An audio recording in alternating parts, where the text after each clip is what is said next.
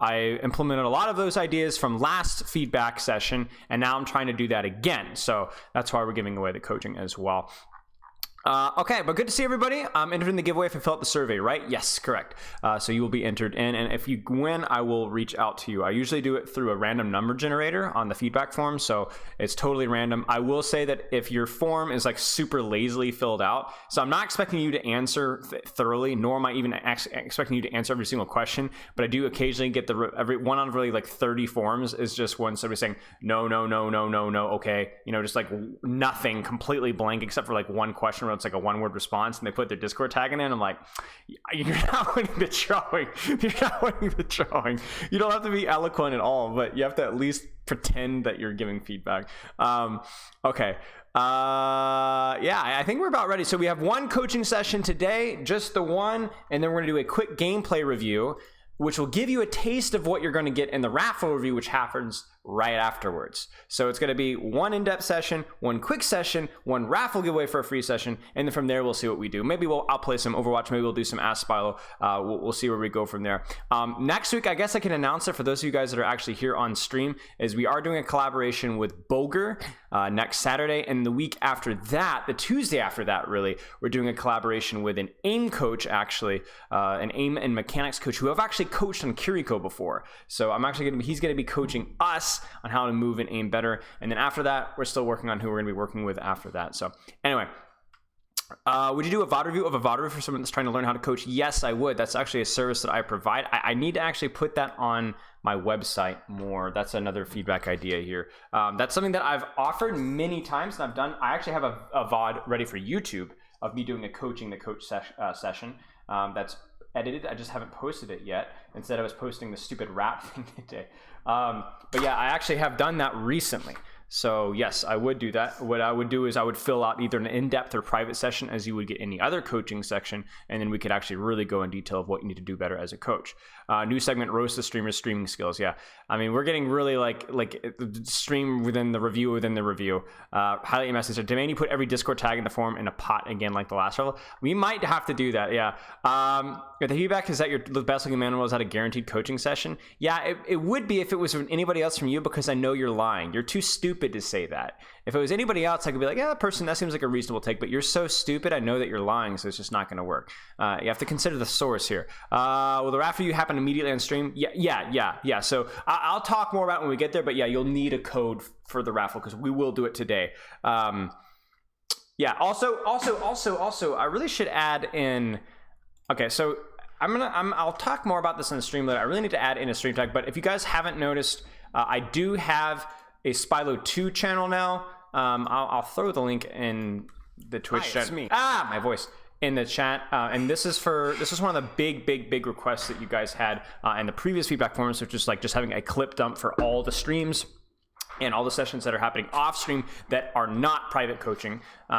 So there you go. That has the full Twitch stream dump. We've been doing that for moving forward. So if you guys are interested in that, you guys have been asking for that. And yeah, the only thing that's missing is the timestamps. But to be honest with you, people are whining about timestamps in the comment section, but I'm honestly like, it's the year of our Lord 2023. If you can't simply scroll with your mouse through the stream and see Ash on the gameplay, I mean, you got nobody to blame but yourself. Okay, let's get started. We're already a few minutes behind, but that's okay. Surely that's okay. I'm getting my form pulled up here. We'll take that as a compliment. Sure. That's what I would expect from you, nonetheless. Okay, getting my form pulled up here. Don't tread for me. Okay, all right, here we go. Hey, how's it going? Good, how are you? Sorry, we're running a little bit behind. I'm getting your form pulled up here, and I am doing well, thank you.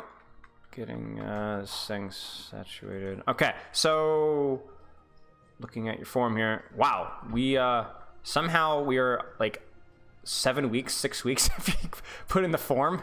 Unfortunate. Okay, so obviously some of the things in the form might be a little outdated, so I'll kind of use the form as more of a prompt rather than the gospel, I guess. So what got you interested in coaching? We'll start with that one.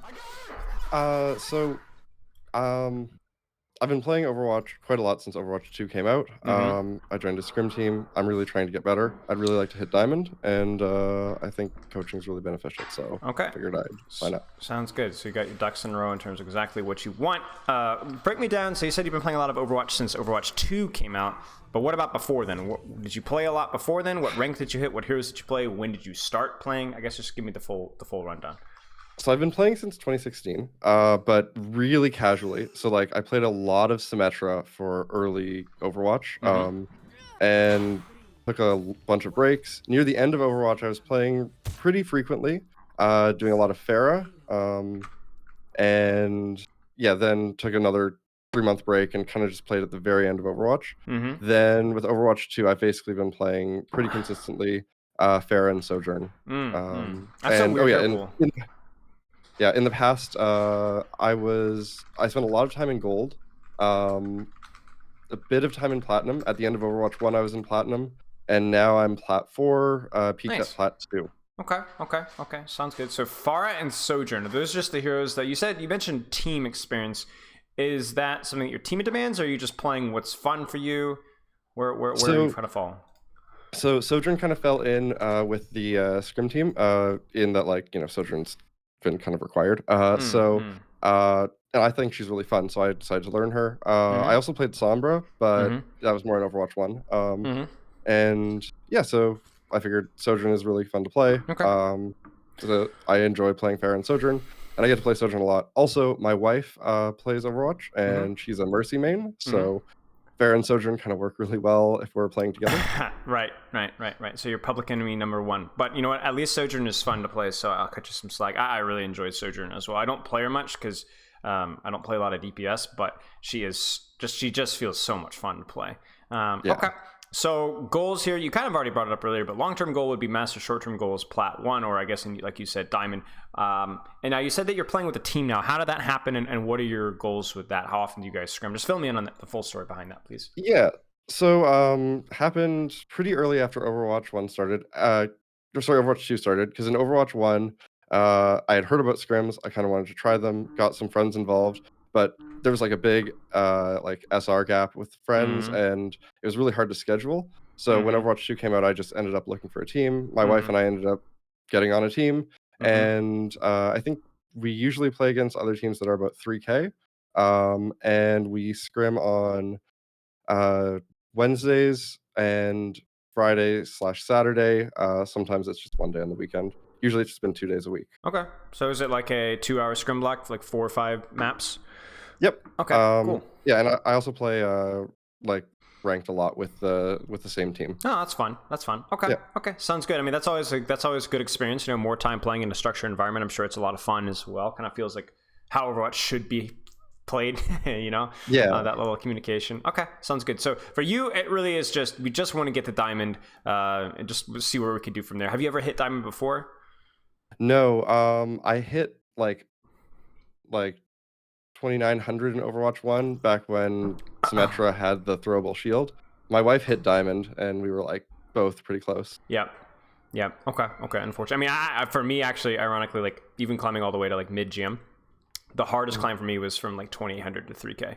I don't really know why that is. It just was at the time my skill level and my understanding of the game. Like it felt like such a big barrier for me. And so, okay. So when you talk about wanting to climb to diamond, what is it about diamond that makes it so attractive to you? Is it just you want to improve? You enjoy improving? Is it like you feel like that would give you a stronger a stronger place in the team? Is like I belong here. I'm of the average SR. Like what is it about diamond specific that attracts you?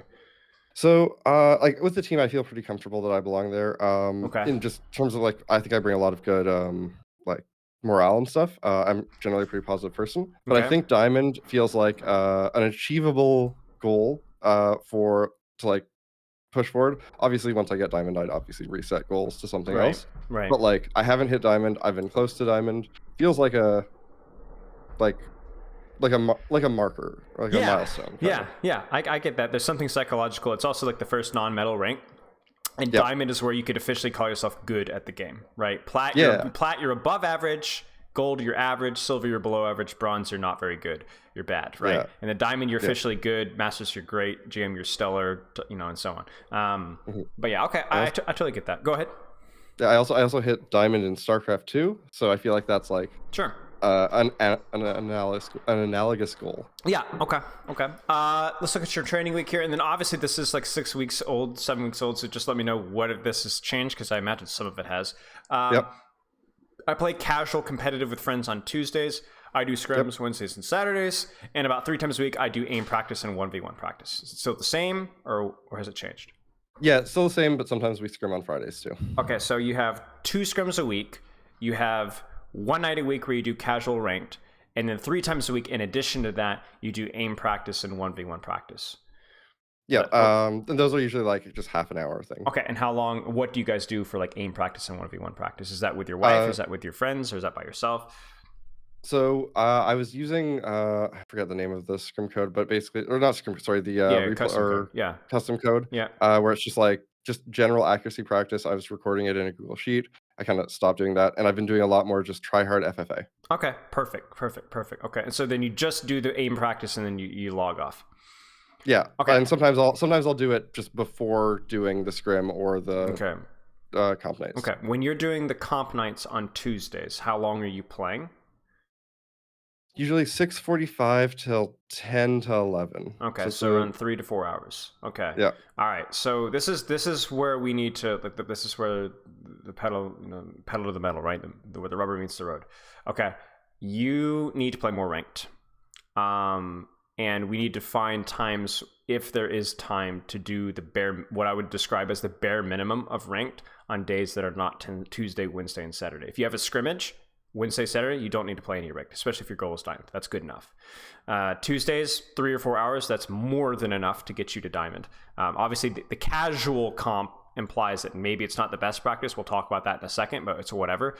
But for you, even if it's just to get to diamond, you're going to need to add, I would probably say, 3 or 4 hours of ranked a week, spread out however you would like. That might be one day, an hour on Thursday, an hour on Friday, an hour on Sunday, and an hour on Monday, to where you're playing ranked 1 hour every day. Or it might be that you just add 2 times 2, where you have maybe, let's say, I'm trying to look at your schedule here, Monday and Friday, or Monday and Thursday, you do 2 hours of ranked, but you're going to have immense struggles getting to ranked with your current training schedule. Now, if we get in here and something really clicks in the session, maybe we could get you to diamond with the amount that you're playing, considering that you're scrimming as well. I don't think it's unreasonable, but I think it would be tough, and I think it would be disingenuous for me to say otherwise.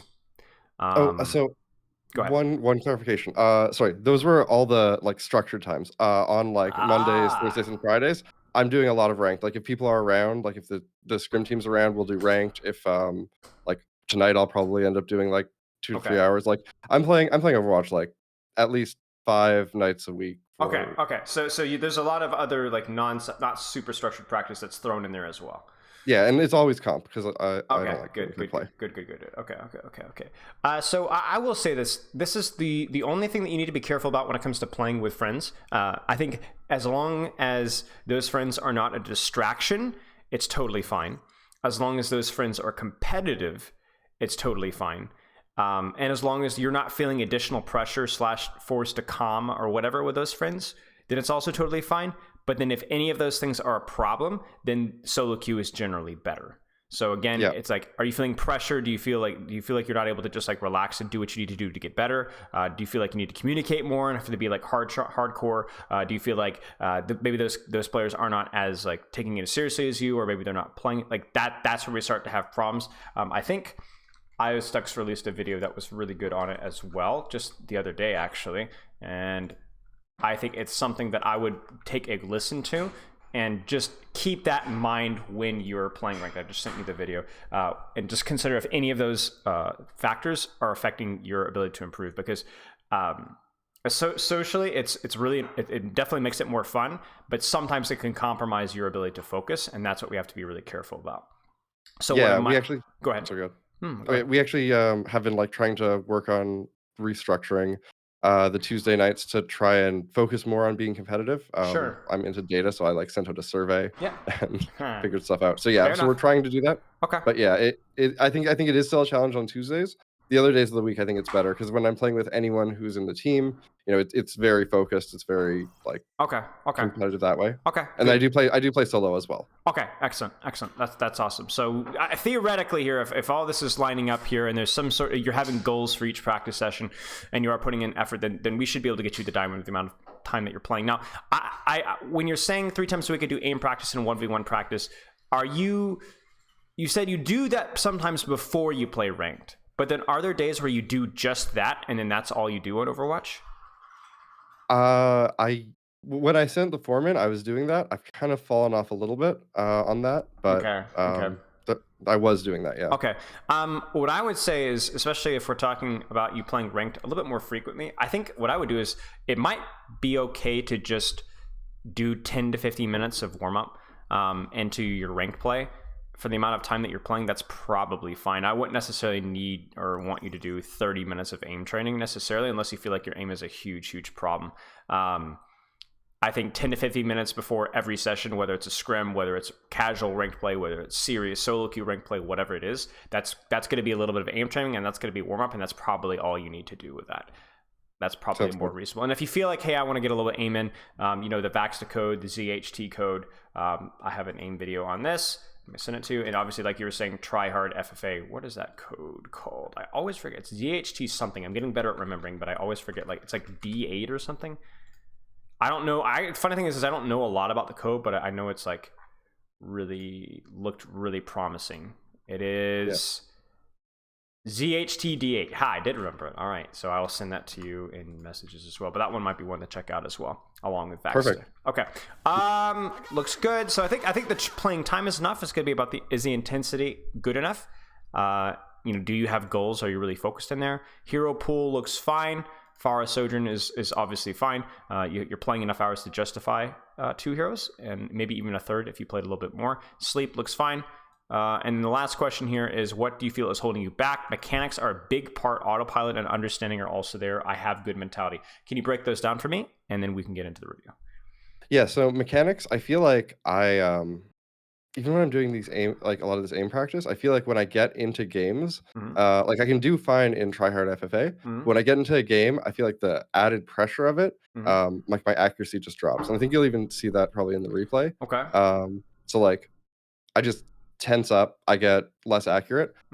So I feel like I need to find a way to work on that mechanically. And maybe that's just more mechanics training. I have since sending the form in, you released that video about reviewing your own replays to find things to work on, and that's actually helped a lot with autopilot. Excellent.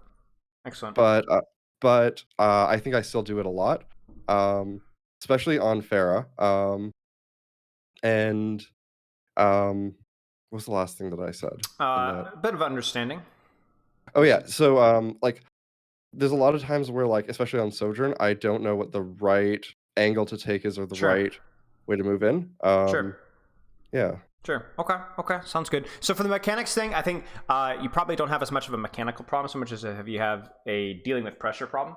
Because it sounds like, in the perfect circumstances, your mechanics are fine, but that you're struggling with the pressure a little bit. So what I would recommend is just to continue to play, whether it's solo queue or group, just to play ranked, right? Play ranked. Get used to it. Get a little bit of the extinction going on where like you're just exposed to the pressure situation so much that it's no longer pressured. And then we could dig a little bit deeper and have little adjustments. Like what I might do is like focus on taking some deep breaths between each team fight, right? So like in the downtime, or maybe when you die, focus on taking a few deep breaths. Nothing major. I'm not going to sit here and have you meditate or whatever, but just I think that might be a good low-hanging fruit, just trying to calm yourself a little bit. And then the other thing as well is it's also totally fine to just not be focused on your mechanics whatsoever when you're in game. So maybe your goal is to not think about your mechanics when you're in game at all, to not worry about it whether you're taking the shot or not, but be focusing on some other aspect of your gameplay and just like let the shot hit or not. It doesn't really matter at that point in time. So what we'll do is obviously we'll look at your Sojourn, and obviously whether you're hitting the rails or not is really important, but we'll need to actually see if your problem is a lack of focus or whether you're overthinking every shot, and so you're panicking and like forcing it, and we'll see if we can fix that. Right. That is a difficult issue to fix, but there's some things, minor things that we can do to potentially help it.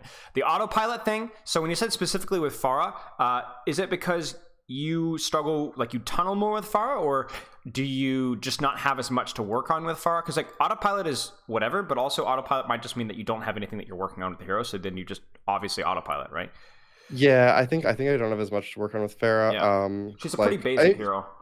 Yeah, I mean, I get really engaged if there's like if I get to fight like a widow, like that's really fun as Pharah. That's usually when I'm whipping her out, or if it's like a really good Pharah map. But yeah, I've just been like, I think that. Oh, also, my wife complains sometimes that I abandon her. That's also a problem. Yeah. Okay. Yeah. Oh, and lastly, I guess this is more of an overall thing that I think I struggle with. Is so originally I really liked the new rank system, like the seven wins till an update. Yeah. But I'm starting to find that like if I go on losing streaks, it's like I'm waiting for that D rank, and that like gets me. I feel like it throws me off my games. Yeah. Well, I mean that's just the nature of not knowing where you're at. Yeah. And then also in Overwatch 2 as well, there's like a tendency, I was talking about this with the student yesterday, where I feel like the fact that you are ignoring however matchmaking shenanigans that Blizzard's pulling behind the curtains, the fact that you're 10% of every lobby instead of, what is it, 1/12, like 8.3% or whatever, just means that your impact is a lot bigger. So if you're on a losing streak, maybe you're getting a little tilted, a little bit distracted, you're losing, even just losing a little bit of confidence, you're going to start noticing that kind of snowballs pretty quickly.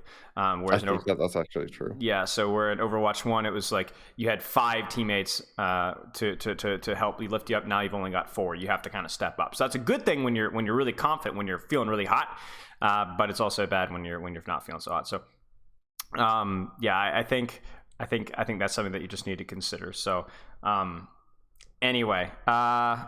We'll talk about that. I don't think there's anything that we can really do about the way the rank is structured, but also at the same time, again, it's like the same thing as autopilot.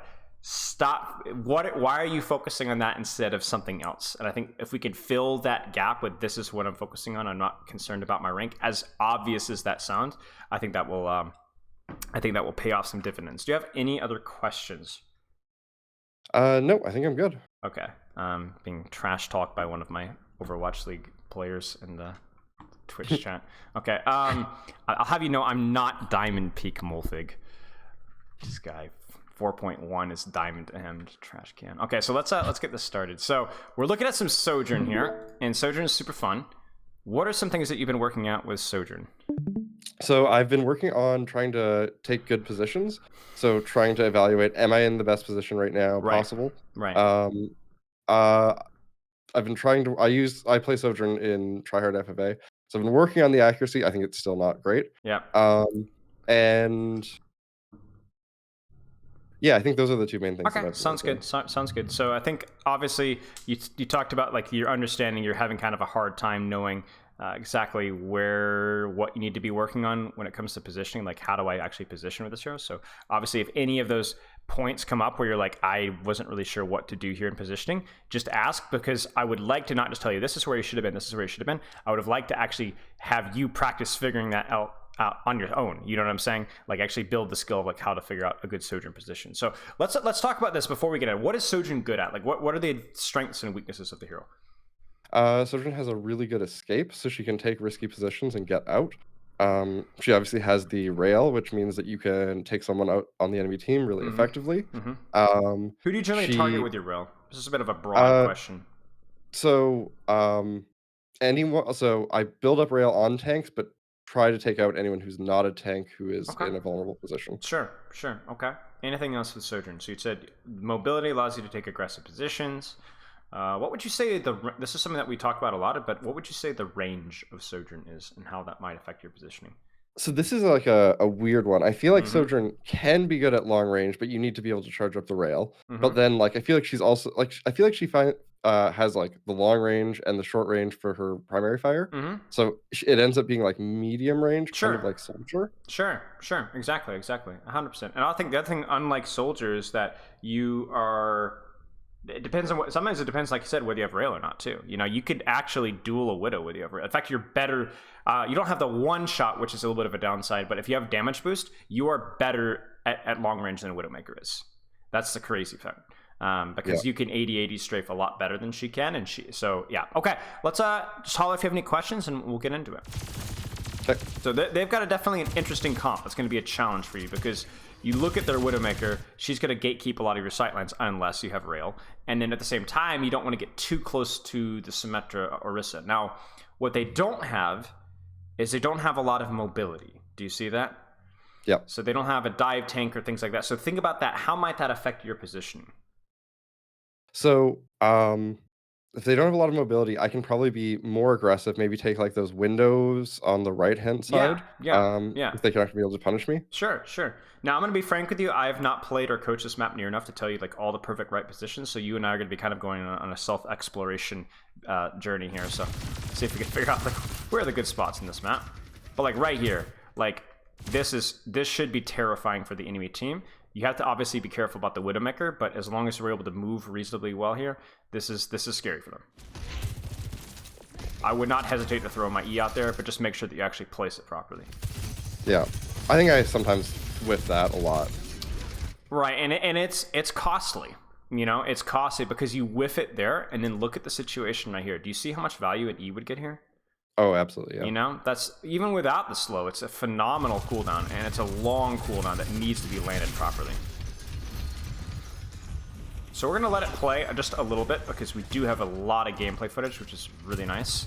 So we'll have plenty to work on. But like right there, like you can see it right here. You see that Widow grapple, that one tiny little red pixel on your screen? As soon as you see this here, this sightline is no longer safe. You don't have rail. You need to get to that cover and then see if you can get a sightline maybe on that Orisa or something like that. Yeah. So you do get there. The adjustment just needs to be a little bit faster. And then like, ooh, get out there. Even that jump there, maybe not good. And by the way, this is a bit of I do that all the time. A micro tip here. You don't need to jump to get to use the shift, right? It's so hard to not. Yeah, you just need to hold the shift and just let it do its thing. That was spooky. Okay, so we scuff up. Not great E value. Positioning wasn't super good there. Missed some crucial shots. A little bit of everything, but teleporter baiting us. But okay, whatever. Now, here's a question for you. Yep. This is actually a pretty important question because you brought this up earlier.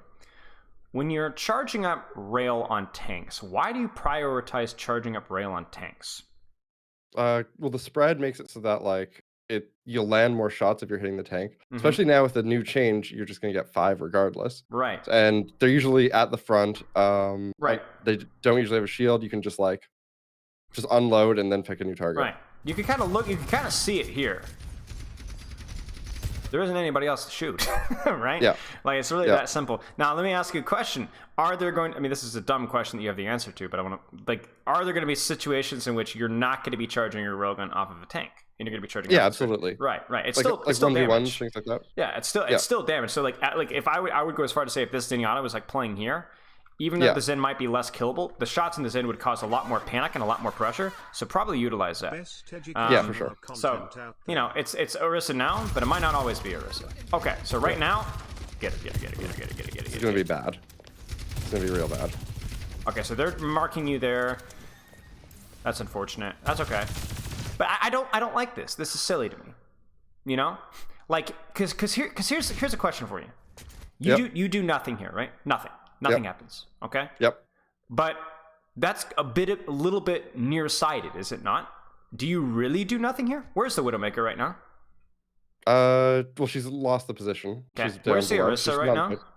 She's behind cart. Okay. Where's the Kiriko right now? I mean, we could see her, right? Look at what she's looking at. Do you see this? I mean, look at the Zenyatta. Yeah, they all had to rotate back. They all had to rotate back. Now, did your team capitalize off that? No, maybe. They're taking some space here, but this is like really low risk from you. Like, now, would I have taken a shot at the Kiriko there? Maybe. I think it was okay. Like, you wanted to hold your rail. You didn't really see the targets that you wanted. Not the end of the world. But what I don't like is that you're like, oh no, they all turned on me. I guess I have to go back. No, do it again. You know? Do it again. Yeah, keep poking. They can't, like, this is really safe for you. And again, we talked about the lack of mobility. They have no way of punishing this. You just go right back and do it again. I actually thought this was a different moment, but yeah, there's another. Yeah. Oh, you're scaring me now. But like, this is foolish. Think about how hard it is to hit an impactful railgun here. You know? Yeah. You know, and even your E here, like, where's your good E opportunity? Would it be here to split the Symmetra? Maybe. It's not bad, but it's just like you can see, like, do you see your windows of shots are just tiny? Yeah.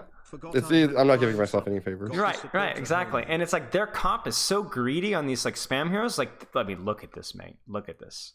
Now these windows are gonna be small, but they're gonna be there. And that Widow, if she's doing this, I should be able to land a headshot. Right. So now your Ryan is doing you a favor, and he's homie and drawing attention. And what are you doing out of it? I'm basically just standing there shooting into the tank. You're just standing with a full rail. Oh my goodness gracious! Let me tell you something. Body shotting a tank, even headshotting a tank with full HP and armor, just don't do jack anymore. It just doesn't. It is especially Orisa. Yeah, I do that a good amount. It's okay. Well, here's the thing: is that your railgun used to charge a little bit faster, especially with damage boost, and it used to do what is like 270, 280, something like that. You know what I'm saying? Yep. On a headshot. So even with a 30% damage reduction, let me see there. That's going to be 84 damage. So it's going to be almost 200 damage on an Orisa, right? That's still pretty good, right? If you headshot the Orisa, right? That's a decent chunk of her HP. But not anymore. Yep. Not anymore. Not anymore. That is a significant reduction in your tank damage. And it's also just like the pressure here just doesn't matter. Like, she doesn't even blink, you know? Yeah. And then there's the E. Burn my E. The E, and then now the Widow peaks, and so you have to go in the flank.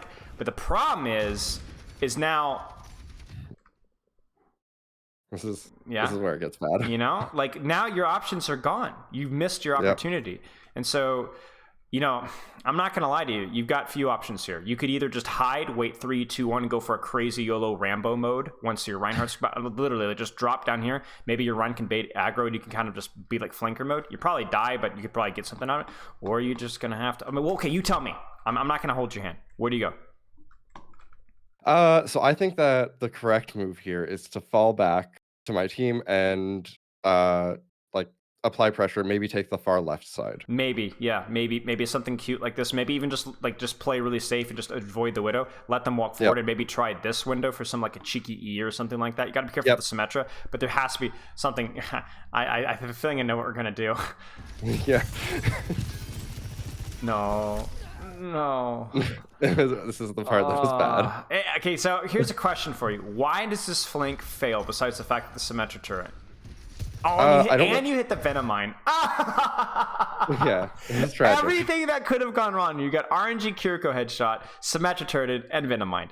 Ouchies. Yeah. Okay, now, how could this have been done better? Because I agree with you that the positioning was not optimal here. However, if you were to make this position work, how would you do that? That's a good question. Okay, I'm going to rephrase this for you. Yeah. When would you do it? When my tank's putting pressure. Right. You see now that this is not bad timing for a normal angle, but this isn't a normal angle anymore, right? When people ask me what's the difference between a flank and an angle, we should show them this picture, right? Who's taking a flank in your team? That's me. You. Who's taking the angle on your team? Well, maybe I don't really see anybody, right? Maybe there's Symmetra is taking an angle for their team. You know what I'm saying? But it's like disengageable. She can get healed. This is deep. This is a flank. So when you take a flank, especially as a hero that doesn't have any self-sustain, you're not a tracer, right? Or a lot of mobility besides shift, when should you do it? So when my tank's playing pressure, and I should have communicated to my wife that I was going in and that she needed to follow me. Right. The general rule of thumb is that the deeper the angle, the later that you should be. Yep. Like even late here would be good. So you just stay here. Your Ryan's getting really low, then you go here because they're all bloodthirsty, right? Yep. They're not thinking about you whatsoever, and then that's how you die. And for you, that would lead to kills. So again, the more greedy the angle, the more flank-like the position is, the later that you need to be. Timing is still important, but the timing is different as opposed to here, where if you were standing with your Reinhardt, you could peek whenever you wanted to. It wouldn't matter. Yep. So I think obviously here we can hindsight and say that position wasn't the best, but it's not that simple, is it? Do you want to look at some of your Pharah as well, or do you want to skip? Let's do. Yeah, sure. I wouldn't mind seeing. Okay. I wouldn't mind seeing. Okay, so let's stay on the Sojourn train, but we'll go back and look at the Pharah if that works for you. Yeah, that works great. Okay. Well, ooh, geez. Yeah. That noise is really annoying. I apologize.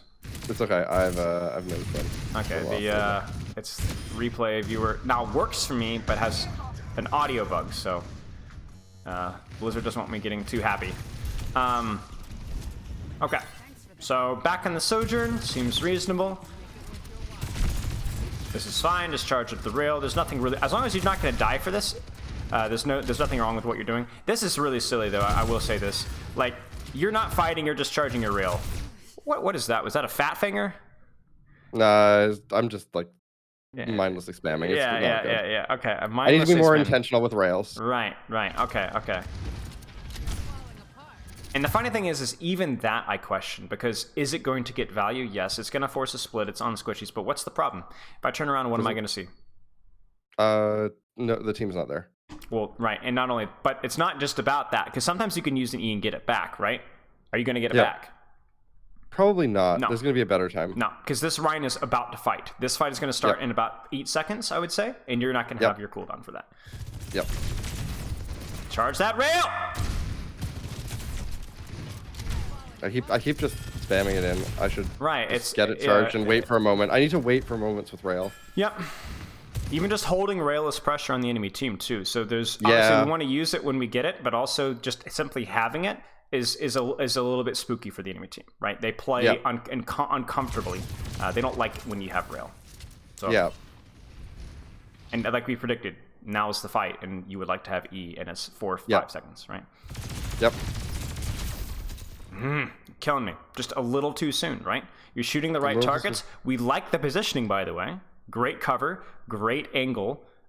Looks really good, right? Got no complaints. But not great. Yeah.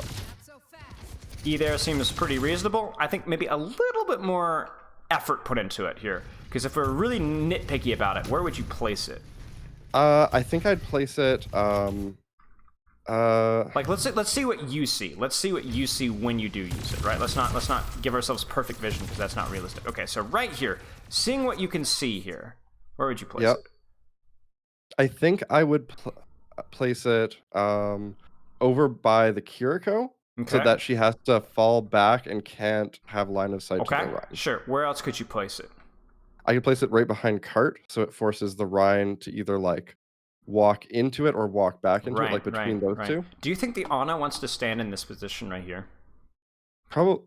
I imagine she wants to fall further back. Right. Think like an Ana player. She wants to play near cover, right? So if you put the E like here, kind of like what you're saying behind Card or behind Ryan, then she's gonna have to run through the E to go into cover and die, or she'll have to rotate out in the open, in which case you might kill her. It's just that little bit of extra focus, or like you said, the one directly on top of the Kiriko, maybe to force her to dock behind Ryan to where she can't heal, or force her to use her TP, which is again decent. So okay, this one just doesn't, it's not a baddie, it's just not very accurate, I think is the idea. The placement, again, just your railgun is really sloppy. Really sloppy. I know, okay. That's what I need to work on. That's absolutely. It's like you really need it to be charged to use it. Like you know how much damage it does, you know? So like, you know the math breakdown, you know how important it is to have, so that it has to be done better. Yeah, I think the patch also has thrown off my internal sense a little bit. That's understandable here. What is going on? I was like, what happened here? Okay. So there, Cassidy, again, the rail spam is exhausting. I'm sorry, it's going to be rough. That's okay, but you know what? That makes my job very easy, and that also makes your job very easy, because it means that the improvements that you need to implement are relatively simple. Now, we've talked a little bit about your position, we talked about your E, but by far the lowest hanging fruit has been your railgun. And the return on investment is going to be massive. Massive. Now, here's a funny question for you. Let's say that you're not trolling the lobby here, and that you have rail right now. What would you do? I would probably see if I can pick, take a shot at the Ana or the Kiriko. Sure. Okay. But would you use it right now? I mean, look at your screen right now, right? This is what you see. There's nothing. I should hold it. Right. Yeah, I would just keep shooting Ryan here, because they're gonna have to walk forward, because do you think that they're very effective here? The soldier and this Ana, they're not doing anything right now, so you're fine with it. So just wait. I think I get it in my head that like I have to use it, otherwise it's gonna tick down and I'm not gonna get it. I need to just I just need to be comfortable. If it drops down and I don't get an opportunity, I can charge it up again. Exactly. And in the meantime, they're not doing anything to your team. Like these guys are no threats to your Rein or your Kirk. I mean, even look at your Rein here. He gets naded, but he doesn't care. There's just no damage. In fact, the where you're going to lose this fight is actually here. This is where you're going to lose this fight. You're not going to lose your fight here because one thing that you have done is you've intentionally or unintentionally made these guys play in really bad positions, ineffective positions. So that's one good thing. This is why positioning matters, right? Your positioning, everything else has been bad, but your positioning has really helped your Rein out a lot. I'm glad that because I've been trying to focus on that since that replay video. It's not been bad. It's not been bad. Let's get that E out.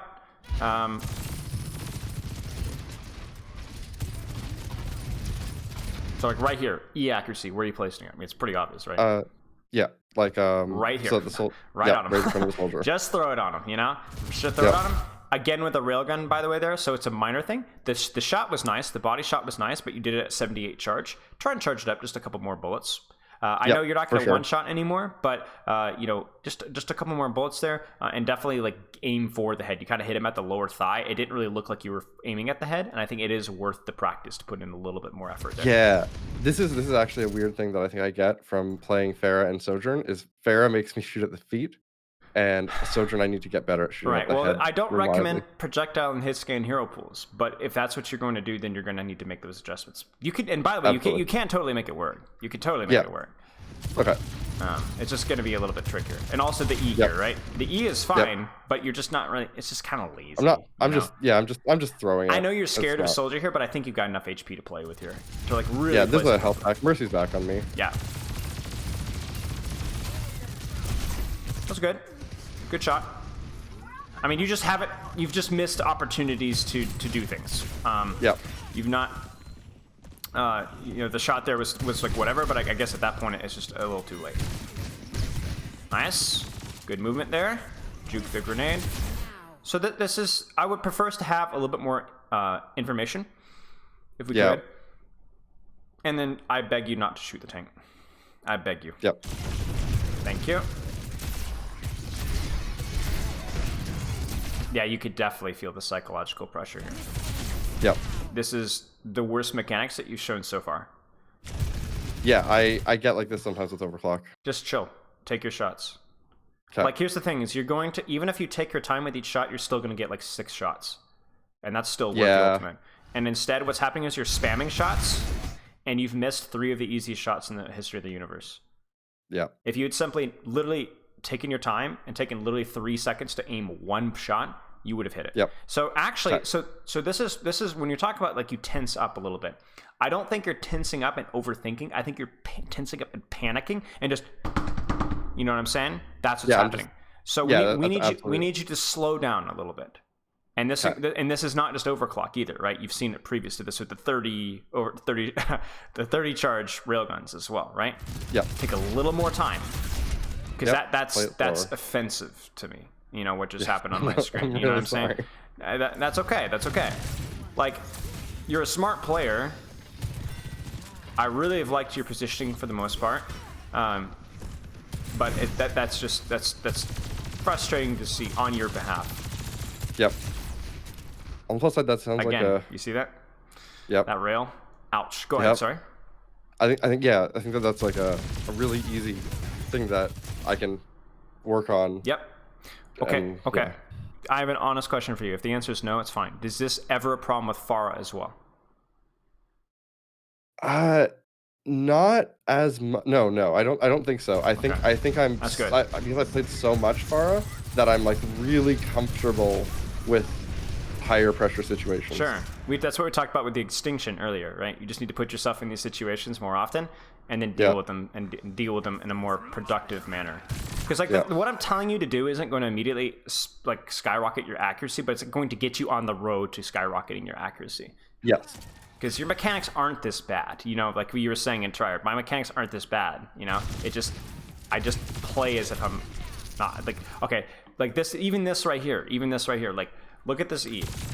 It ends up being perfect, but I swear it was an accident.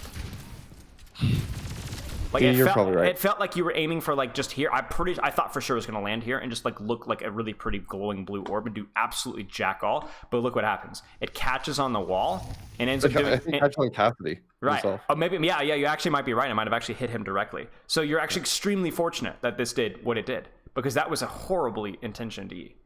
Right. Yep. And again, it was using my Railgun intentionally. And it was the same thing as a Railgun, right? Yep. It's the just the kind of the panic. It's really the mechanics of it more than anything else. Yep. Again, right? Yeah. You don't need to pull the trigger there. Like, I get that he's won, but just duck behind the corner and then he's dead. It's over. Yeah, you're right. You're absolutely right. But by the way, positioning here, very nice. Thank you. Good range. I think you've also seen sticky grenades, so you can play more aggressively on this angle here. You forced them out with this. I love the cover usage. The range plays here. I don't think you needed to walk forward here. That was a little bit of what I call plat magnet, where you start to hit your shots, and so you start pressing W. Yep. Like right here.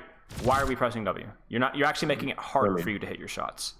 I think I saw the Kitsune and I was like, if I can get into that. Yeah. Well, then either get into it or you don't get into it. One or the other, right? True. This is somewhere in between. Yeah. But nice.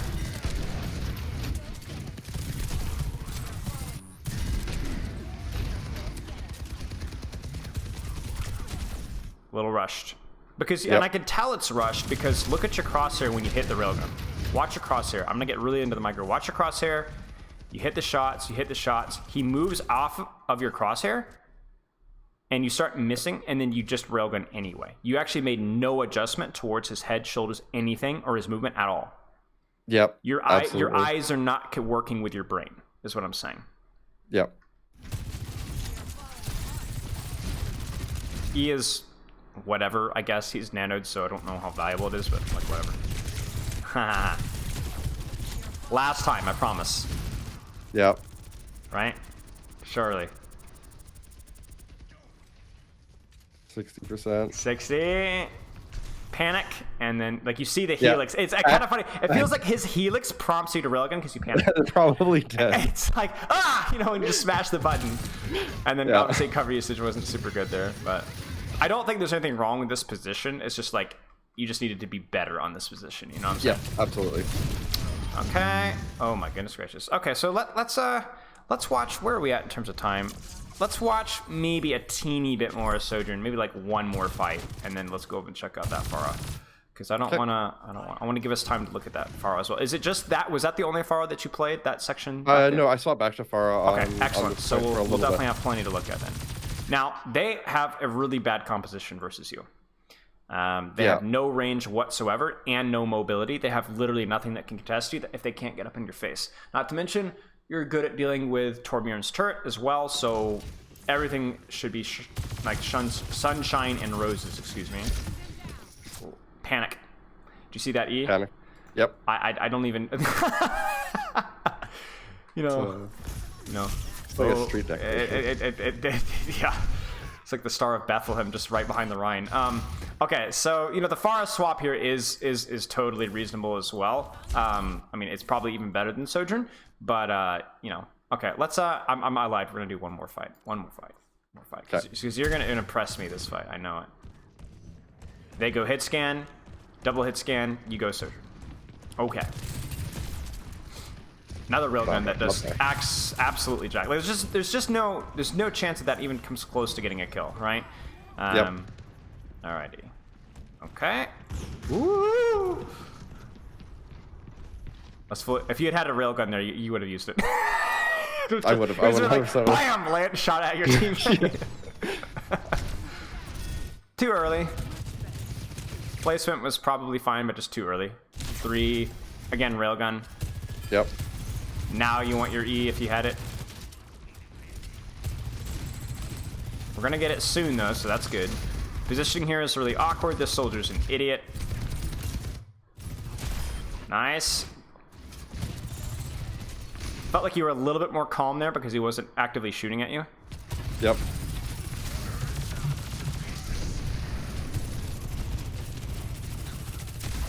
I mean, you just feel like it feels like you're so much calmer. You know what I'm saying?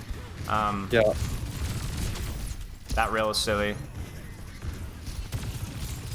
Yeah, I just need to do the rails better. I wouldn't. That rail was also silly. I wouldn't hesitate to use your E here, please.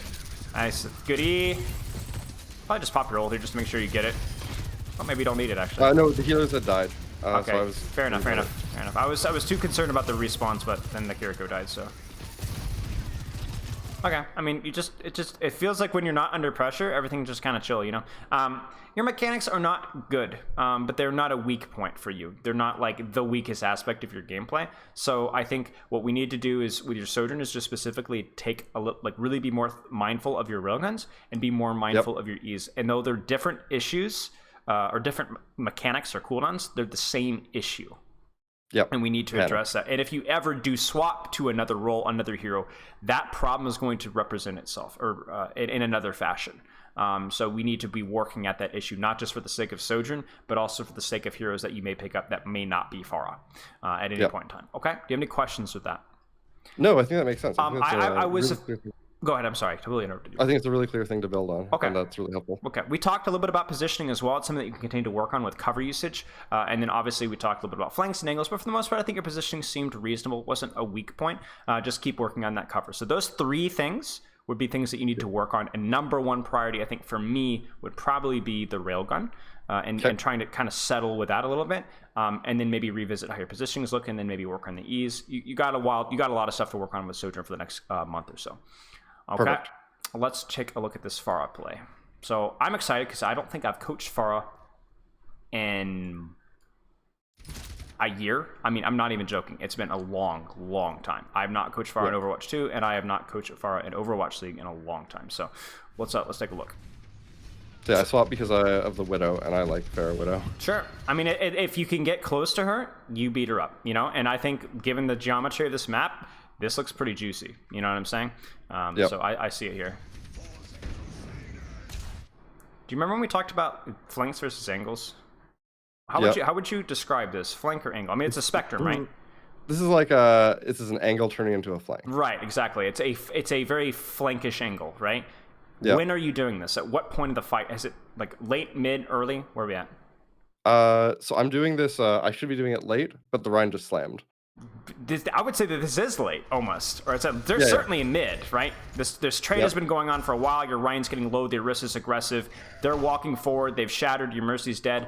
I think this is perfect, and I would predict money that you're going to get a kill here. Yep.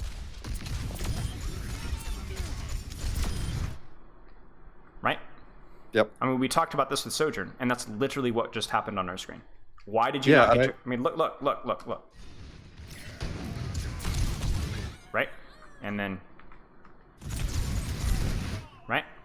Yeah, they didn't even see you. Yep. My problem here is how much of this was accident versus how much of this was calculated, right? It was the perfect play, the perfect angle. So, you know, understand why that worked and do it when you see opportunities to, right? Yep. Okay. Really well done. And cool skin as well. I'm not a huge Pharah fan as a hero, but man, she has a lot of cool skins. Yep. Okay. I would not peek that. You'd be really, really careful. Like, you should know where she is at now, so you can theoretically do like little this kind of things, you know? But obviously as soon as you have her, I mean, yeah, nice job. Nice job. I mean, really no hero should be able to contest you like that at all. Ego. Don't ego that. Yep. Maybe it's just sloppiness, but you need to be... There's really no downside to just taking this angle here. And actually, it makes the Widow kind of useless because she's controlling a sight lane that you're not even using at that point. You know what I'm saying? So then what is she doing, right? It's literally a 4v5. So yeah, I think that's my big problem with Pharah is that I'll probably get ego stuff. Right. You're either closing the distance on the Widow or you're avoiding the Widow sight lane entirely. There is no in between. Yeah. This is fine, but I think this is this is more ego than sloppiness. The previous one was just you not using cover well. This is ego. This is ego. Why? Because I don't necessarily need to take this fight. I would disagree with that. I don't have a problem with that. You have a point there, but I don't think it's the most important point. Ready? 3, 2, 1. Whoop, that's the wrong thing. This is why. Watch this. Whoa, wait, her ult is done? What happened? Did I just miscalculate? I miscalculated. Never mind. I'm an idiot.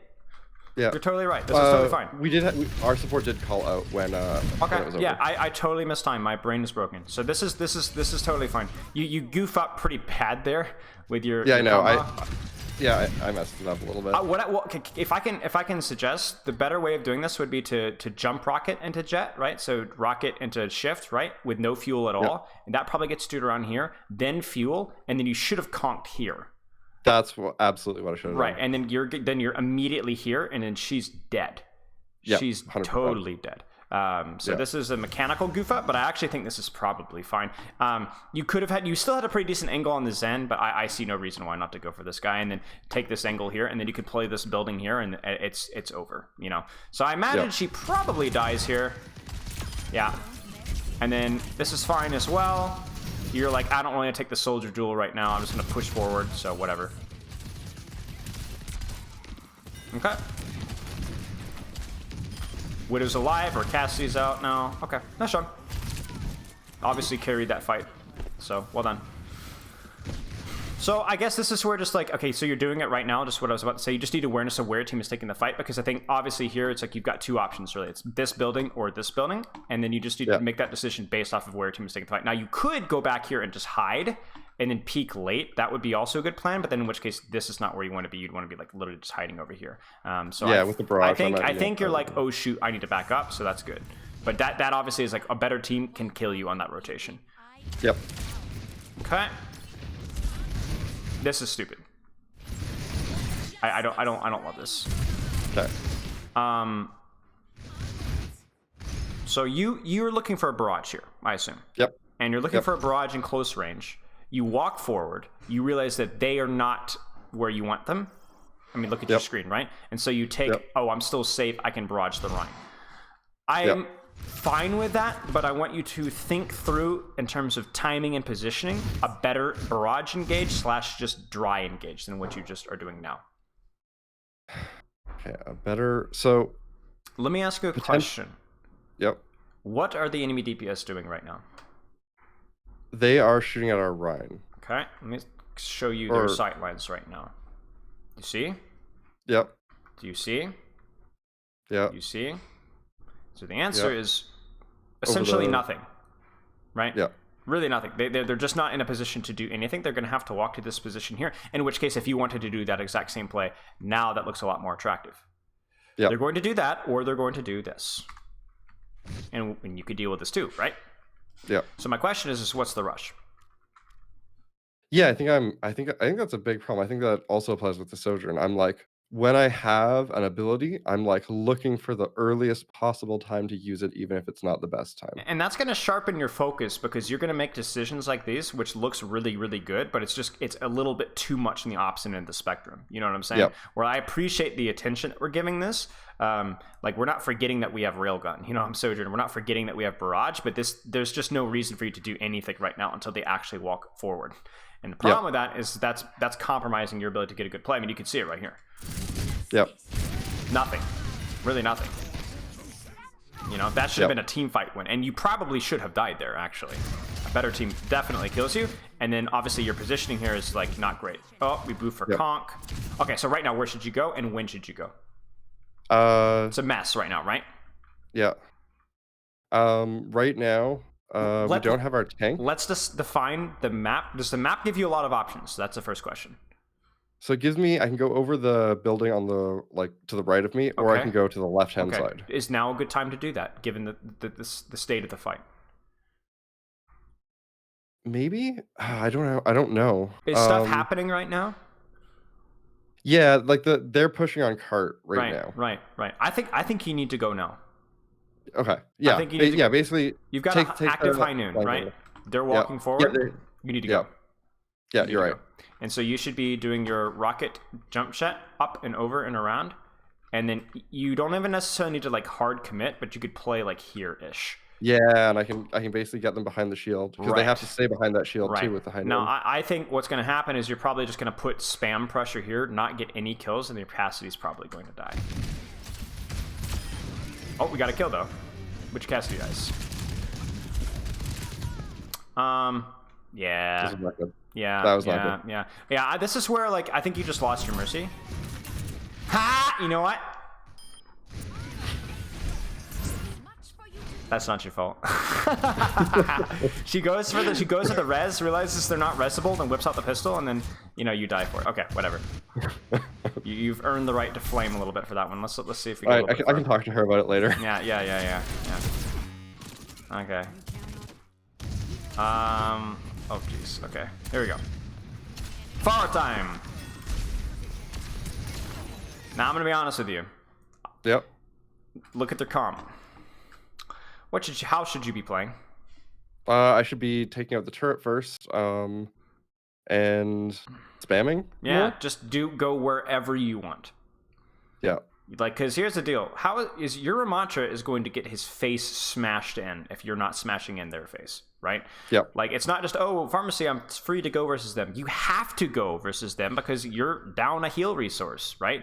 So you better be getting work done. You are totally free. So you better get up in their face, aggressive, taking hard flanks, play cover, obviously, because Anas can still shoot you, turrets can still shoot you.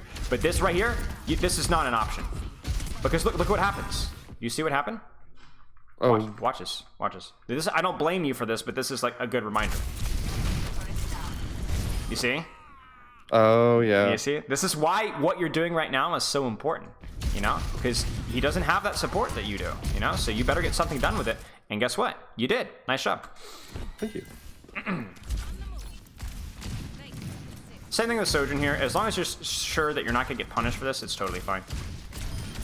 And how many RNG kills do you get from a million miles an hour or a million miles away fire rockets? It does happen, right? It's unbelievably tilting as the receiver of that, but it happens, right? You could definitely conk her off the high ground, and that's. Oh yeah, I should have. Yeah. That's one thing that I don't do as often. Is I tend to use my conk more for mobility, but I need to keep in mind it's got variable usage. Well, let me ask you a question. When it's never so super black and white, right?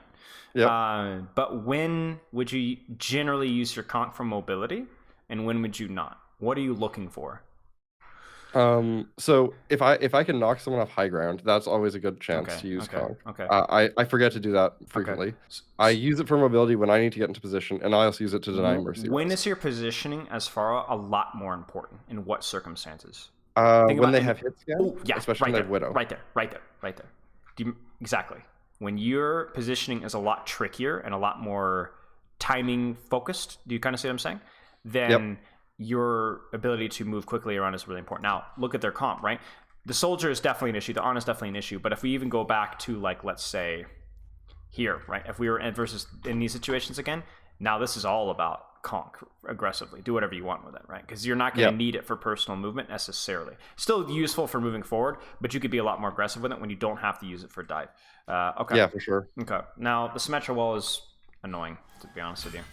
I'm not sure that there's a lot that you could do here outside of knocking the Ana off high and maybe getting a kill.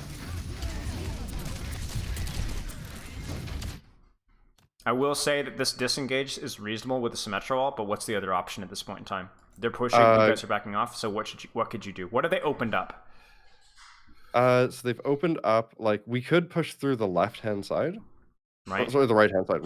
Right. Do you see how they've, like, even this here, like, do you see how they've opened up this flank now as soon as the Symmetra walls? They've pushed, their backline's exposed. Yeah. And I could be in position as soon as the wall goes down. And this is that Ana. This is silly. This is very silly. This is just too easy to deal with you, This is not safer, nor is it more likely to get kills. Do the exact same thing from here, right? Yeah, absolutely. Better cover, more surprise factor. And this has to happen on this map. This rooftop is just too delightful. You could do your jump jet, fire rocket, save your fuel, slide over, shoot, start to use your fuel. You can't stay here forever. Maybe even conk over to here, launch a couple of rockets, and then when you get your jump jet back, fly back out again. Like, there's just so many angles you could be using here, and you're getting gate kept.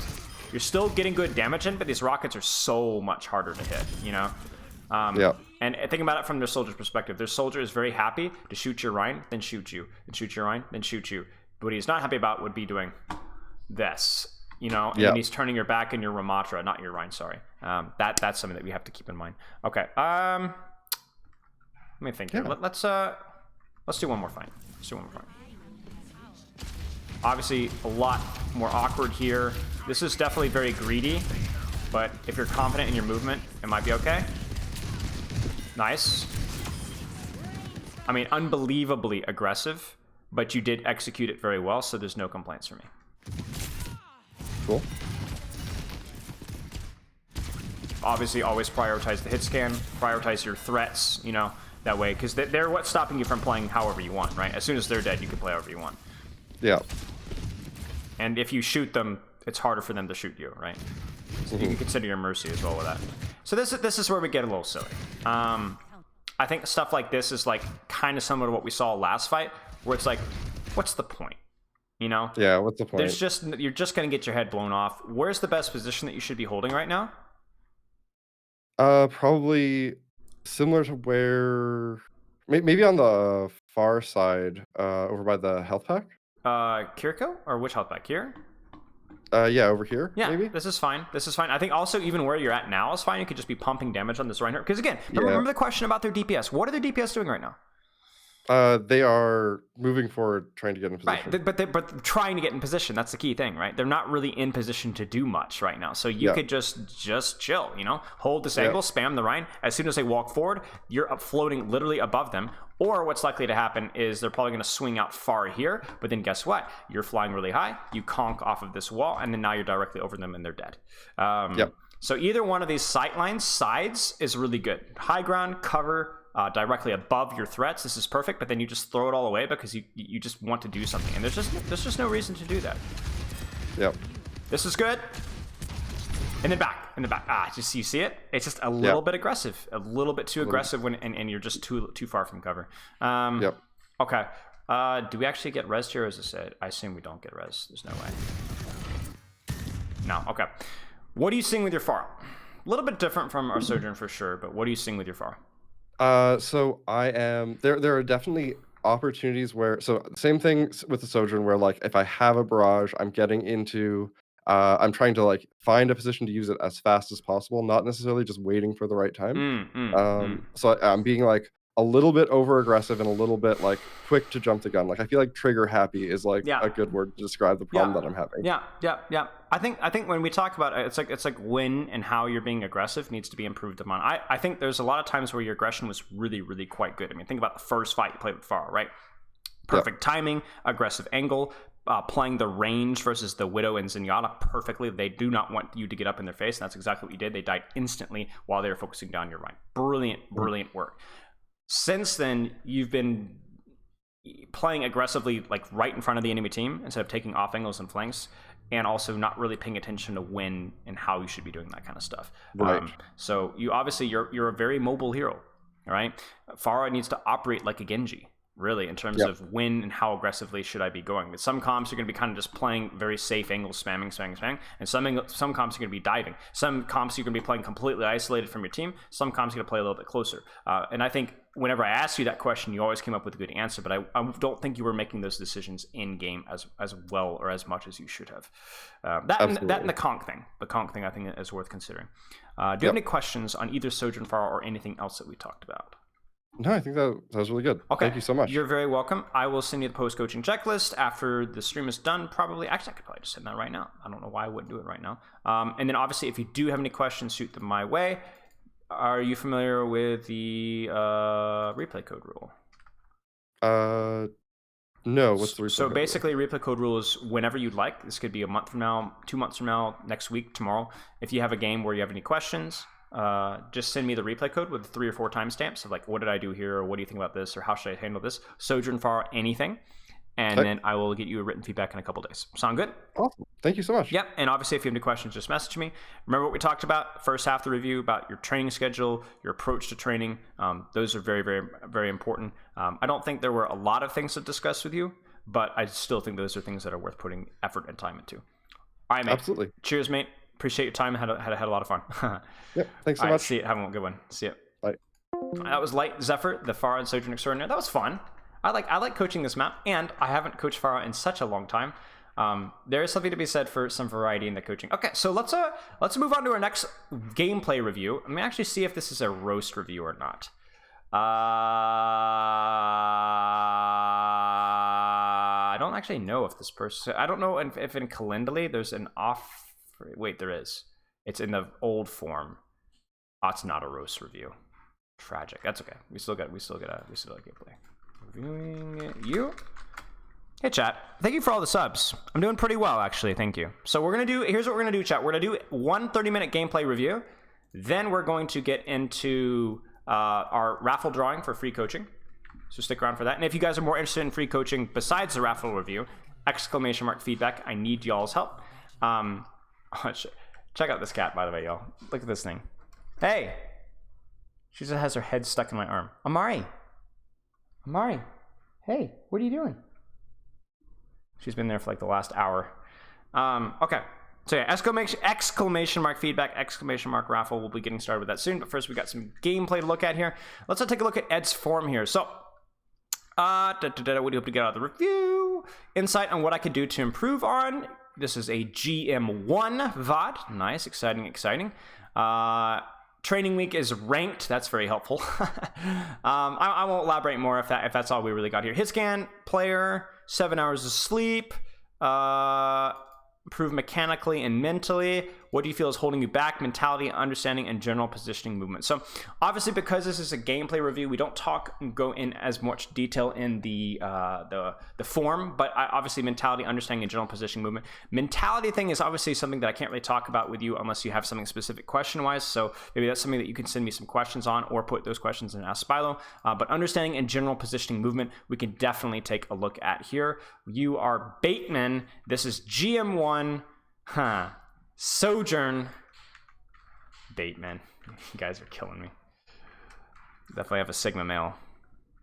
Raise the sleep stat?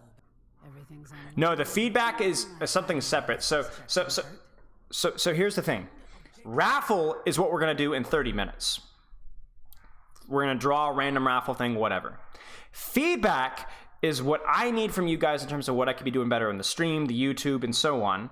And if you give feedback, you're automatically entered into a in-depth review. 2 of them. I'm going to be giving 2 drawings for the in-depth review. So you're going to be doing me a favor and yourself a favor because I'm going to try and I'll use the feedback to make streams and YouTube and so on better. But also for taking the few minutes, it's 10 questions, guys. You don't even have to answer all of them. Then you're going to be entered into a in-depth coaching, which I will announce in like 3 days because I'll do a random drawing off stream. Yeah. Icon still shows plat. Well, let me fix that for you real fast here. So I highly recommend filling out the feedback form because it's in my best interest. And also it's in your best interest as well, but mostly me.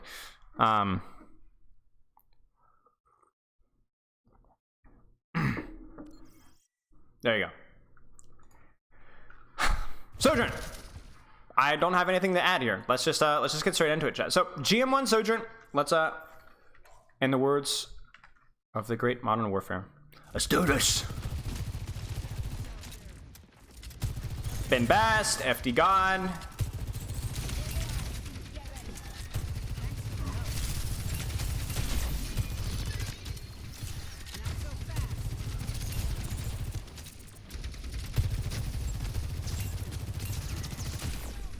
That's a lazy rail.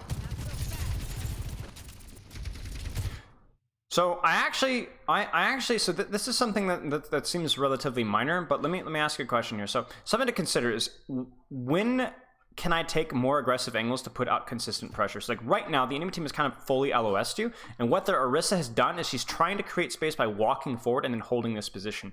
But the problem with that is you're playing a hero that could take even more aggressive angles, still playing their cover, and poke her out and then shift out if you get under trouble. I actually think here, this might be the better position for you to play and to prevent this Orisa from taking space. So I guess we'll just leave it at that right now, but I guess the concept, guys, is that if the tank walks forward and tries to create space, you cannot let that tank do that for free. It doesn't mean you need to actively push on the tank, but I think it is good to actually take an angle to punish that tank from just holding this position, okay? The E was used to zone out the Sojourn. I don't think it was necessarily a bad E. It does fine. It prevents that, it makes that Sojourn actually use to go up from holding that position. I don't like that rail. It's a low charge rail. It's like a habit we really, really have to break. It just makes no sense to use your rail there. And the problem here is that now this Orisa has stabilized and gotten healing, and now she's able to hold this position. And from here, she can even start to put pressure on your backline, or from you or your Widow from this angle right here. I'm a little annoyed at this. And she can also just shoot Ben Best, which we don't love. Like right now, the question is, which DPS is doing more right now?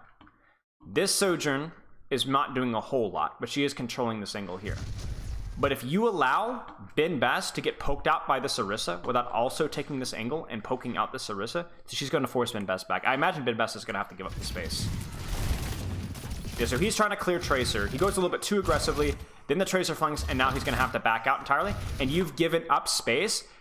This is a tank outplay, kind of, sorta, but also there's absolutely no reason that a hero with a shift ability near cover should have allowed that Orisa to be where she was. So that's a mistake on your end, a big mistake on your end.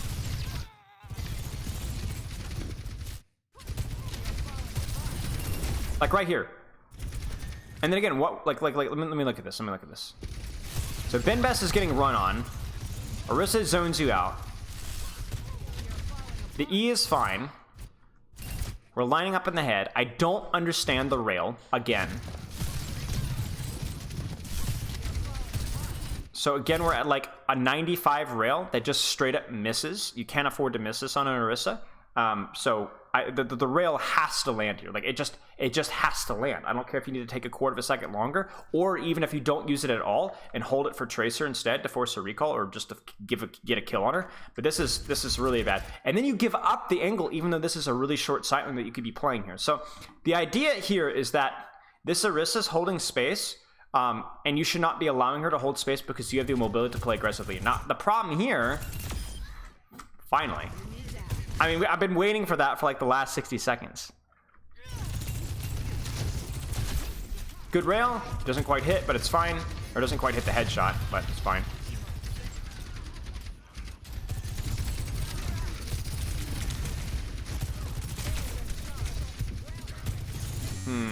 Oh gosh, that sounds so annoying.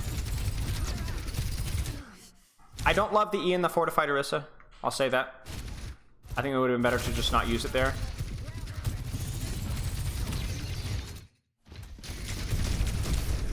A little bit of a panic on the rail there as well.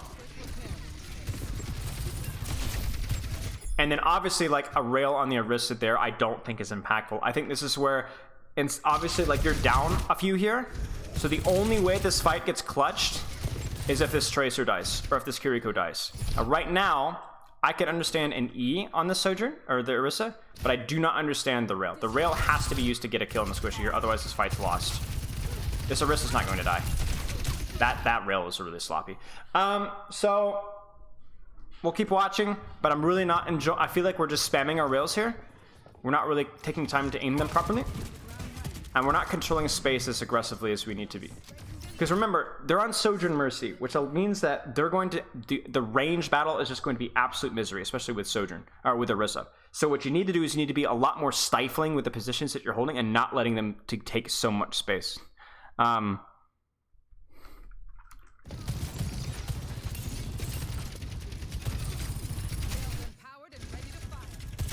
Nice.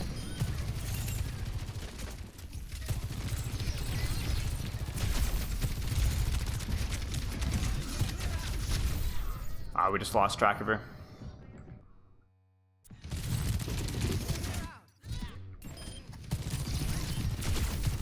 Yeah, we just lost track of her. We got stuck here. Let me ask a question for you. Would it have been better in this situation to do what you're doing here, but then to try and press in from this angle, and then maybe even from here, right?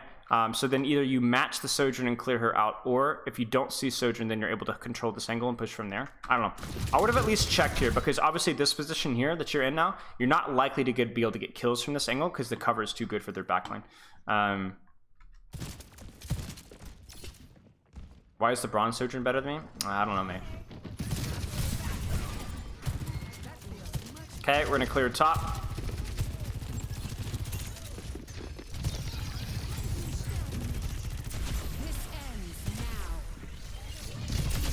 Nice. Chill. Chill. Nice. Oh, you're dead. Just that's kind of so annoying. So we don't get the kill here. We, again, a couple of wasted rails there. Just feels like we weren't really aiming. There's the rail aim that we want to see. And then we're just gonna get caught out in the open here. I don't know. This slide is like, it's like one of those things like where you see an opportunity, you pop the rail, you don't get the kill, so then you drop. And then you're gonna shift in here, where I probably would have just played this position here and held my shift. So this shift right here is silly. This is easily punishable by anything at this point in time. If they walk out and Kiriko ult the floor, you're dead. If they walk out and Orisa ult you, you're dead. If this Tracer finds you and the Sojourn eats you, you're dead. So I just think that level of aggression made no sense whatsoever, especially considering that you were by yourself. Like, you can see this right here. Like, right now you're sliding in. Your entire team is still fighting on high ground, and you're completely by yourself. Not loving it.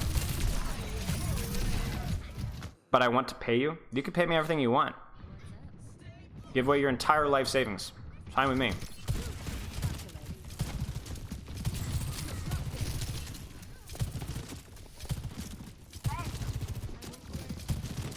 Okay, are we gonna have her E in time for the fight? Let's clear out that Tracer, please. Stop shooting the Orisa! Clear out the Tracer. Clear out the Tracer. Clear out the Tracer. She's way too aggressive. That E is definitely not worth it. This is E is way too easy to dodge. Your cover usage is bad here, and there's literally a Tracer that's gonna kill you. Oh gosh, and that forces your shift. You're now in a bad position. Listen, clear out space for like okay. All right, so let me. I'm trying to think of the best way to put this. Jonas OW, thank you for the hello. This is actually really similar to what was happening on first point, where this Orisa was like walking so far in front of her team and taking an off angle that she should never have been allowed to take, and yet you were just kind of like turning your brain off and just kind of shooting it down, man. Take the angle and don't let this person hold this aggressive position. Like, look at how aggressively she's playing in comparison to the rest of her team, right? Please, please, please, please punish that. The exact same thing happens here. Now, do you remember when the Tracer was blinking up into castle and tried to push you while her team was all the way over here? Do you remember how easily that was... Spirit Box, thank you for the sub, mate. I appreciate that. Do you remember how easy it was to clear this Tracer? Because she was so far overextended in comparison to her team. Now, I know she's a flanker, but you guys also had a flanker to chase her down. Like, it was just too far. And so she was easily cleared out. In fact, she actually died for it. All right? Look at this Tracer's positioning in relation to her team. Right? She should still be on the flank, yes, but this is too easily scouted. If I was coaching this Tracer in this lobby, the Tracer probably would want to be playing in this position here or in this position here. At least something sneakier, right? You hold this angle here and just put pot shots at her. You're going to force her recall. You're going to force her out, and you're going to build charge in the meantime. Charge that you can use to then either take an angle on this Orisa and shoot her, or do whatever you want from there. You could push top with your monkey maybe later. I don't really know. The funny thing here as well, by the way, is that even if this Tracer wasn't here, this position makes literally zero sense. You're going out into the open on an angle that's actually worse for you to shoot the Orisa than if you were to hug this wall here and shoot the Orisa from here, where not only do you have a simultaneously easier threat to go high ground if at any point you want to, you have a better angle to shoot the Orisa, you have more cover, and a better angle to shoot the Tracer. You're not punishing feeding enemies with your positioning at all. You're not even looking at them. Your entire attention was placed on that. I wonder why FD God dies. I bet it's your fault. This Tracer is killable, man. Like, holy cow. Oh, FD God just feeds. Like, your positions have just been unbelievably unimpactful. Unbelievably unimpactful. Even without rail, yeah, you should definitely kill her with even without rail. If you could hit a couple of shots in her, it's over. This E is lazy. This E is just really lazy. Like, I understand the enemy comp, there's not going to be any super static targets where it's easy to use versus, but like, what is this used on? Like, what is this for? Like, what's the purpose of this E? What is the purpose of that rail?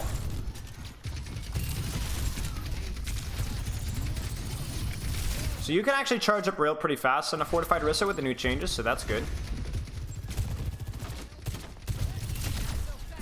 Good E, good rail.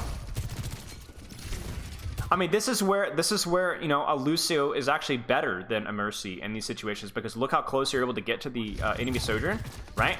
And now I would have been very careful with how wide you're swinging here, but as you and FD God will beat this duo. right? Lucio does more than Mercy here. This is more than Mercy. So you're good here. And that was a very good E. Helped you win a duel. Careful. You're low. You need to take a sightline word. There you go.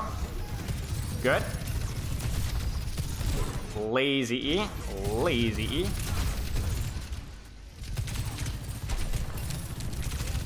Nice.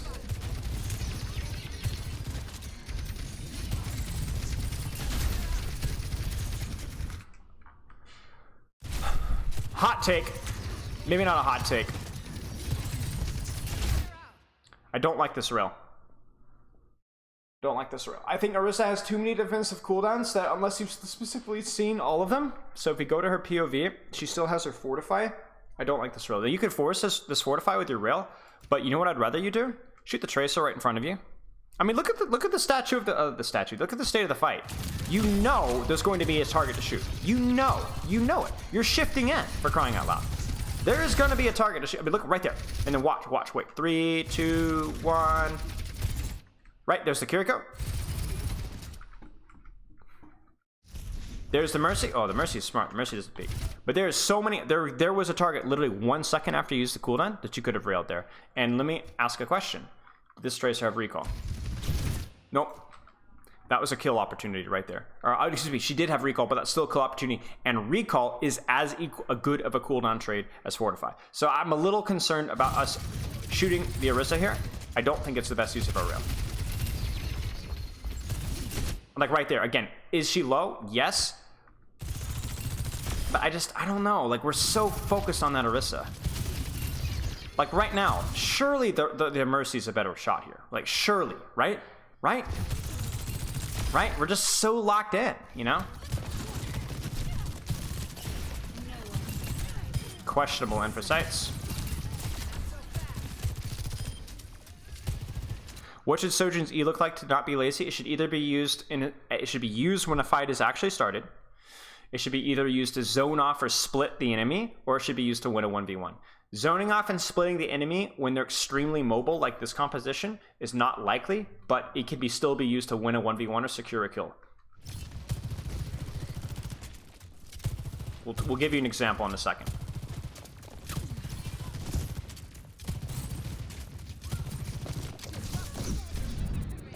This really, like, I think that use of E was questionable because I think the fight was about to start. But what I would say is that, like, so right here, you see the enemy backline. You could zone off the enemy backline with an E right here so that they can't follow up, and that means that this Diva Tracer are lower on resources. That means that you win the frontline trade. Or you don't use it at all.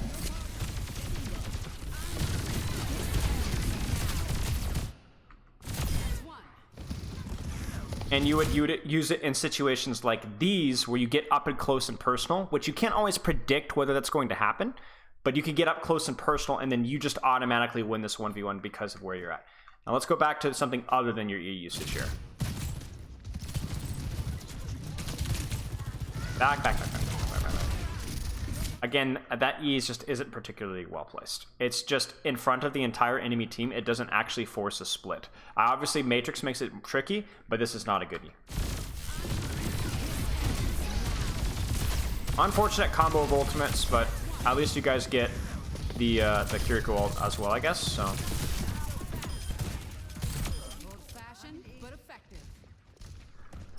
I miss the slow on it. I do too. I agree. They should have reduced the damage instead. It had a lot more nuance with it. This E is fine because I know for sure you're going to get it back by the time you need it. That E from them, ironically, or coincidentally, is not so good. Right here. Here's your split, right? You throw it right here. Even if it doesn't get a single tick of damage, it's going to force that Diva Sojourn into really bad spots. That E is really not that good. Goodbye.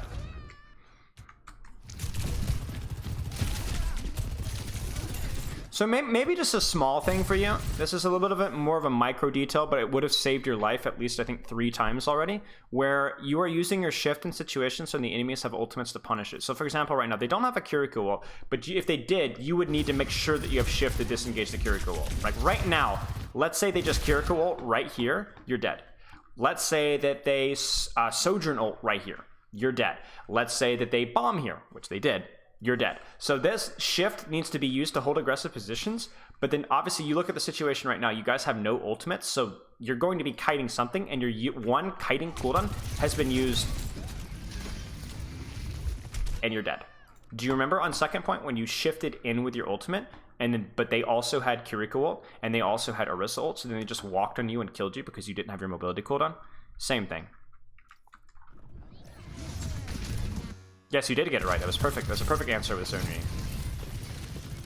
And then this is done, right? Like we've never even actually had to fight. So what I'm seeing so far is I think that there's a real lack of like punishing aggressive positions. I don't think your like target priority is very good. I think you're missing opportunities to get like you should be always be looking like who's feeding on the enemy team, and like that's your target priority number 1. I think your E usage is very lazy. You're not forcing good splits, nor are you and just sit on it, right? If you don't see an opportunity to 1v1 or force a good split, just sit on it. And then I think also you're getting punished for not utilizing your shift. Not having your shift in situations like a Kiriko ult or Orisa ult, anything that you might need to kite, you don't have it. You're not getting good value out of it aggressively either, so there's really no reason for you to be using it like you are. And then the last thing I would say is that you're getting really fat and lazy with your railgun usage on just throwing it at the enemy tank. You tend to lock on the target, whether it makes sense for you to shoot it or not, and you're missing easier to kill or easier to pressure targets that would provide more value. All right. So now the tables have turned a little bit, so the best pressure that you can get with the damage boost here is going to be going off this direction and this angle here, and not playing tight with your Lucio. So I want to see you take this angle right here with this cover and just perma control the sightline. So that's what we're doing, but we're too close. We're just too darn close. Now what you're going to do here is you're going to throw your E, and that's going to be a really, really nice E, but what you should do instead is do the exact same thing, but play from better cover here, where your longevity in this position is going to be significantly longer. There's the E, but because you're such in a panic to get out, you actually don't actually E properly. In fact, they don't even actually chase you. You should have just been here. Imagine an E to clear out this tracer and then able to just control this angle here. Your position, like these are fundamentals, guys. This is top 500 GM1 Sojourn gameplay, and the basics are still not there. FD got Mercy, yes. And then obviously because we miss position, our shift gets forced, and then we end up getting pushed out and bullied because we don't have our shift. Like the shift is what means the Orisa is never going to go for you. But as soon look at how I want you to watch how this battlefield from a macro perspective falls apart. You control the off angle, right? But you control it in a poor way, so your cooldowns get forced. Okay, you're out. Now your Ashe's position isn't good, and she gets javelin down. But then not only that, because you don't have your shift, that Orisa is allowed to walk directly on top of you, which then means in terms of your map control, you control no space whatsoever. Meanwhile, Ben Best is doing his best, but he's not able to control as much space as you are, as the Orisa is. And then frankly, Ben Best just doesn't get it done mechanically. So then Ben Best is isolated, you're isolated. If you had just simply held this angle here and put more pressure out, this Orisa would not have been able to walk forward without her backline getting traded. Hold, cover, angle. And you need to understand the sight lines with which you can play, depending on whether you have a Mercy Pocket or not. That's a lazy E. That's a lazy E. I know you're going to find a better use for it in the next 10 seconds. Well, maybe not. You guys are just dying, so maybe not. Why would you railgun that? Why? Why would you railgun that? Why would you E that? Why? Blue Flame, thank you for the sub, mate. I appreciate it. Like, you just why? Like, you're like the fight's about to start. Like, surely there's a squishy that you can push here. Are you trying to farm ult charge? That's just not worth. That's just not worth. And then now, okay, please take the angle. Please take. You've been whipped. You've been whipped. You've been whipped. You took the angle once. You did a crappy job out of it. We're not going to see it again. This E is lazy. This doesn't actually force a split at all. There's nothing to split here. It doesn't force the Orisa to move. It doesn't force the backline to move. It's literally just an ornamental device. It does actually nothing. You could be using this to control your angle. Instead, the enemy Sojourn is doing a better job controlling the angle. You actually have to shift to the angle instead of just holding there to begin with. Kira, thank you for the sub, mate. I appreciate that. I apologize if I'm butchering y'all's names. Nice shot. Imagine if you were here to begin with, and imagine if you had an E here as well, but, you know. John Lennon probably has something to say about that. Nice shot. Nice E as well, zoning the res. We're going a little bit faster. A little too much attention on the Valkyrie Mercy. So you have a real problem with target priority, shooting the wrong target to the wrong time. So like right now, you're at 35 charge. I get it, Valkyrie Mercy's kind of feeding here, but I really don't like it. I would have much preferred, unless you have your, now you have overclock, go for it, but not where you're at. That stinks. You end up using your E on a target that just teleports away. And again, like, it's just like we're just railing for the sake of railing. Just sit on it for 1 second. 85 charge. Why are you railing on an Orisa behind a corner with still her cooldowns, right? Like, why? What for what possible reason could you have doing this? Sit on it, build the extra charge, and go for a one-shot. You have the mechanics for it. Why are we using this? Why don't we have rail for this? Why are you railing on Orisa at point blank at 35 charge? I don't know if this is panic or what, but this is not clean. And then in addition to that, you're getting run on by the Orisa, and instead of actually shifting to a safer angle, you shift and stand in the exact same position. I'm talking about a lot of things. I'm going to be honest with you. I'm not super pleased with how this review is going. I like to be a little bit more consistent with bringing up the issues here, but I also have to be objective. And there's a lot of things that are going wrong with your play. There is no one consistent or even two consistent themes. There's a lack of proper target priority. There's a lack of proper cover usage. Your railgun usage is shaky. Your target priority with the railgun usage is panicky. Your E usage has been messy. The way you're playing the macro is shaky. So when we're done here, we'll have an idea of what we need to get better at. But it's not going to be as tight and compact as I would like it to be.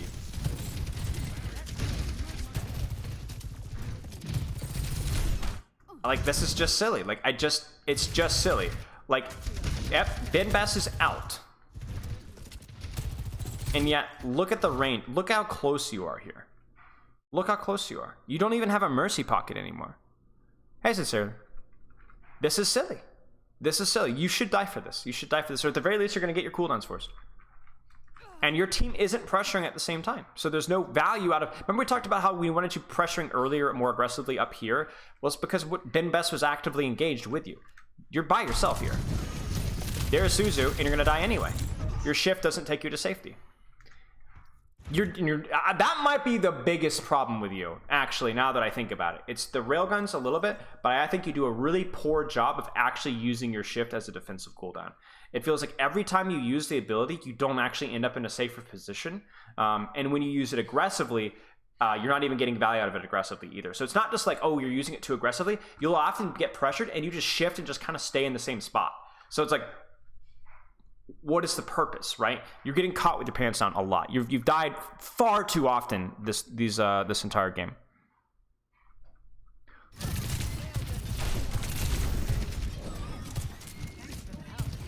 Okay.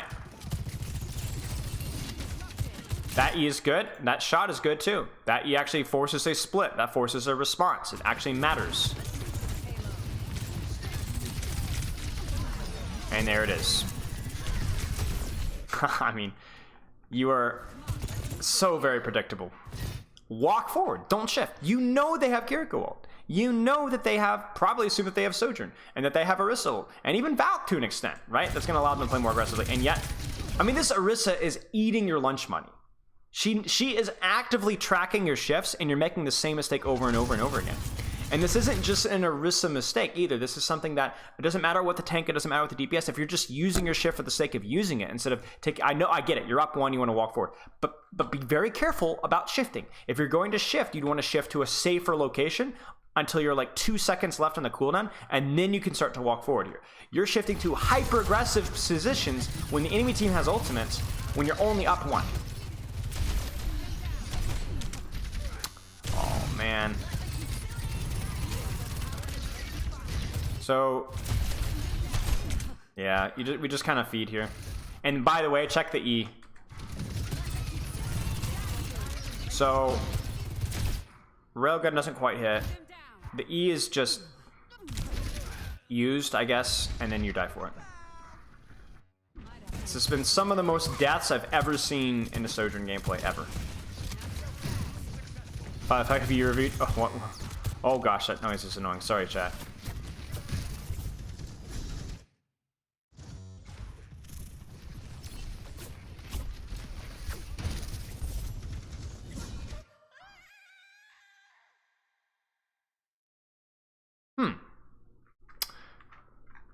Right.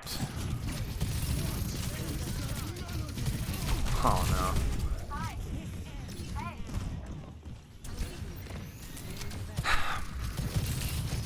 GM1.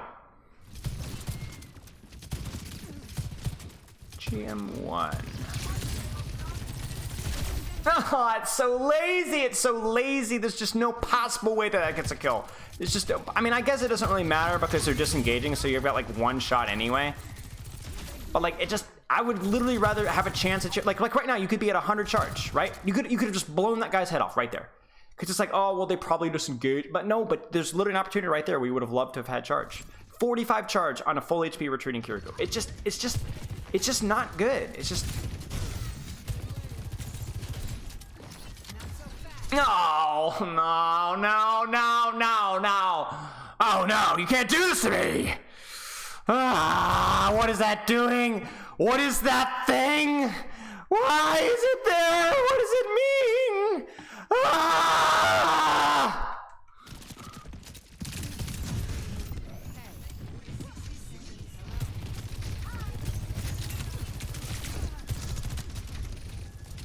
Careful, cat. That's my tea. Oh, please. I mean, I get it. Look, there's just not a lot of good spots for a good E when you're sitting on your tush on the bottom steps of Vikinvald second. I get it. It's hard. But man, please, just, yeah, good. Die. Oh, man. Timothy on PC, one of the more literal names I've ever had. Thank you for the sub, mate. I appreciate it. Ben Best is now on the Dumbfist.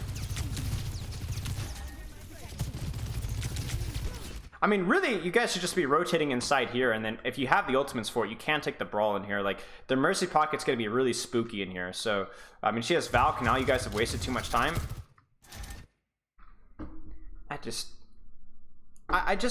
look, guys. I remember there was a time back in the day when, I think it was before I got signed to London. I think this was early 2021, like January, where I felt like every Batiste review I went over, whether it was Overwatch League scouting reports, it just felt like nobody put any brains into using their shift. They just used it.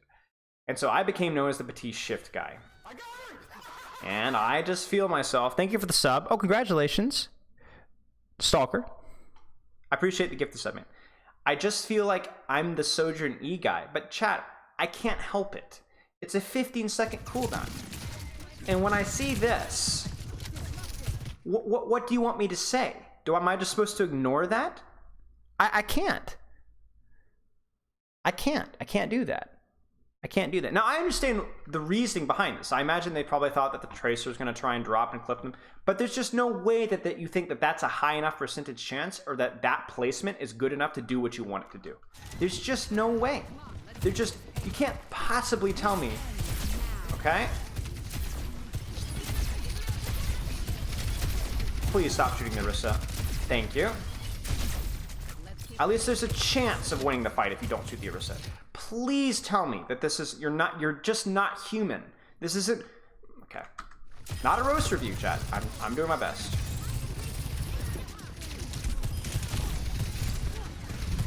Yeah, this fight's lost. Okay, so what we're seeing is, I think your two biggest issues are your E usage. There's just almost no thought putting into splits or 1v1s. Now, I understand, again, the meta being as mobile as it is, getting good juicy splits is just not as often or common. However, it's still important to win 1v1s to discourage Tracers from dueling you or the Sojourn. You get in close range. It's still value, right? Even if you don't use it off of cooldown, that's okay.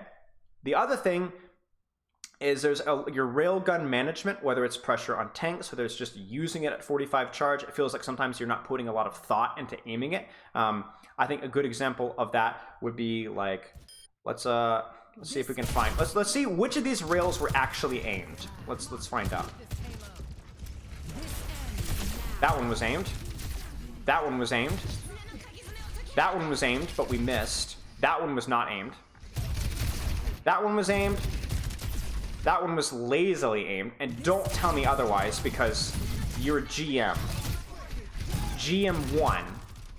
You didn't even move your crosshair, even though they'd moved out of the way of it like half a second afterwards. That was aimed. That was not aimed. Definitely should have probably shot for the Valk. Even the body shot there would have gotten the kill.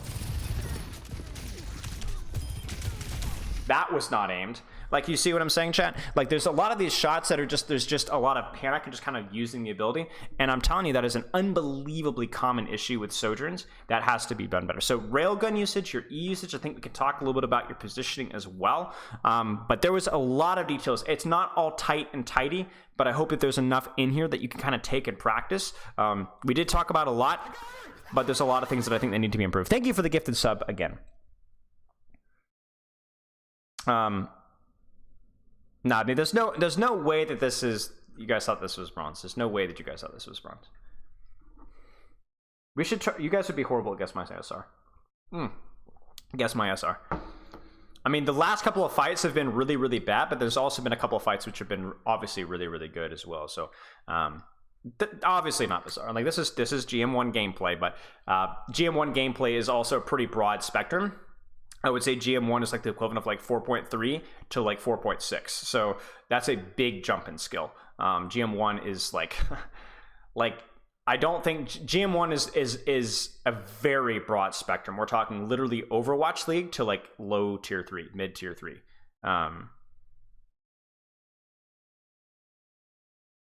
Yeah. Okay. Let's do a raffle, chat. Let's do our raffle. So raffle time.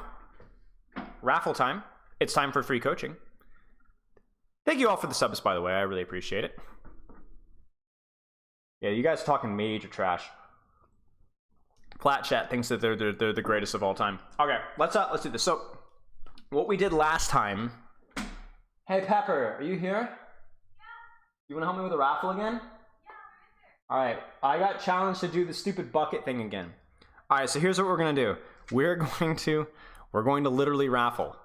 We're gonna literally do what we did last time, and I have this old warped notepad that I think got some water on it or something, and I'm gonna cut it into little teeny pieces, and we're gonna choppity and put everybody's name, and then we're gonna go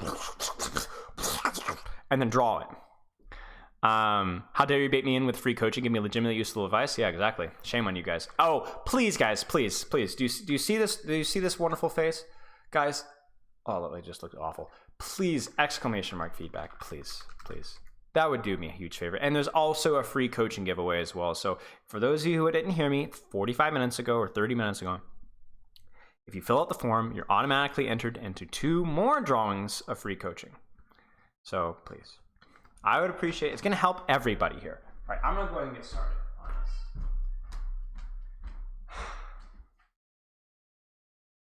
this.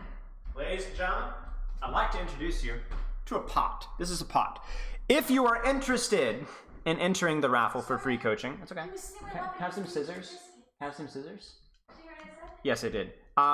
If you're interested in entering the raffle, I want you to type raffle, not exclamation mark raffle, just raffle. That way, I will go down the list and I will write your name on this little piece of paper here, and I will enter you. Pieces from last time. Oh yeah, let's do that one instead. And actually, we can do them. Can we cut them in half from here? So if you're interested in entering, if you're interested in being interesting, just type raffle. Ooh. Ow! This hurts my fingers. Why don't I do it? Oh my goodness gracious. Okay, let's give this a shot. So I need, okay, I might need more pieces of paper actually. Oh, okay. Actually, we could just cut these in half again. We could be efficient. Yeah, see? I can hurt my finger. It's all right. Now that I'm aware of it. Well, actually, no. I said like 20 minutes. Okay, I might need more paper. What? Would you make up your mind? Yeah. Do you or do you not need more? Probably, just in case. Okay, overload. This is the least efficient way of doing it, but I don't care. Overload. Make sure, remember, if you're entering in the raffle, you need to have a replay code of preferably a ranked game. So you need a replay code. So just keep that in mind. Chase name Kirawi. Kira. Atlas. How big are these pieces of paper? Small. It doesn't really. Yeah, preferably go smaller. Okay. The loser. Huh? How's it been going so far? It's been going okay. We had a little bit of a clunky review, but it went okay. It was just a lot of things to talk about. Too many things, to be honest with you. Should I tell Ill a story cat? while we're cutting paper? You can if you'd like. Depends on the story. Alright, so I teach kids. That's what I do for work. And I'm not kidding. I've had 3 weird kid incidents where I just want to know like why kids are really dumb. No offense. One kid wrapped a piece of their own hair around their finger and almost cut off the circulation. Their finger was turning purple. And I was like, why did you do this? And I literally was like, does your finger feel weird? They're like, kind of. I'm like, why have you done this to yourself? That was one. The other one, he ate part of his mouth guard and almost choked on it. And then the other one, this was not during my class, but the other one at home apparently sucked up an earring through a straw and had to go to the ER. And his mom was like, I just don't understand why that's something you'd even think of doing. Kids are dumb. Kids are dumb. But I mean, we were all kids once, so I don't feel bad saying it because we've all done dumb kid things. Yeah, I was gonna say. How many more of these do you need? That's probably good enough. Yeah. Those are my dumb kid stories for the day. Oh, I'll be that back was- to tell you more next Okay, time. we're getting there, chat. I don't know how many we already have now. Can you throw those pieces of paper in the thing? These ones? Oh, those ones, the completed ones. So again, chat, if you haven't already, if you've put the word raffle in chat, I will put you in there. Don't try and put yourself in there twice. I'm too sharp for that. Yeah, if you... I just clicked something. I'm sorry. That's okay. So just put your name in there, and we're making progress, chat. A lot of viewers today. We're getting there. Frost. Holy cow. Frost. Yef. It's a bunch of pigs want free coaching. No. Because you're great. There's a bunch of pigs. Timothy. Why not both? What is this? Shubu? Oh, hey, Shubu.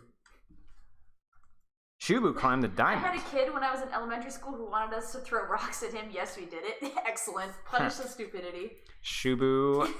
Obscure. Speaking of throwing rocks, when we were kids, I'm not kidding, we thought every rock in our yard was going to be a geode, and so we took rocks and we threw them at a bigger rock to try and crack the little rocks open. And we were doing this with our neighbors, and one of our neighbors threw a rock at the bigger rock, and a chunk flew back and hit him in the eye, and he had to go to the ER to get stitches. And in hindsight, I feel like at the time we were just like, well, that's unfortunate, but in hindsight, I'm realizing like, why were we throwing rocks at a rock? Yeah, that's unfortunate. I remember I used to try and hit rocks with a hammer and hope that they'd have a geode in it. Does my wife offer coaching?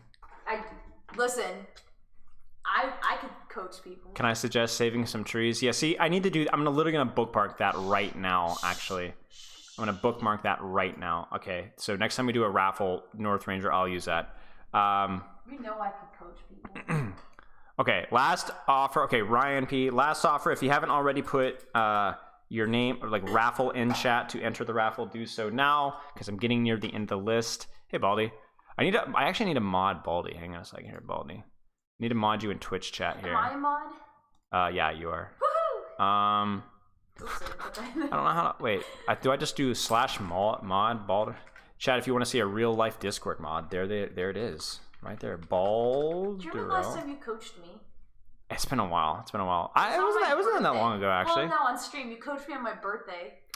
Remember that? Yep, I remember. And you were really mean to me. I wasn't mean to you. You were very mean. Wait, on stream you're talking Yeah. about? Oh, I thought you were talking about like over there. No, That was nice. on stream. You used to be really mean on stream. I was really mean. You were too soft now. I'm too soft now. I'm way too nice. Okay, sincerely, we're almost done chat with the free drawing. Did you say fruit drawing? The free drawing. Here. Free drawing. I'll draw a fruit for you. See, Okay, can you put those last few in there? I'm almost done, guys. Lifflewers. It's a pair. Blue Piccolo. It says hi. Blue. What do I do if I get picked? I just need a code. Stream. I'll just need a code. I think we're almost done. What is this raffle for? It's for free coaching. Thank you for the sub, THK. Hope you're doing well, mate. You heckin' love Discord mobs? Oh, hey, recently. I'm like scrolling through. Okay, let's do this. So, all the juicy pieces of paper are in here, and I'm gonna mix them up. And because they're not all like the same size either. Don't look. Oh! Because they're not all the same size, I'm not gonna look. I'm just also gonna like grab the first piece of paper I touch. I'm so nervous, guys. I always feel bad when I do this. Most of you guys are not gonna get it. Pretend it's the Hunger Games. You don't want to get picked. Okay. Drum. I'm gonna spell Proloa. I drew Proloa. I can't even read my own handwriting. So if one of you has a name similar to that, there was a lot of them. Wait, let me see. Let me read this. Are you here? I don't know if it's exactly. Is it just Proloa?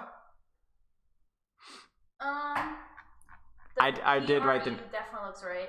L-O. Is this person in chat? Is it a Do you have a Q or code? an Do you have A? a code for me? Oh, you spelled it right. Good job. There he is. Or her. You here? Hey, do you have a code for me, Proloa? If not, we're not gonna help you. No, this is a drop for coaching today. Nice try, Stalker. Nice try, Obscure 228. Protozoa. That's kind of what it sounds like. Proloa, if you have a code for me, you can drop it in Twitch chat and let me know if you are interested in roast coaching or just normal positive reinforcement yet tough love coaching.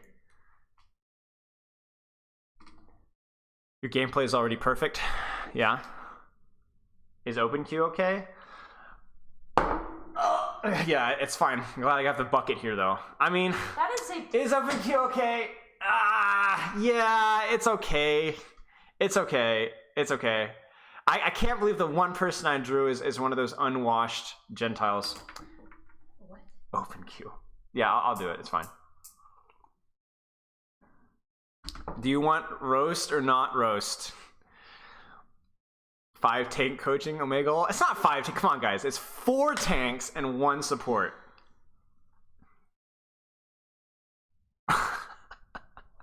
Better quick play better than OpenQ. I mean, yeah, yeah. One of you guys is gonna be like, "Is mystery deathmatch okay for quick?" Is Total Mayhem chill? Can I send you one of my Kovacs codes? My gosh. I feel like if you play OpenQ should only have the roast option. Yeah, probably. You should do unranked to GM OpenQ. Oh my gosh. Is VoD okay? Does a VoD even in? Hardstuck rank 2, get me to rank 1, please. No way. No way. You're actually a high rank OpenQ player. Gosh, I've never even reviewed an OpenQ code. I haven't even looked. I don't think I've even played OpenQ. Midtown OpenQ. All right, are we doing roast or are we doing normal? We don't have to do a roast. Like, and I'm being honest here. We don't have to do a roast. We don't have to. I'm totally fine with just spitting it like it is. You know what I'm saying? He's here. He's here. Your niche for YouTube. We want roast. Yeah. I want to say the proletariat. What is it? What is the other opposite proletariat? What is the opposite of proletariat, guys? The other term, the No, I mean, yeah, kind of the bourgeois, but the have fun. Bourgeois. Nah, it's not bourgeois. It's the no. Stop. It's not the bourgeois. But patrician and plebeians. Yeah. I don't know how to pronounce it. I'm sorry, guys. I don't know how to pronounce anything. Okay. Okay. I assume have fun means roast, so I'm going to just roast, I suppose. So first off, OpenQ. So we've got, like, let's create different tiers, all right? There's scrimmages, there's ranked, there's quick play, there's Mystery Deathmatch. There's the Sexy Mercy Roleplay custom games. There's the See Torbjorn Feet custom games. And then there's OpenQ. Okay? All right? And it's not even close. Okay? You just logging into an OpenQ game, part of your soul just breaks off and just floats off into the distance. I get secondhand embarrassment just looking at it. Like I queue into and I click rank and it says open queue and I'm just like, I'm looking away, right? Like, oh gosh, that's like, oh, bless me. It's you don't want your mom walking in on you playing open queue. Let's just put it that way. Okay? So we're playing open queue and we're on Orisa, which makes sense, right? A strong hero. She's pretty good versus tanks. Her ultimate is pretty good versus tanks. Seems legitimate here. I feel like Zarya is probably very strong in open queue because she has a lot of good damage and her ultimate's very good. So I imagine open queue, you probably see a lot of Zarya. Probably Ramatra is really good as well. You probably have just an infinite ultimate, which is probably pretty decent here. I don't feel like Diva's probably particularly very good. Probably Winston is not particularly very good. Junker Queen might be okay. I feel like Reinhardt's probably pretty good. Junker Queen seems pretty reasonable as well. The AoE speed boost while also having a very good ultimate herself.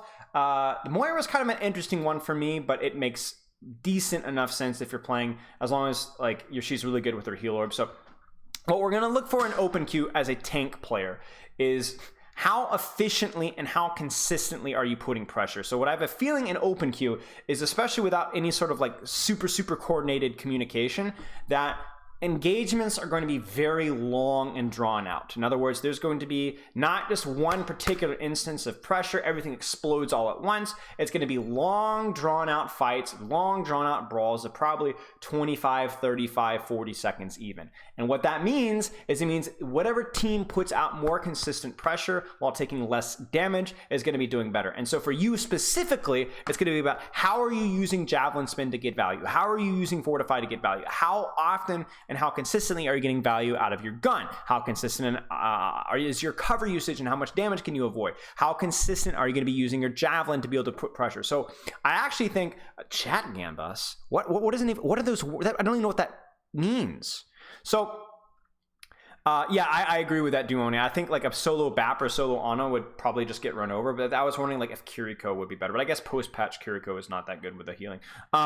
Channel point gambles? Oh, maybe we'll do that sometime. I'm too dense to do that right now. So anyway, long story short, we're taking a look here at how you're at using your abilities to get consistent pressure, and then just doing that over and over and over again. So what that means is if you make a bad decision in open queue brawl, the team that makes more consistent good decisions is going to win. There's not going to be any one-shot mechanical flicks that you just made, that clutch play. It's going to be investing your time, doing the right thing over and over and over and over again. Is over the course of time is going to win you more fights. So what we might look at here is I might look at Javelin Spin as a way to pressure the enemy from space and then play corner. Fortify is really just going to be a defensive cooldown, but also probably to allow you to do more damage, more pressure onto, like, let's say the Doomfist or the Moira. The Javelin is probably going to be used mostly against the Zarya when she has no bubbles to put her outside her effective range, or the Doomfist. I mean, I don't know here. That chat, I can't believe I'm even trying. I'm really trying, guys. I'm really trying. I want to do a good job here. Okay. Like that javelin right here, like this is a perfect example of you being just really doing nothing with your ability. So like I know what you're trying to do here. You're trying to javelin the Doomfist, but what ends up happening is it gets shielded, and then that cooldown doesn't hit. Now that right there is a cooldown loss, because that Doomfist was able to get his punch back and knock you back in space. And those things over and over again are going to slowly add up to an insurmountable disadvantage for your team. And I think also what almost certainly matters is target priority as well, because you look at this, like you're shooting Sigma. Why? What is there any possible world where shooting a Sigma is going to put out any serious pressure right now? No, it has to be Zarya, or it has to be Doomfist. Like I just don't unless this Sigma or Orisa is super far forward and or don't have cooldowns. This can't, you can't tell me that who you were shooting right there actually mattered at all.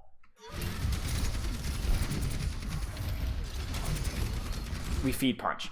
The timing you shouldn't. I mean, it's not that big of a deal. It's a Fed punch and a tank comp. But remember, it's there's not going to be like, oh, it's okay. Like, oh my gosh, you can't miss that. There was your time. Like, you can't do that, guy. You can't do that. She needed to die. She needed to die. Okay, don't feed punch, but shoot the Doom. Oh my gosh. Okay, we really can't be missing these javelins. Why? I mean, I guess it doesn't really matter. The fight's won. So we really need to be hitting the javelins. That's a big one. Okay, they're on Reinhardt now. Now, let me be honest with you. Reinhardt is going to be the exact same thing as Sigma, where there's going to be a lot of opportunity to just put out trash damage. But I think that's where, like, you have to be really attentive to who you're shooting out, right? The most pressure that you can put out as Orisa, again, is going to be absolutely shooting Zarya, Moira, or Doomfist. Not Reinhardt, not Orisa, unless they've got no cooldowns. So, like, right now, she's blocking, so don't shoot Doomfist. But, like, right now, I would be instantly shooting Zarya, force bubble now, then deny her charge by shooting something else, then go back to shooting Zarya. It's the same thing with Doomfist block, where you want to shoot him when he doesn't have block, force the block early, then go back to another target. So you're just going to be cycling and jumping between shooting Doomfist and shooting Zarya over and over and over again, depending on which one is blocking and which one has bubble. Okay? What do we do with the bubble? Oh. Holy crap! I hate the replay viewer! Get your crap together, Blizzard!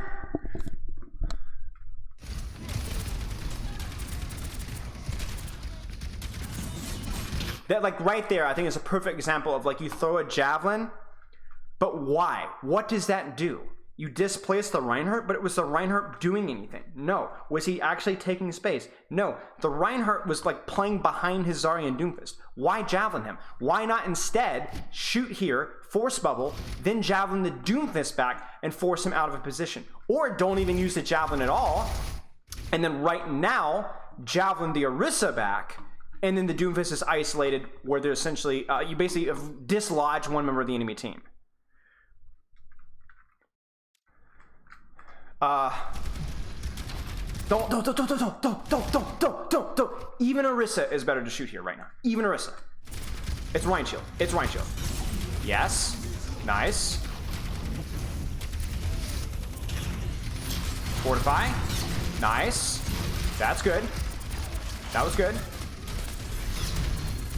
That's probably okay. That was good. I think mostly there is what happened pre-fight was the problem. I think you could have managed your cooldowns a little bit better there, but that was a little bit better at the end there. I felt like the javelin on the Doomfist actually had value. The javelin on the Reinhardt charge actually had value. My only problem here is it feels like you're using javelin spin to peel, but I want you to look at your composition. Who do you need to javelin spin right now? That's the other habit that you get out of. If I was playing with a bunch of squishies and I saw this on top of my squishies, I would javelin spin and knock them away to peel off from my backline. But look at this. Who are you javelin spinning right now? They're fine. They don't care. You don't need to javelin spin here. So what I'm probably seeing here is that javelin spin is used more selfishly, either in aggressive or defensive format. So that javelin spin doesn't matter. And then, like, right now, you would really like to have the javelin spin, because I think if you javelin spin a little bit, like have javelin spin for that, like 2 seconds later, you probably survive, actually. So worth noting.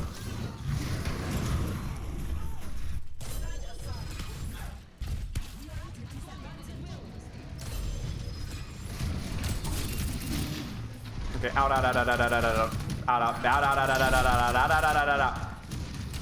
Okay.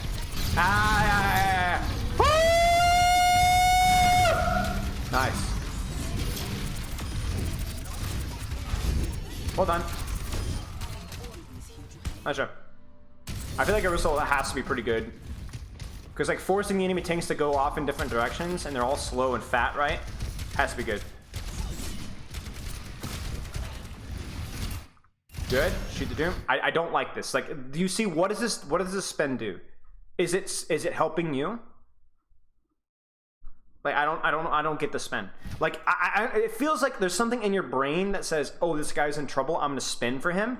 But the problem with an open queue is that person is 99% of the time a tank. and they just don't need the javelin spin. I'm not saying that javelin spin should never be used defensively to peel off, and I do it all the time, right? But not a Junker Queen, right? Not on a Ramacha who's at full HP. This is silly. So what this means, that you're down a cooldown giving space. Ah! Just hold it right there, javelin. Where? But you don't have it. But you don't got it. Ah, that needs to hit. Yeah, it just didn't feel like our impact there was much. I don't know if there's a lot we could have done there, but yeah. Rank 2 in open queue is like being the world's best youth basketball player at the age of 5. Nobody cares. It's like oh yeah, that's cool. That's cool. You won the science fair. At Springfield Elementary in 1967. That's nice, Grandpa. Nobody cares. You need to back off. I mean, really, truly, like, you need to back off. Your Moira's dead, so I just feel like the fight's just lost. I mean, I feel like the fight's just lost. Yeah. I don't know. I feel like you guys, like, there were opportunities there to get kills, I will say. So, but I just, yeah, I need to back off. I will say this, by the way, for Javelin, another little micro use for Javelin. So we talked about forcing bubbles here. I think it's probably, like, it might even be reasonable for you to do something like this. So, like, as soon as you see Zarya extending here, channel your Javelin, like, right now, force her to bubble earlier, and then you could shoot her afterwards. Or just shoot her, then Javelin between bubbles. But I don't like this, that we shoot the Zarya, we see bubble, and then we start to channel our Javelin. There's like a mental delay here. That is not good. You guys are kind of in trouble here. Again, spin. Why are we spinning? Is this selfish, defensively or offensively? No. Why are you peeling a Reinhardt? You're the one at risk here. So if anything, you would be javeling this way so there's less damage follow-up off of the Doomfist. You don't care about javeling a Doomfist or spinning a Doomfist. I think like, obviously you're thinking like, what else do I use javelin for? Well, we saw it a couple fights ago where you didn't need it, then you needed it and you didn't have it. The problem with this is there's literally nothing to be gained from this at all. So why do it at all? If anything, it means that you're not shooting the Doomfist when you should be. Probably just ult this. Yeah. Fight's probably lost, but yeah, whatever. How does anybody find this fun?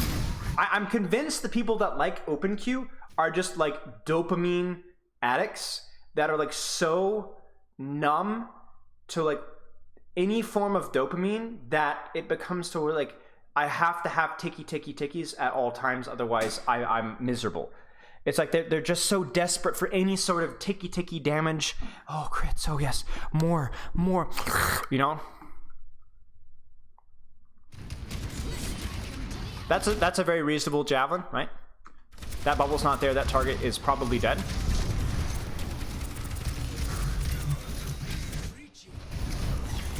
Why javelin? Why javelin? Spin by that, I mean. Why spin? What are you doing here? You walking forward? I don't get it. Maybe there was some in communication there that I missed. Oh, man. Again, why javelin? What is that doing? Who are you peeling off there? What's the purpose? So I don't think anything that like I'm not. It's not costing you this fight. Like it, but it just. It just means that you're not shooting. You're not looking for targets to javelin with your javelin. And then it means that you're then exposed by not having that cooldown just in case they pressure you afterwards, right? Because you have to think about it. What does Javelin Spin do, even versus their comp? It blocks Doomfist shots, it blocks Fire Strikes, it blocks Moira Orbs, it blocks Zarya right clicks, it blocks Ramatra spam. So it's worth using if you're under pressure, if you do get under pressure. So let's go back a little bit. Good. Sad that you had to use Fortify because your cover usage is bad, though. I will say this here as well. If you see these shields here, don't go here. Start playing flank Orisa. Like, play this off angle here and start putting pressure on this Doomfist instead. It has to be more value. Oh my gosh, we missed so many javelins. And then you let your gun overheat. What does that accomplish? Doesn't accomplish anything. That Fortify feels a little early. So, and this is also, by the way, as well, in these mid-fight situations, my Spider Sense says this Moira is killable. My Spider Sense is Moira killable. Where is she? Oh yeah, she's killable. Oh yeah, she's killable. She's at least a good force her fade. you need to be shooting the Moira. If this fight gets evolved, the Moira becomes the target number 1. I should change Owl to open queue. You're killing me. Oh my gosh, the stupid buzz. Okay, we'll watch a little bit more, but I think you're missing way too many javelins on opportunities when you need to be hitting them for pressure. I think you're spending too much time shooting targets that are not pressurable, like Sigma shields, Ryan shields, Ramatra shields. You need to be putting more pressure on forcing Zarya bubbles and forcing Doomfist out of aggressive positions. And by the way, that I know we're talking about like a little bit broadly here, but if they were playing Junker Queen, another great target to shoot. Anything where your damage is like actually tangible, even Moira mid-fight, right? You need to be going for those targets instead of just putting more trash damage on a Reinhardt that's never going to die anyway. Same thing goes with the enemy Orisa. Hit the cooldowns. And then the javelin spin thing is just a bad habit that we need to kind of be using either more aggressively to set up aggressive off angles or to actually just use it defensively when you get pressured out. Like even here, why are we like, you have a gun, you know what I'm saying? Like why not just go here and shoot this Ramatra, then swing here? Like I'm literally talking about like off angle Orisa foolishness right here.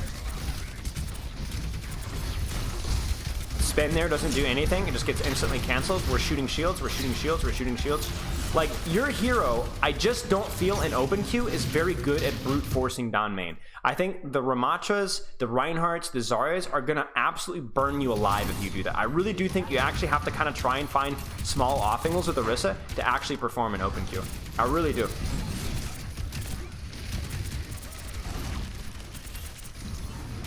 Like, you're kind of doing it here. But like, just keep swinging a little wider. Maintain distance from Zarya beam if you can. Here's what you could do. We could talk about javelin spin uses, right? Javelin spin them back and be already leaning towards this, and then take this fire station and use fortify from here. This would go hard. It would be an aggressive play, but there'd be something actually there. Like you'd actually create space. You'd actually like force him out of the choke. Right now, it just feels like you feel like you're doing endless spam damage, but nothing's happening. Oh man, and we're never getting those shots in the Doomfist. I'm actually really tempted to play one open queue game, guys. Chat, should I play an open queue game as Orisa? Just like actually show what I'm talking about? Oh my gosh, stop! I feel like I should play an open queue game as Orisa. I've never played open queue, but I'll play it. Bye. Love you, drive safe, please.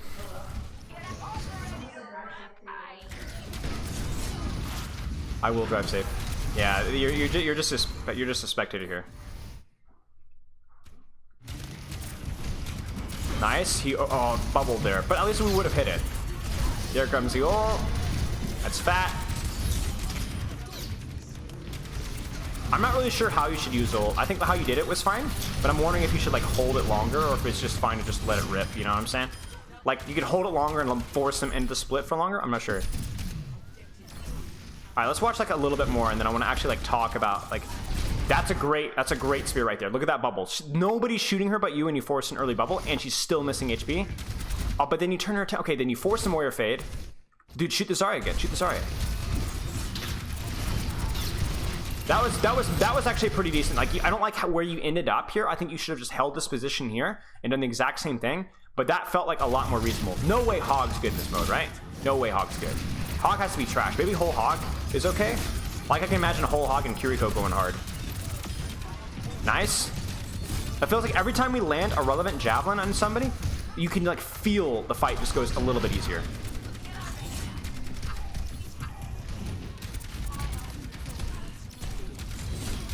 That's rough, man. That's where you could javelin, right? You could javelin him in towards a kill, right? I'm not saying just don't ever use javelin. I'm saying just like actually have a reason for it. It's lazy. You could ult this if you wanted to. Nice. And I would just hold it, yeah. Go for the full damage. Yeah, that was it right there.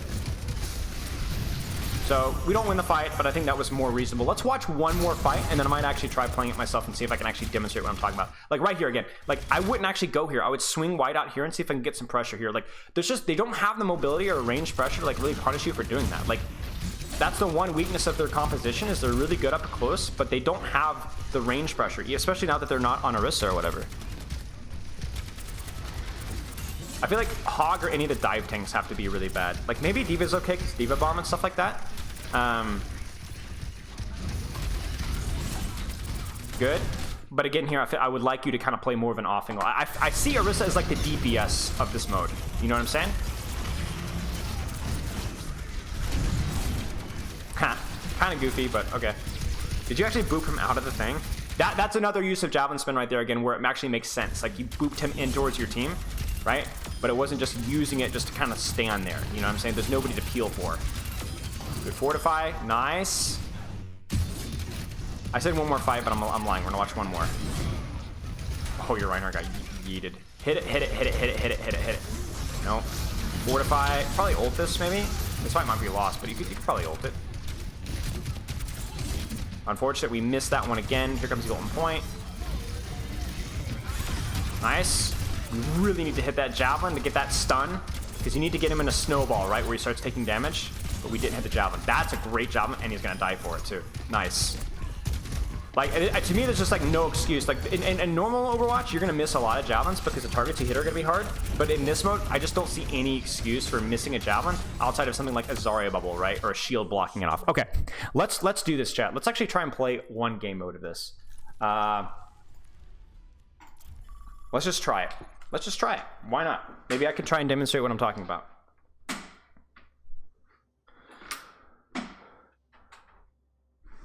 So the main things were like seriously looking at their composition and thinking, what should I be using javelin for? Positioning yourself where you're playing almost more like a DPS versus these compositions with zero range whatsoever. Now, obviously, you might have to adjust that if you're actually playing into a DPS comp, or maybe they have like a Sigma, something that's controlling off angles. But yeah, anyway. Let's get warmed up with some. Let's get warmed up. We got to get warmed up. I gotta get warmed up for my open queue. Full converting into an open queue streamer. You're here? Okay. Do you have any questions for Loa? I think it was more about who you were shooting, slightly on how you were positioning yourself, and then some questions with how you're using cooldowns. But I don't think it was just about javelins, right? It was also about like the way that you're positioning yourself, and sometimes the targets that you were shooting at.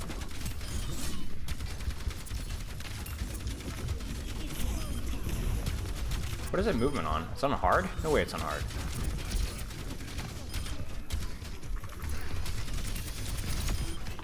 How long are the queues for open queue, y'all?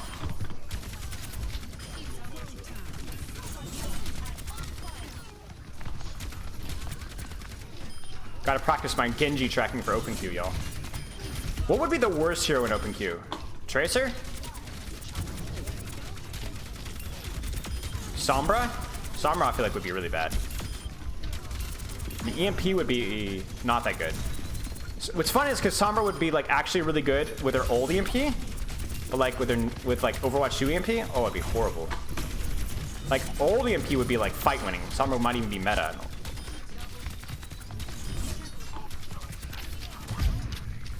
Vaxxer review. So what's the hourly open queue rate? For open queue coaching, 5K at least. I mean, it has to be worth the misery that you put me in. Diamond. Oh, I'm in a diamond open queue game. I really don't think I've ever played open queue. I don't think I've played a single game of open queue ever.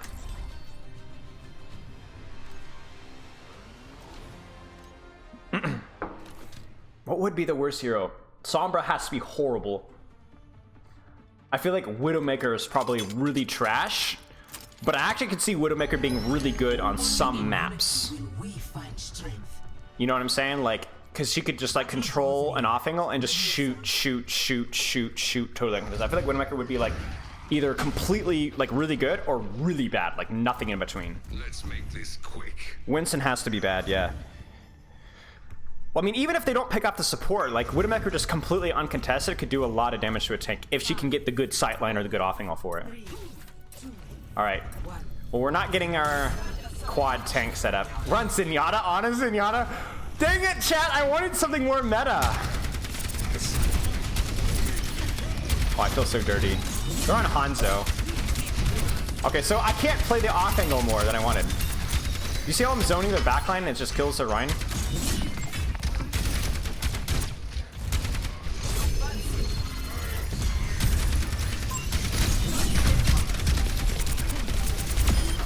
Easy. Do you see how easy it was when I took that angle and then just zoned their backline? So then they had no follow-up whatsoever. If they play like actual DPS here, then I'm gonna be sad. I am gonna have to be careful about my positioning though, because I can't just like...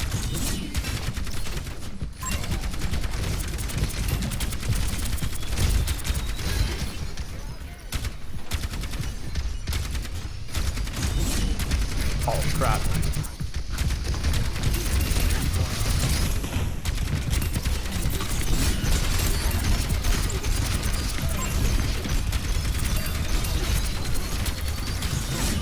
Oh, that sucks. I'm gonna get hurt!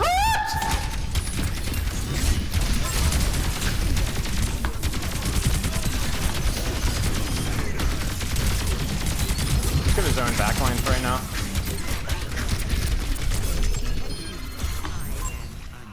This is so stupid. I'm not gonna lie, this is so stupid. This is so stupid! She missed her Susan! What am I doing? Oh, I thought I got him off the map! This is so dumb! What am I doing? Oh, I want him so bad! Please! Oh no, what am I doing, chat? What have I done? What have I done?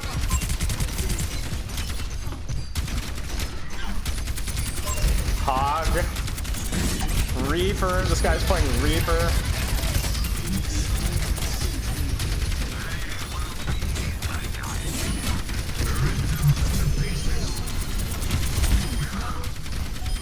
What is this? Their comp is so bad, man.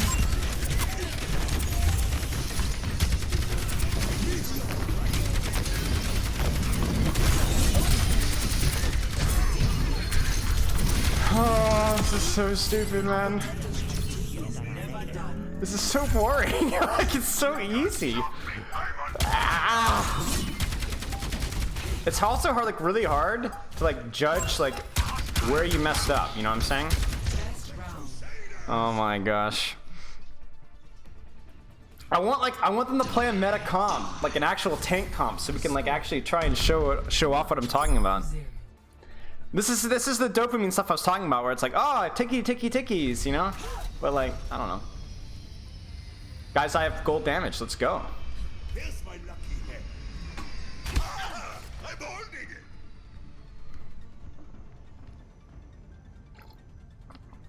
it. This is really easy. What matters is that we fight to the very last second. I don't know. I wanted to play like actual proper meta so we could talk about it, because it's at least interesting to consider it, you know? Like, it's like the old GOATs thing, you know? Like the off-angle Diva, the off-angle Zarya, but now it's like off-angle Orisa, at least with what people are playing. But it just doesn't matter. I'm not gonna meet them there. I'm gonna take this thing like that.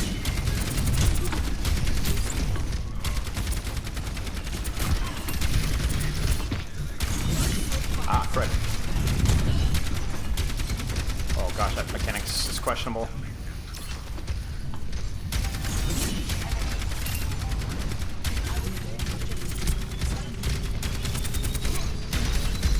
It's like so easy to zone their Zen, you know what I'm saying? Huh. That was kind of a peeling one, but like that one actually made sense because I still have my fortify, so it should be okay. Oh gosh. Hello? I was getting a little concerned there.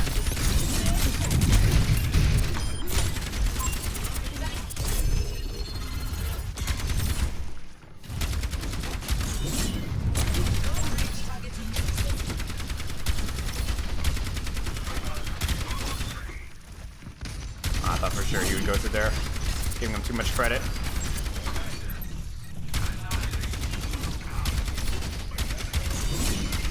Oh, crud. Thought for sure I was gonna hit that Zen. Alright, so I'm gonna set up through here, I think, because... Ah, I was dumb. Discord him! No shot, that guy just solo kills. Oh, I let it overheat.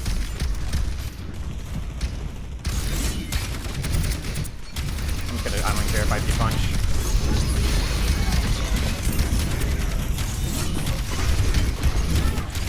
I don't know what I'm I'm shooting anymore. Completely lost track. Let's go for the squishy here.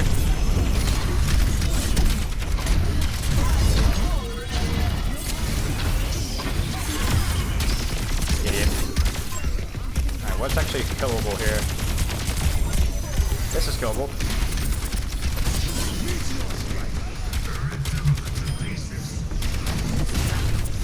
You need to kill the Kiriko. Doom Fist now. Fortify. Idiot. Nice try, buddy.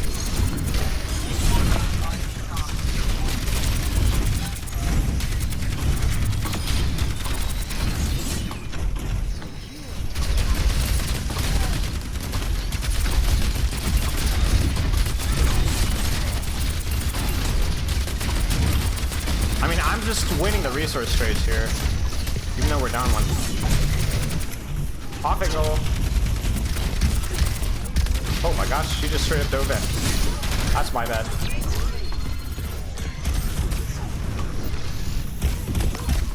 Now we're getting juicy. Now we actually have a tank comp. Trying to hold space here. I should be able to hold space here. Idiot.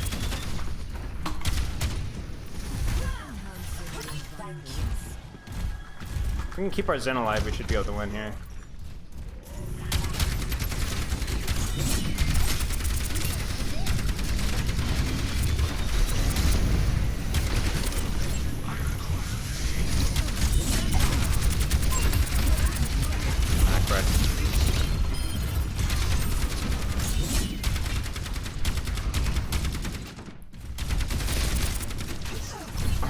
Don't want to feed any more ult charge here.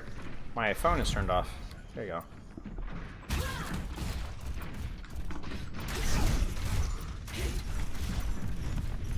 Zero death run? Maybe?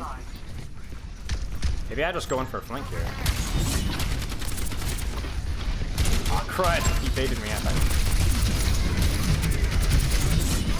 I'm just kind of feeding punch. I really shouldn't be feeding punch, to be honest with you. It's kind of silly of me.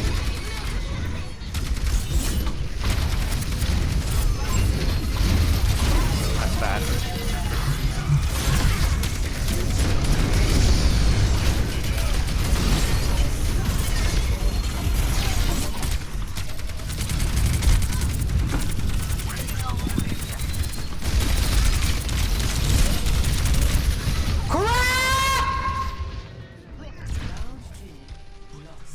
I wasn't able to get a good angle and put out good pressure.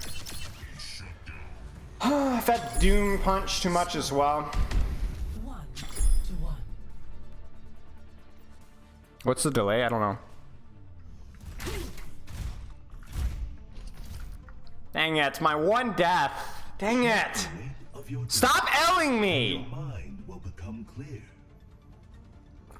I think Zen is probably okay if we just were able to keep him alive, but I was not able to keep him alive. Thinks that the rule that the tank rule needs to get our customer. Oh, our comp is getting really funky. I don't know what the meta is. I'm scared of Books here, so I'm gonna lean into this. Okay. Okay. I'm gonna ego a little bit here.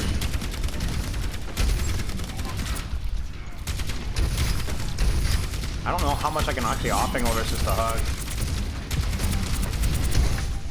This is really scary, I'm not gonna lie. It's literally just a matter of time, I'm not gonna lie. This is kind of stupid.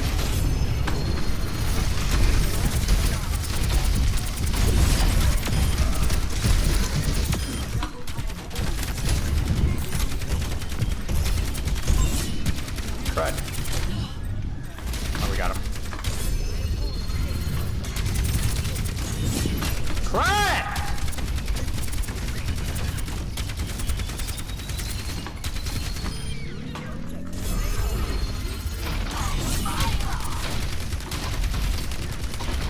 See now, okay.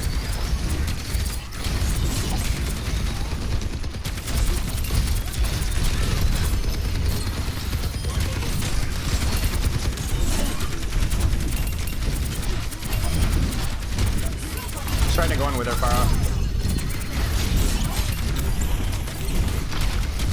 What? Pretty sure he just walked off.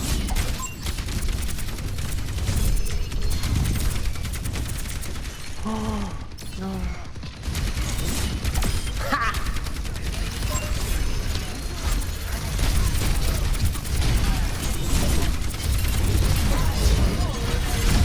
Crap.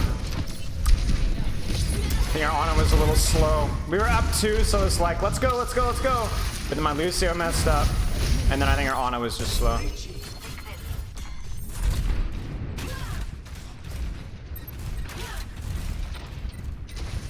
this winnable? Don't think so.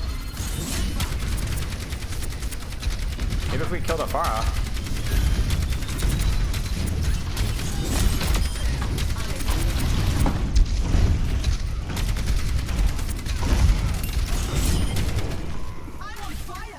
I wanted to put more prio on Pharah, which is obviously a kill threat here. Watch this, y'all. Watch this, watch this, watch this javelin. Okay, that was a little easier than I thought it would be, I'm not gonna lie. I was expecting her to be like in the air, you know? But it was not. Let's beat it.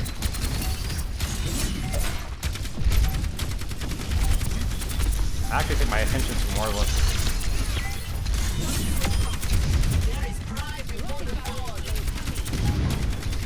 Yeah, I'm not gonna lie, the level of play chat is pretty darn low.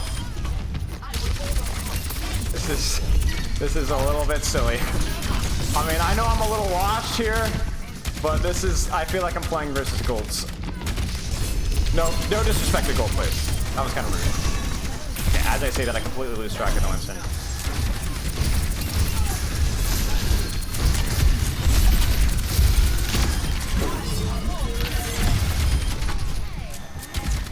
That was kind of silly. I mean, Orisa felt pretty good versus what they're playing, but yeah, I don't know. Whatever. Play of the game. This game mode is so stupid. So I guess that's good. Like, yeah. I mean, I think Orisa is the thing in the meta is it's like you're gonna outrange like every tank on the board. So you need to be probably taking angles to shoot behind shield because I don't think Orisa's shield break is like that phenomenal. I think you're able to, so you guys saw like a lot of my value kind of playing solo oriented. And then when I was brawling, I was always trying to like find a way to actually use a fortify and javelin to dislodge or disrupt. Like you saw me getting behind Ryan and knocking him in further while I had fortify on. That kind of stuff has to be better than what we were doing. So yeah, that was okay. Should have canceled fortify then ulted to get extra overhealth. Oh, I forget that that's the thing. I thought it was just a Ramatra. Okay, chat. Let's do this. Do you guys? Let me think about. Let me actually check something here. Let's do Ask Spilo really fast, and then maybe we'll play some Overwatch if you guys want. Maybe we'll do some Overwatch. Let's just do Ask Spilo really. You know, actually, let's hold off on Ask Spilo. We're already on the gameplay roll, so let's do this. So. Let's do this. If you guys, you know, I want to play Overwatch, but I'm trying to find out what would be a good way to make it educational or interesting. There's no way these players are high ranked though. Like those players, like there's no way. Yeah, dude, the silver. Is that silver? That's, yeah, they're just like gold players, yeah. Playing Overwatch. But yeah, but what? I don't know. Should I do like narrated Orisa gameplay? Maybe that would be fun. Just like normal ranked Orisa gameplay? Maybe? Thank you, Timothy. I think so too. Maybe we should just do normal narrated Orisa gameplay. Don't. Listen, I've only placed once. This is the reason why this is in gold. I've only placed once. You got it? No. And I was playing my 2 worst DPS heroes as well. Because I was trying to figure out how snipers are in the meta, and I'm just a horrible sniper. I'm not horrible, I'm just, they're my weakest. It's okay. It's not a skill issue.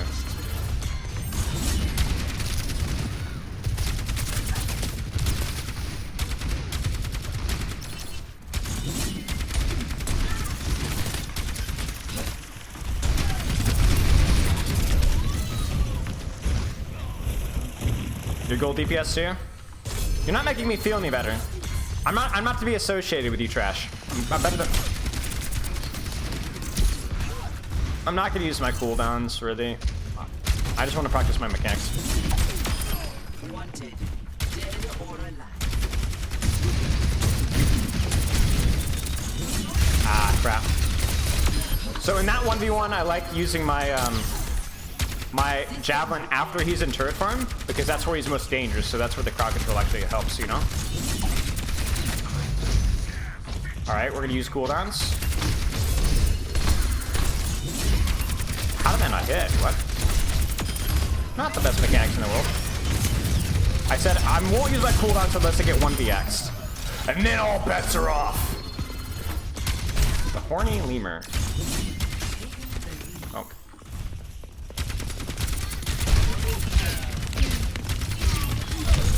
Ah, crap. Huh. Okay.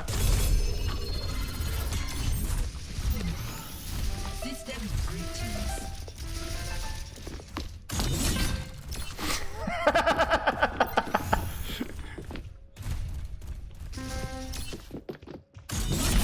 Oh, sorry, my bad. My bad.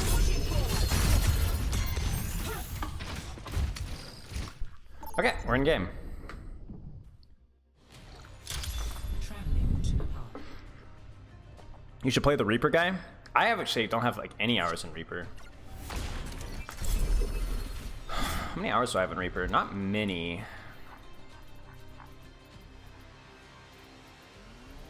Wow, I didn't know I had that many hours in Reaper. I mean, I've been playing the game for a long time, but these are the hours. And then the neckbeard level.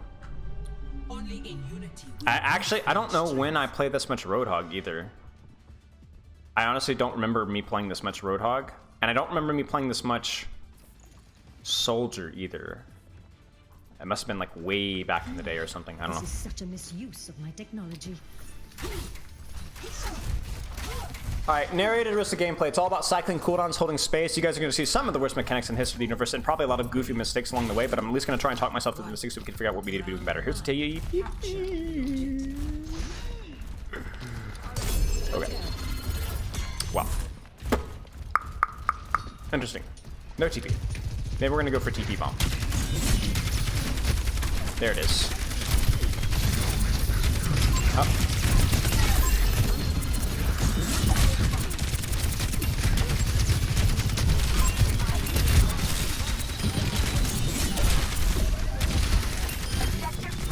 No cooldown, so I play cover. I might need to help my Ana. I should have helped my Ana there. So we rotated out, but I wasn't aware of that. Neither was our Ana. Right, I should have fortified. I should be okay though.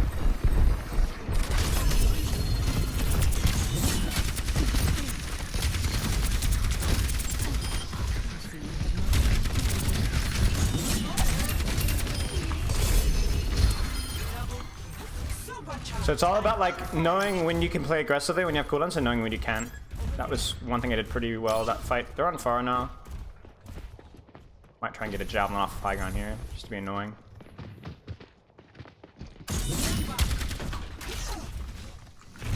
So I'm gonna be probably playing pretty aggressively on their backline at some point because they do have a pretty poke heavy backline. Whoops. So I might even just dive here. Let's just wait a second.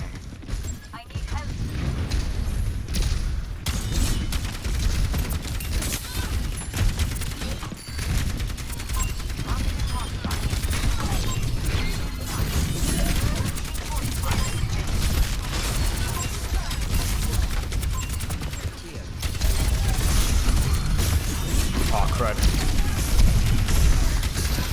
No shot.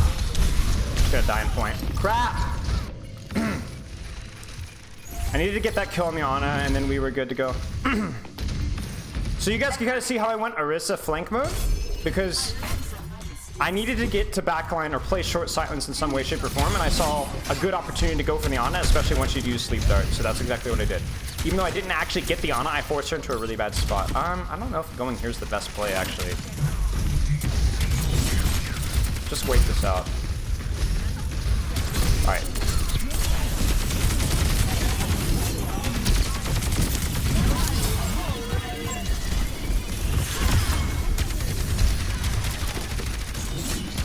Alright. Tracer first. What was that?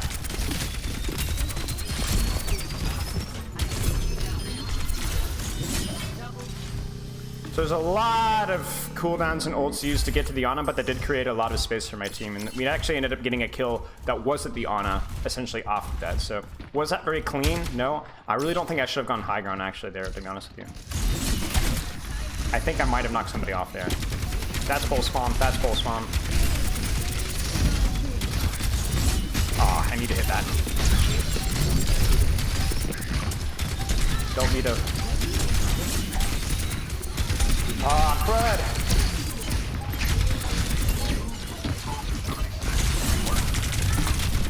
Ah, that's my bad. Woke up the Nano Ramatra. But you can see how like a lot of our goof ups happen on the rotation of point. The rotation of point is like really messy. Actually winnable. Ah, no. It's like, if we were not able to meet them up top, then we're in trouble.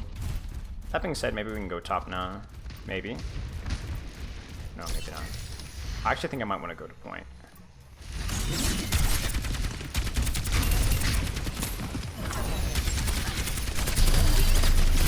Yeah, I've got older. Yeah, our Echo's already on the same page. Oh, I really need to help out our Echo. Now we flank.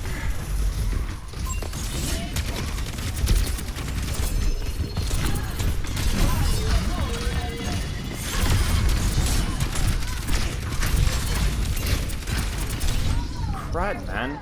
That was poor. I probably should not have flanked there. I wasn't able to get value out of it fast enough. Took too long. That guy's just pressing Q though, and it's like, oh gosh. Hero select screen. I don't think we can even touch. I don't want to leave the joint team chat. I want to hear people whine. Water drinking stream? Theoretically, you could spam. Yeah. 0 to 1. Yeah, ram ult is annoying. You just have to know that it's there, though. I should probably be doing a better job tracking ram ult so that I can help my team deal with it, because I have 2 cooldowns I can deal with it really well, and then also just my ability to, I can burn ram really, really fast. Because Orisa tank damage is actually pretty high. So, if you guys have any questions, just let me know. I'm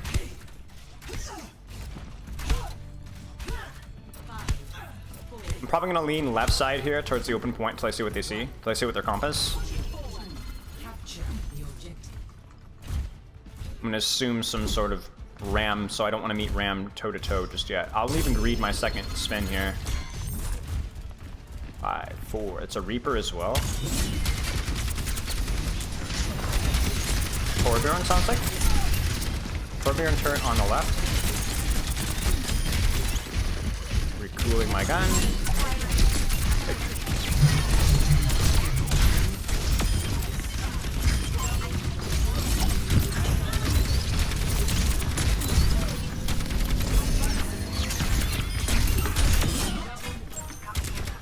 That was a really nice nade.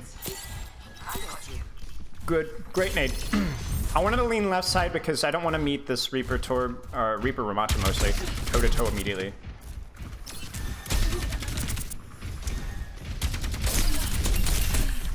All right, they're just holding that angle.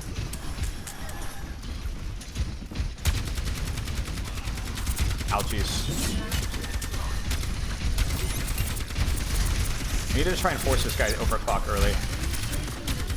Because Ana needs to get off the point. Get out, out, out, out, out. Right. Ah, crud. I didn't even get a chance to fortify, that's my bad.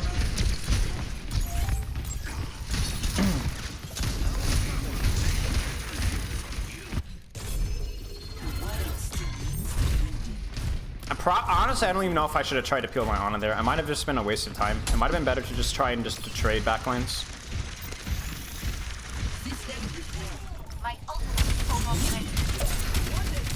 I might swing left here. I think we can get a break on turret early. Yeah. I don't know what I was javelaging there. I like heard Reaper shots and just like...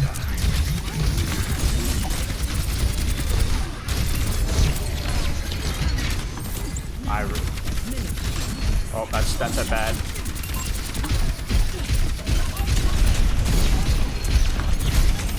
Oh! Darn.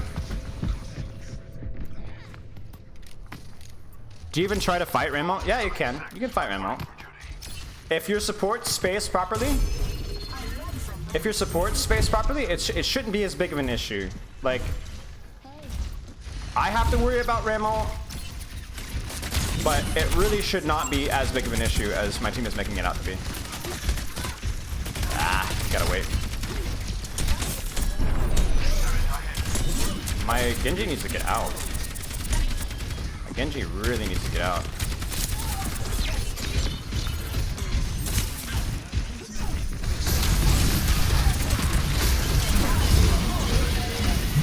Probably should not have done that. I really don't know what else to do, mate. Run, run, run, run.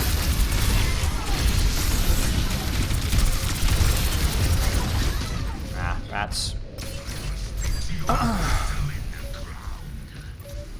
This will be good practice though, because when this is done, I can go back and look at the gameplay while we're in queue. I want to look at the fights, like, I want to look at, like,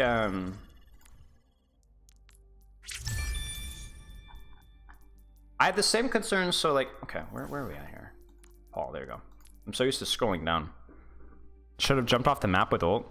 Ooh, that's actually wouldn't have been a bad idea. Do you want a 1v1? Maybe.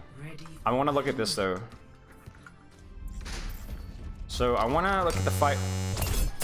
Oh, just please, man, please, Overwatch. Okay, I want to know. I think this fight went well enough. Fed a little bit too much here. That fight, we were just immediately down one. I missed my javelin there. That needed to hit. And then here, I'm like, oh shoot, my Ana's in a really bad spot. So I felt like if I could go in, I missed my javelin there. If I could boop him off, I actually just straight up missed the boop. It might not be that deep. It might be that I just straight up missed the boop there. Yeah, that's just a skill issue. So I actually don't think peeling there was the bad play, because backline on their end wasn't playing particularly aggressive, so if I tried to trade backline, that would have been bad. Alright, this fight was annoying to me, because it felt like we just died to air. So my weird air javelin here, because I heard Reaper shooting me, and so I channeled the javelin, and I'm like looking and I didn't see him, so that was stupid. Our Genji's in really aggressive. We get the Reaper Wraith Force, so I start to walk forward. And then they Valk and Ramatra, so I'm trying to wait out Nemesis and just play carefully. But my Genji just dies. Should I have gone in harder there? Let me look. I'm on my javelin. Cover usage was good. The javelin was good. Javelin should have worked. Yeah. So I think it was okay game in theory. Just too many mechanical mishaps where I'm missing my javelins.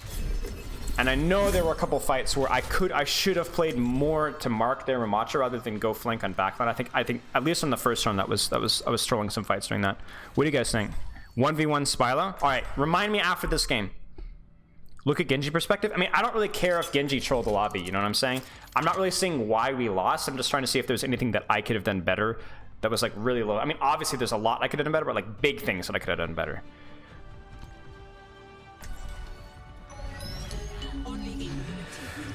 I think Spear, then using Javelin Spin away from Ramol is enough to time him out. Yeah, I probably should have done that at the end there. Yeah, maybe I could have comboed the Terra Surge there, yeah. I think as soon as I saw Genji dead, I kind of like checked out. But maybe that wasn't the play. Am I missing something here? Is this a new emote? What on earth? Alright, I'm going to try and clear top. We're on Ashe, Genji, Ana, so we have reasonable range. Keep that in mind. I hear Zarya, so I want to avoid Zarya at point blank range. We are going main, so I might need to drop soon. There's both bubbles. Cover, junk. Cool my gun.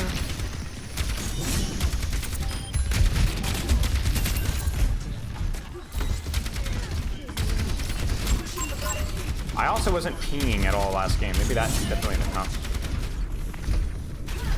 Get a little bit of scouting here. There's no CC, so I don't need to worry about getting booped here. Crud, man.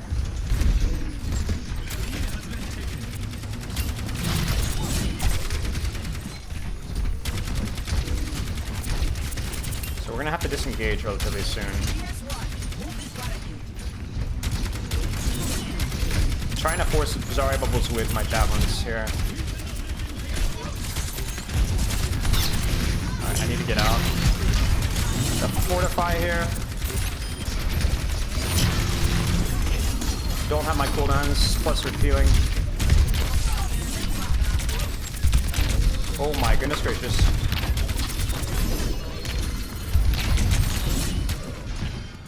Oh, that was like, if I'm just a little bit mechanically better there.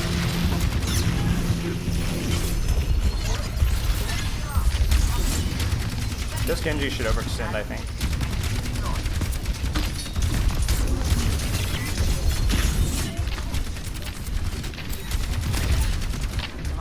Might flank here.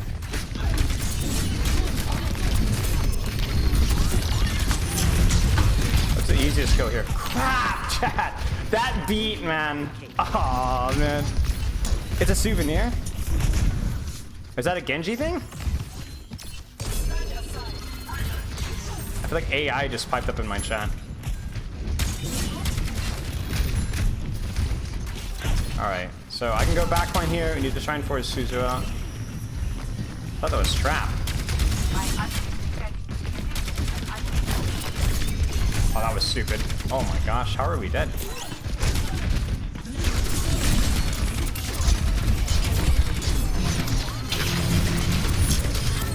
Trying to not die. Trying to not die.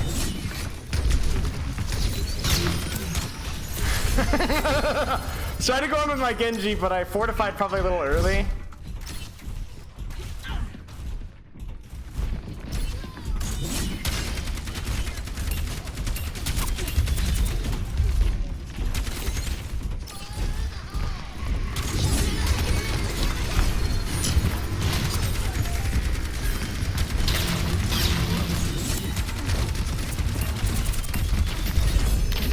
No bubbles.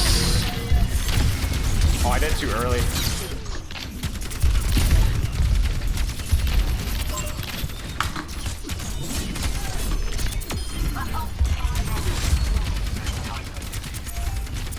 Just back off a little bit.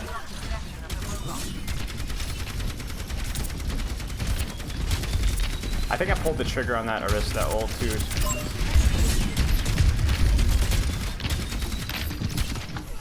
Huh. Overextended just a wee little bit. There's the bubbles.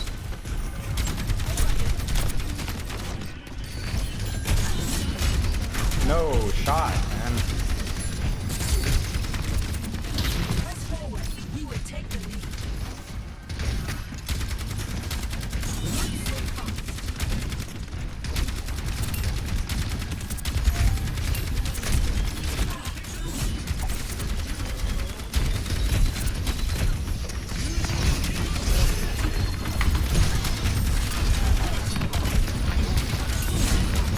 Bro, double bubble.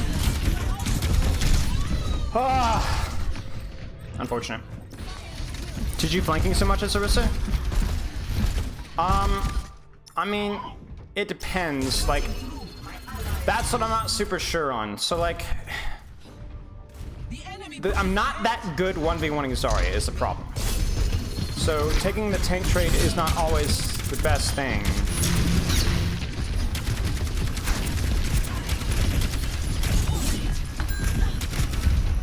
Man, ouchies. Oh man, I just fed there. That was my bad. So they're gonna have a lot of ults next fight. Oh, maybe not. Maybe not. Maybe not. Maybe not. Maybe not. We can ult this right now, actually. I don't want to stagger here, but also at the same time, we did get a kill.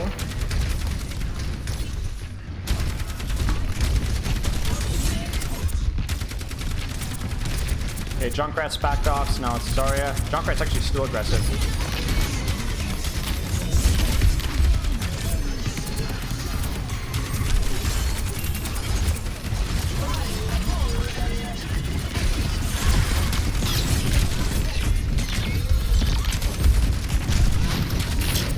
Oh, man. This one is going to be one to watch.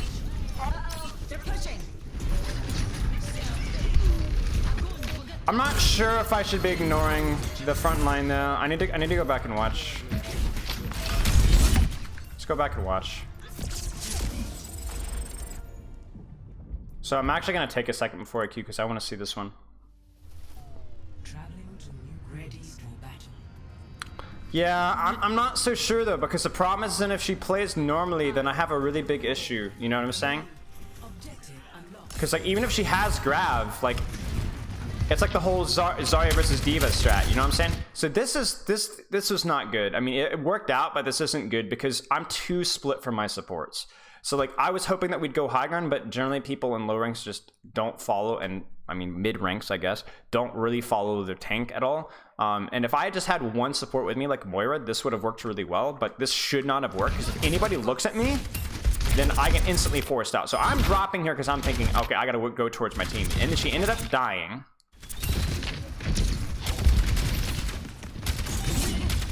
That javelin's, I don't know. I feel like that javelin's probably not, I think I probably went for too many RNG javelins. If I focus a little bit more here, and I had javelin for like anything directly in front of me, that probably would have been better.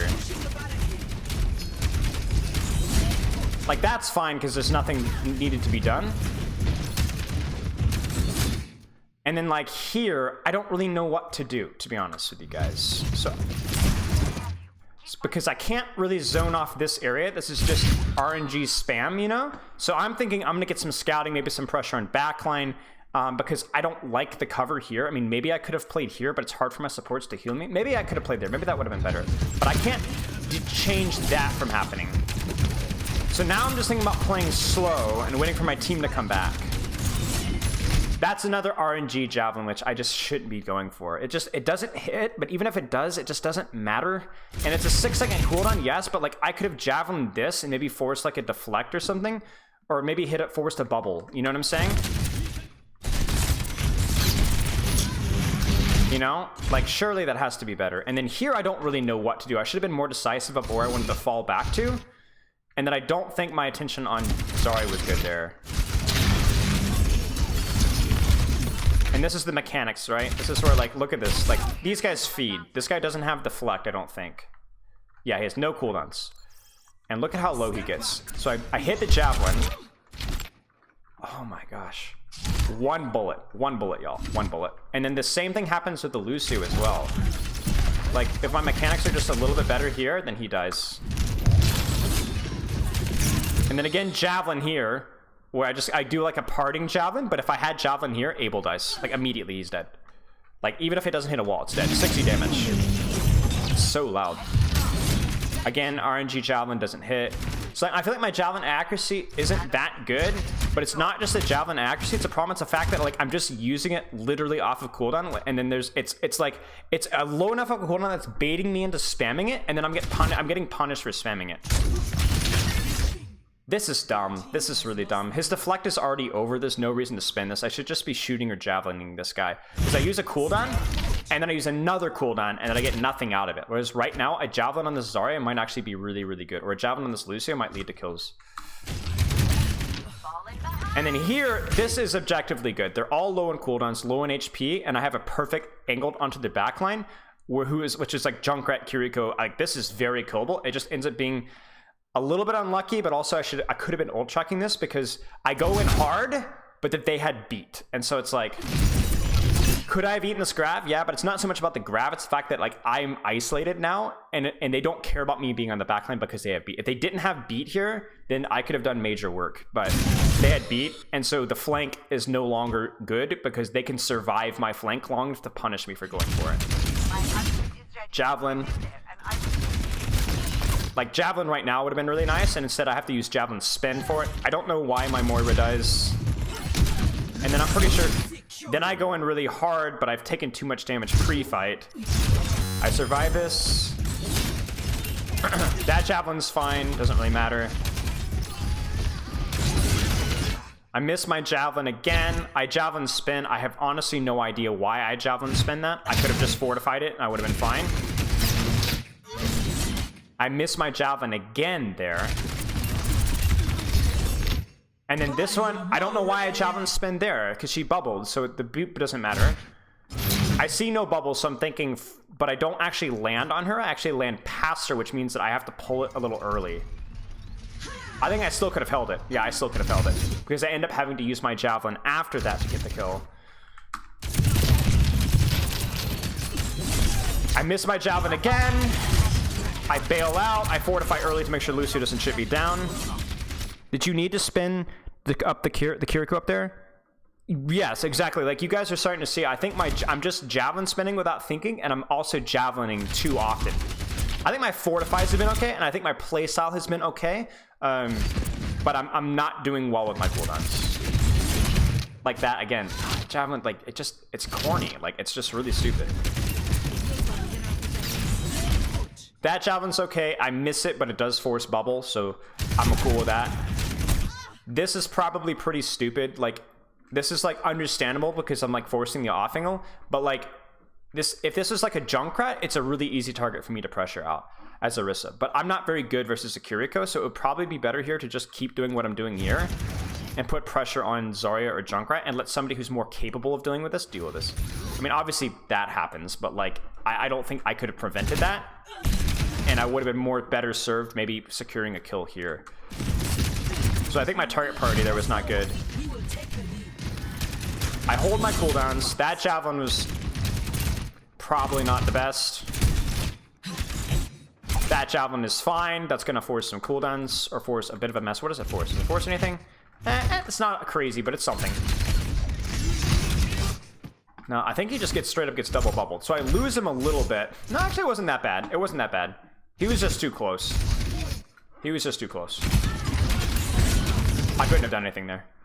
I thought that I could peel off the Genji because I thought he'd overextended. Because if you look at him in comparison to his team, there's like this decision about whether I go for backline or whether I peel the Genji. I think peeling Genji here was reasonable, but I guess I should have thought about Zarya bubble.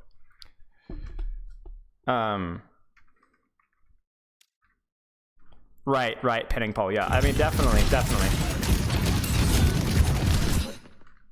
And then I should have decided to die in cart. I tried to die in cart, but I think I could have gotten a kill there faster. I think this, I'm pretty sure I just feed here. And this is where I'm not really sure what to do. The Junkrat's spamming me really bad. I just wonder if just shooting the Zarya would have been better here. Maybe with the longer cooldowns, it's not too bad if I play like here. You know what I'm saying? Because it's a better range. Because I'm trying to get pressure here, but I don't feel like I'm doing anything impactful. That's a stupid Javelin. Like, I didn't actually do anything here, and the Zarya is allowed to take too much. So maybe I was respecting the Zarya a little too much. And I actually end up dying here because I'm greeting my cooldowns, and I don't realize how low I was.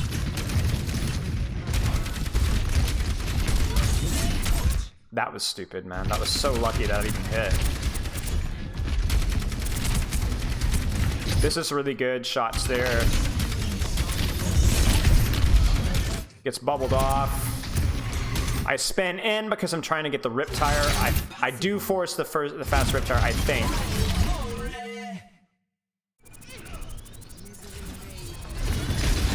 I hold as long as I can. I don't get anything with it. Okay. Yeah, I think main thing is just Javelin spinning when I should just be shooting. And then just Javelining I'm spamming Javelin a little too much. I need to take a chill pill with that a little bit.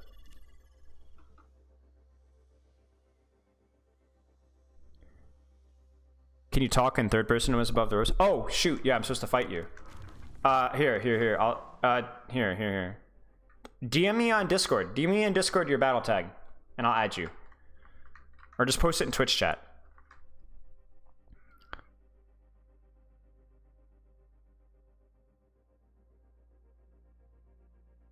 I think my cover usage could also be better as well. So one thing that A10 is always really good at is his cover usage is really good. So What's an example of an ability that you want to spam? I don't know. Like, there aren't a lot of abilities. Like, I think the thing with my javelin is I did want to spam my javelin, but it was like just a little too much. Like, I wasn't putting quite enough thought into it. It has been DM'd. Got it. Okay, let me get this set up then. Sent you a request. Chat, what's the 1v1 Seda lobby again? I need to save that. Wait, I actually might have that saved. Presets. Seda, I think this is it. Did you accept? I sent the friend request. You're not showing up.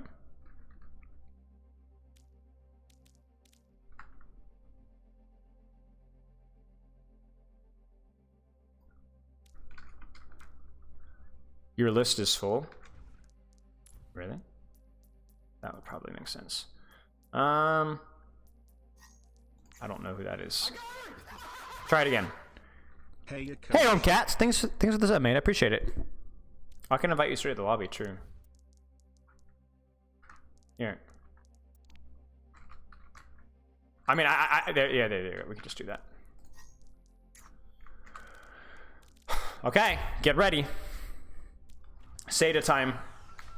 Now arrive full. I am the greatest, so... Oh, Echo? My worst hero.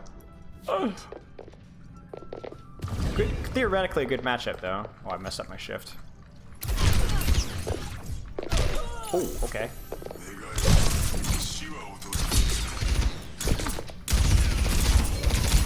No!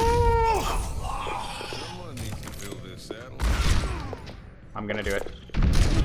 Holy crap, dude! Chill out!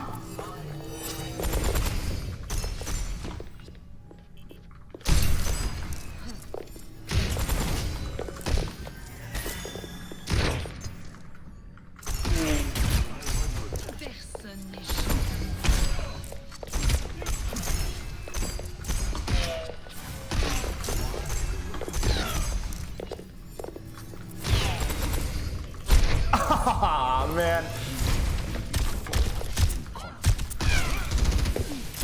Oh, you're gonna be one of... I hate when people use that thing.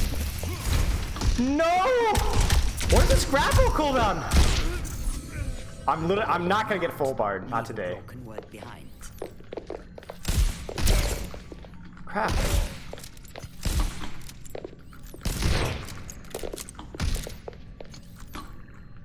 Oh my gosh. No.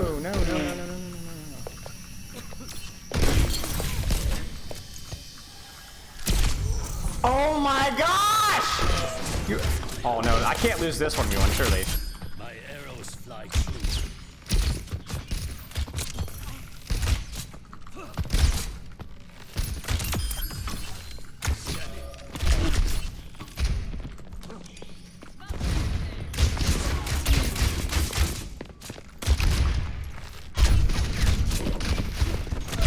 Oh no.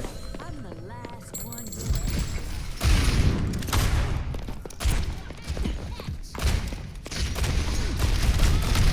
I'm horrible. No. No. I aim to devastate.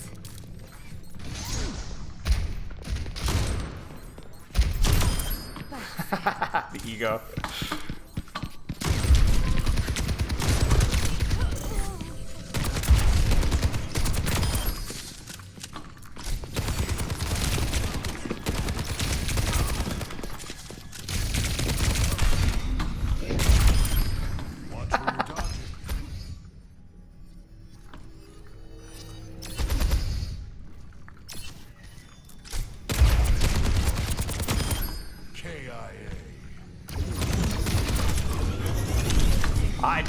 Just horrible.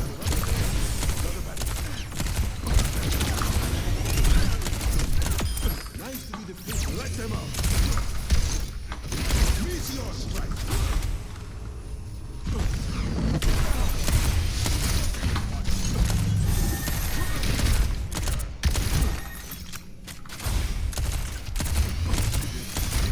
Don't you love this position? No way I lose this. This is is why you hire. Wow, this hero is so stupid in this road, I'm not gonna lie.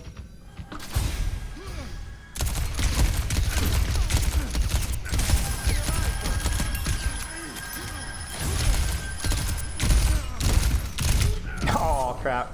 Oh no, this is not gonna be a good 1v1. What is this guy doing?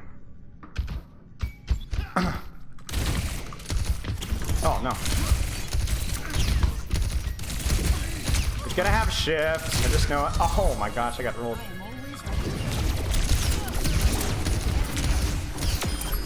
That took way too long.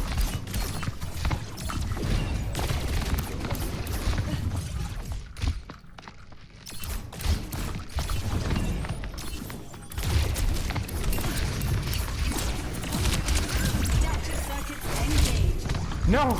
No! Oh my gosh! I have rolled right at him. Oh, dang it! I'm literally walking in a straight line. That was horrible.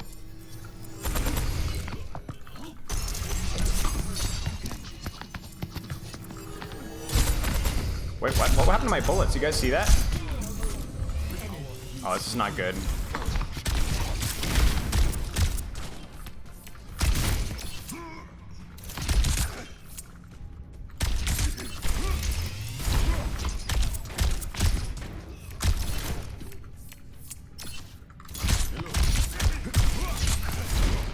Right, I can't get it. I can't get it. No. No. Play of the game. No, no, no, no, no, no, no, no, no. Good game, mate. That was fun. You popped on Widow, mate. You absolutely brutalized me.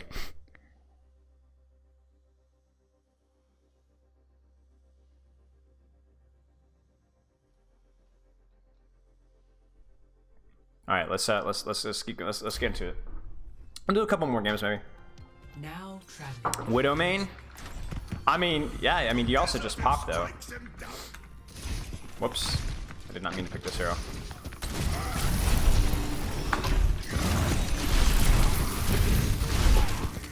One, two.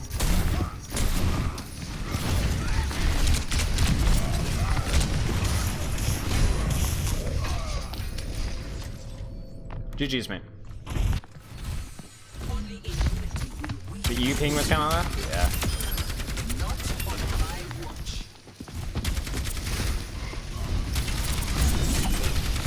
There you go, buddy.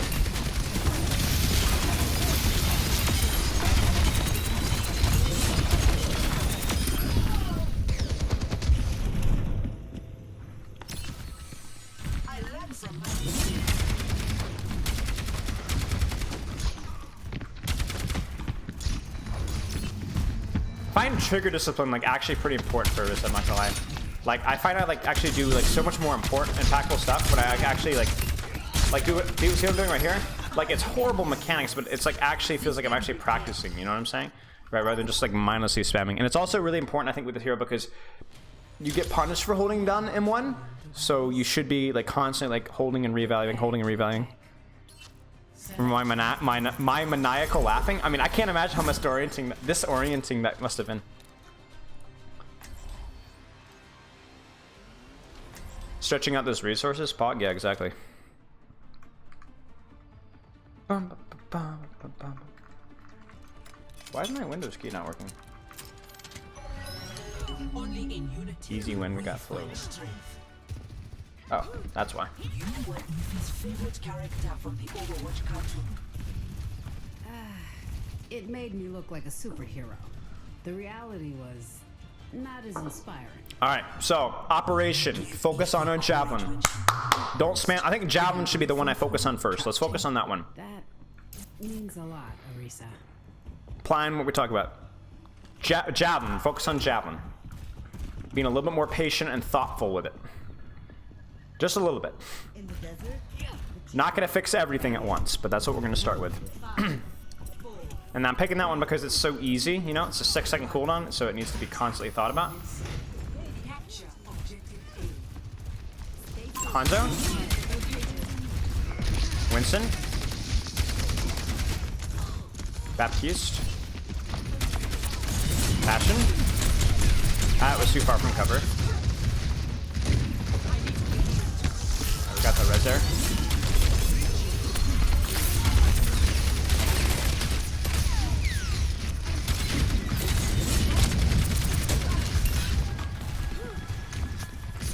Sonic turn.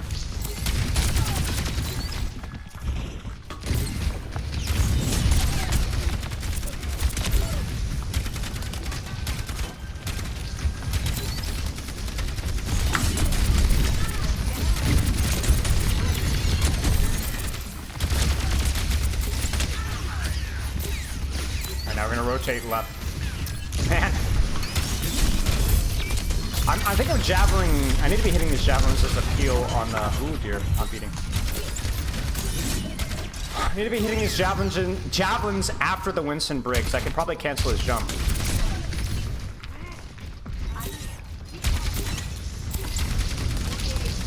I don't want to go high, I don't think. I need to go right, I think. Alright, here we go.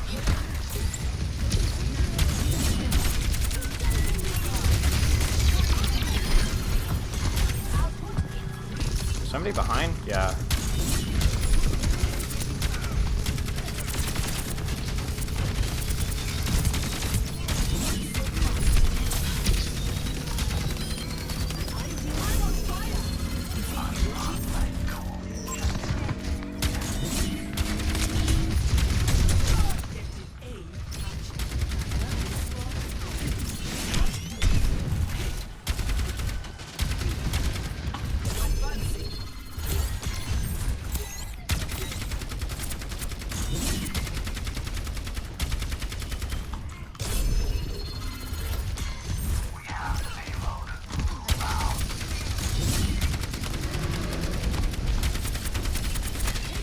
Get out.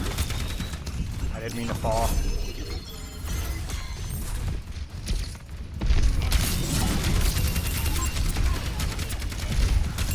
Oh jeez. Oh, I can't make that jump.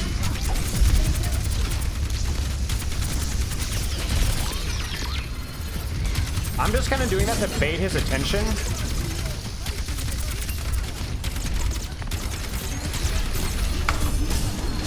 Our echo is like crazy, man. Oh wait, where's our Ana?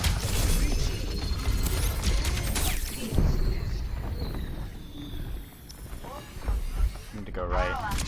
We need to help our Reaper.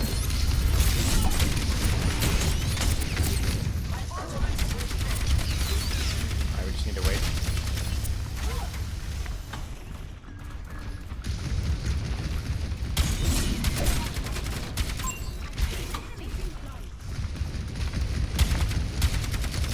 We can definitely. I can't make it. Crud. Oh, that's really bad that I gave that up, man.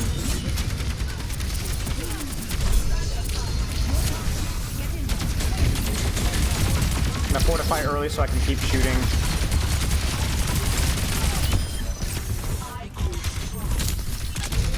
Oh, wow, I'm dead.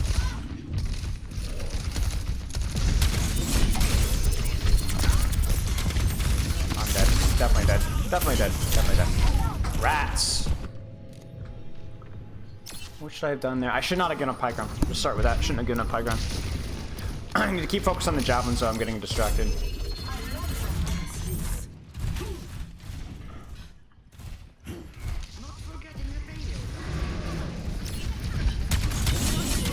You guys seeing that like double javelin there? What's going on? I don't know if it's ping or what.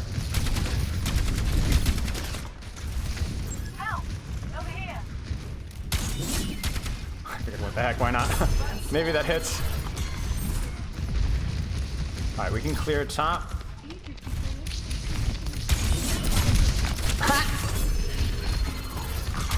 Get down, Mr. President.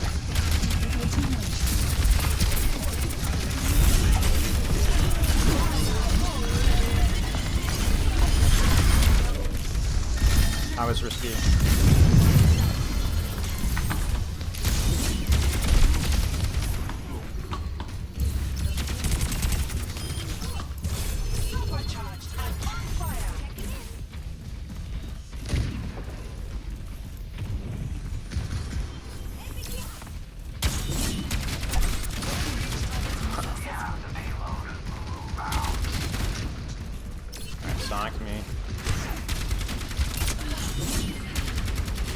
I can spam it here, it's okay.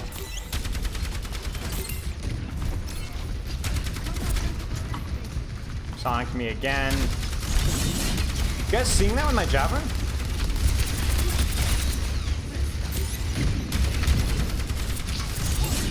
That javelin was not what I want to do. That's the opposite I want to do. I need javelin now, for example, you know? That was good javelin. I'm gonna walk forward aggressively here. Oh, they're all up here.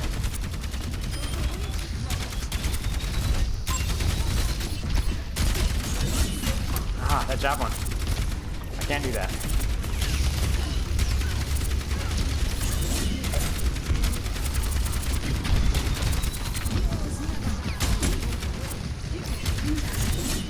Again, really gotta fix these javelins.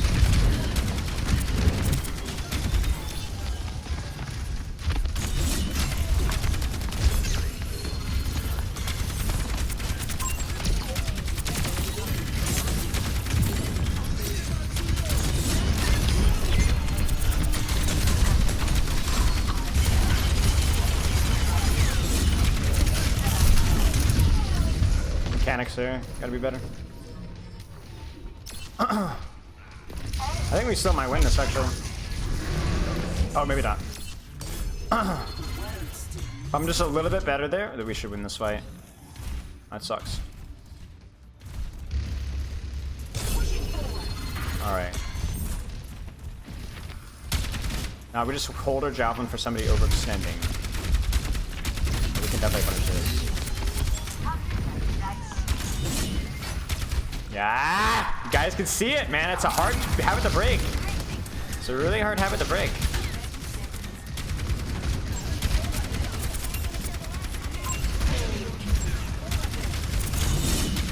Oh, I gotta hit that one.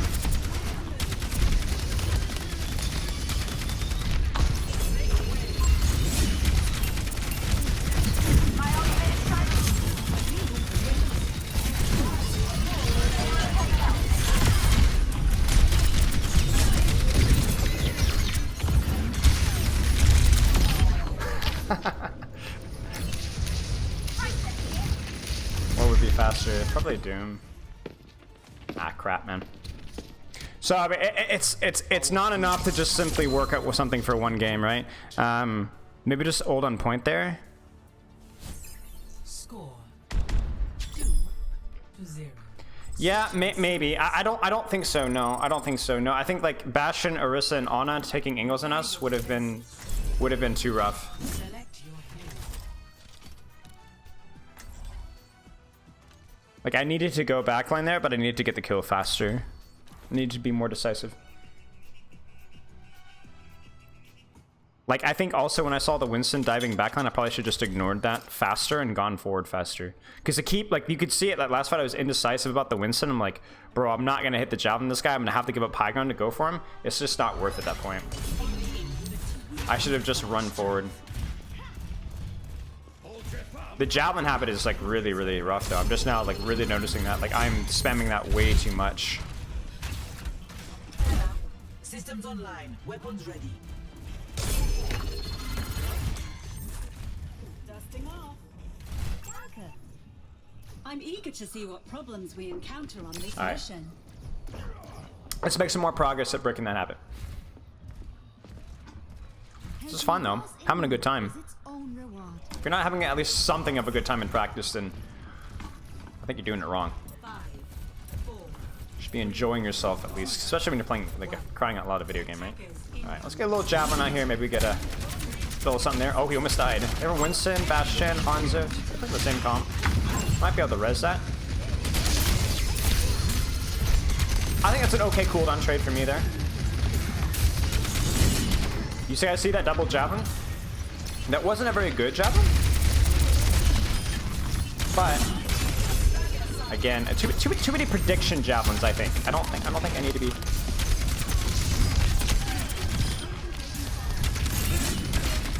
That javelin was fine. It almost hit it. That's just a skill javelin, you know. High risk, high reward.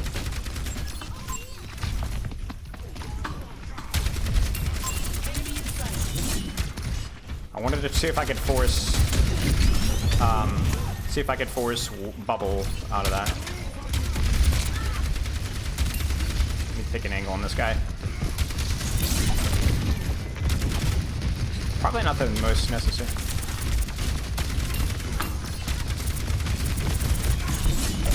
That was a good javelin.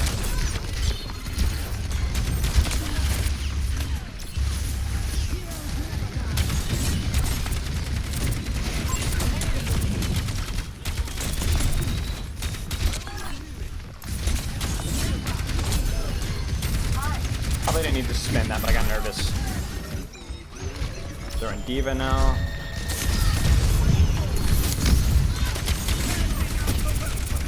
Nice.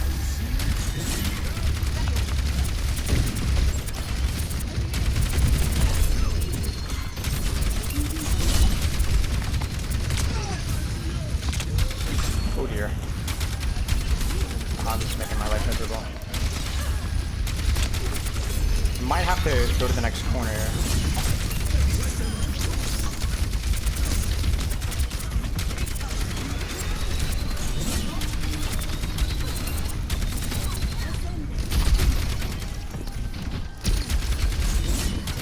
Nope, shouldn't have done that.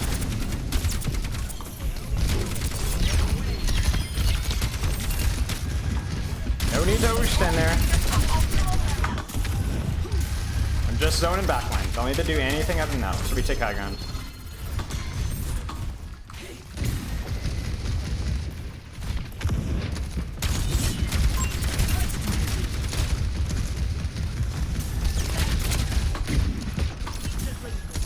I don't think we're in good angles to control the space. I need to get out of here.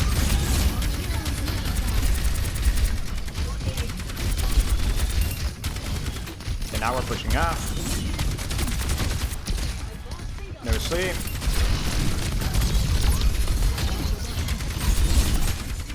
Oh, our echo's really in.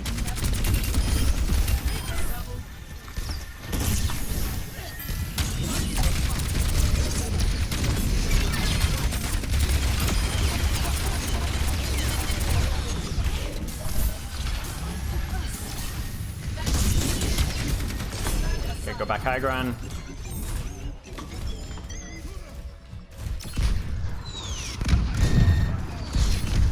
Nice. Is that a swap? Oh, jeez. Oh, jeez, I gotta get out.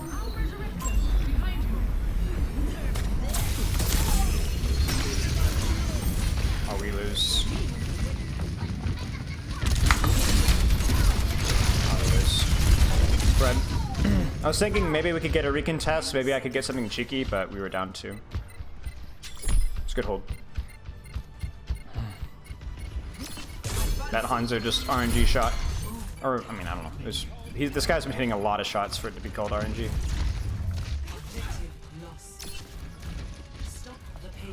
Man.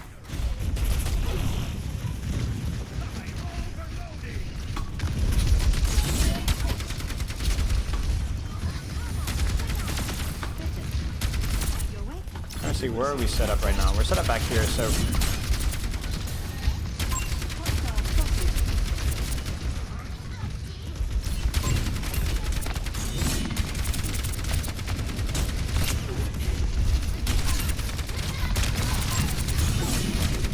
Nice. I might actually take a fight now.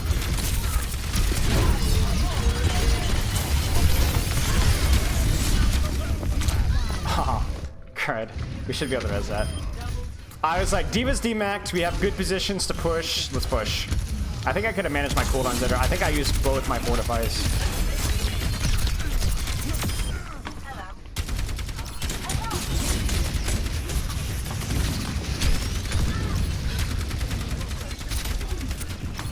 Where are my supports? Spamming my javelins too much. Remember, I gotta focus on javelins. I'm about to retake high ground actually. Are we taking high ground? Yeah, we're good. I think so. Yeah, we're good. I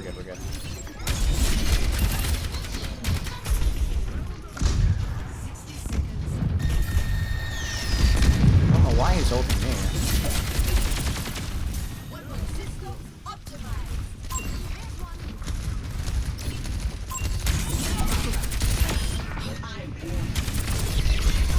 I really do think that's a good cooldown trade for me to hold this position.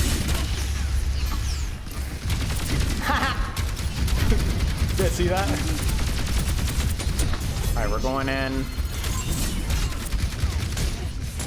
With a copy, so.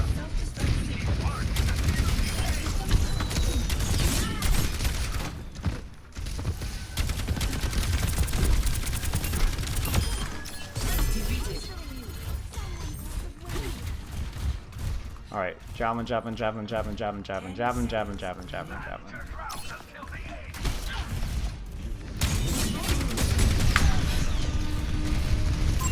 Our echo's really in. Wait out the nano a little bit. I still have my fortify.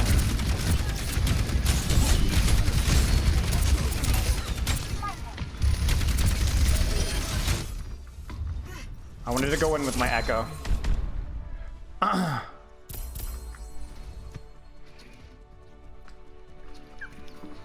Javelins were a little better in the defense. I think I played pretty good, but I think the javelins would.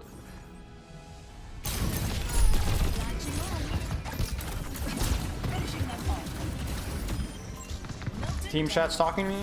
Whoops.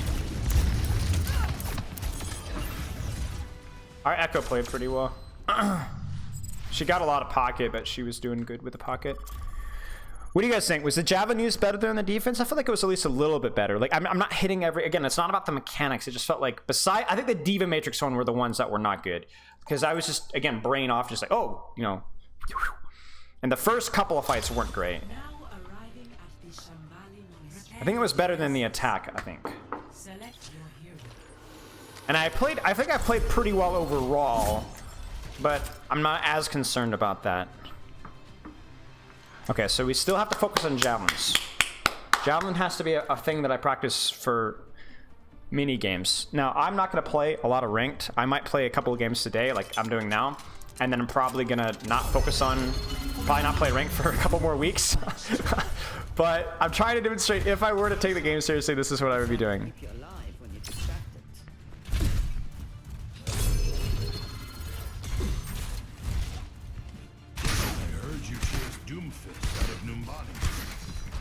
Making a coward run is no challenge.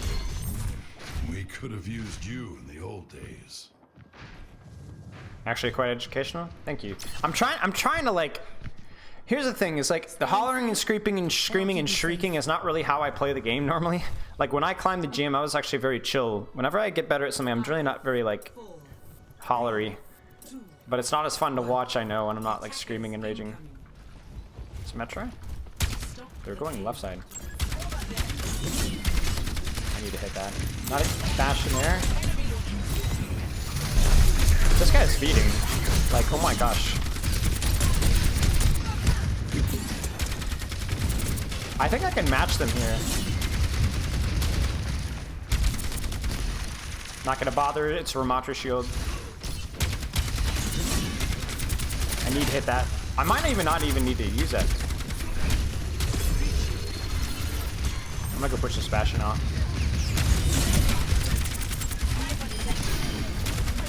I think they're on a Widow. I need to get that killed, my.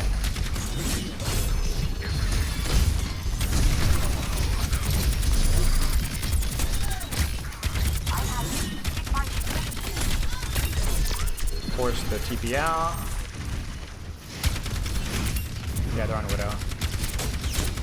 I'll start here, but I might be looking for an excuse to go left. Something's going on over there.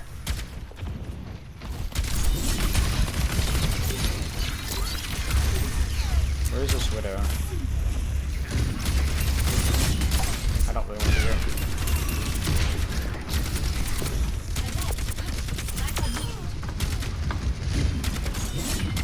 I shouldn't have used that.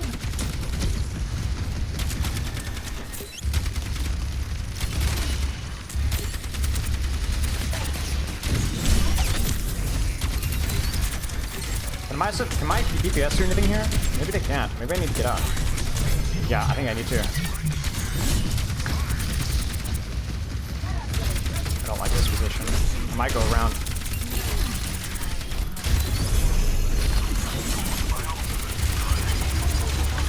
I messed up. I messed up. I messed up big. I messed up big. I messed up big. I messed up. Ah! Crap. That was stupid. I should have gone around the flank on the window and flanked backline. Or at least soft pressured that. That was stupid. I messed up.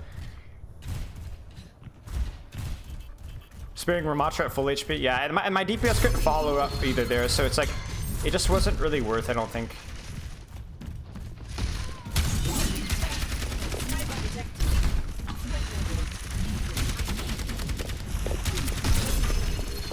I really didn't want to lose more HP there.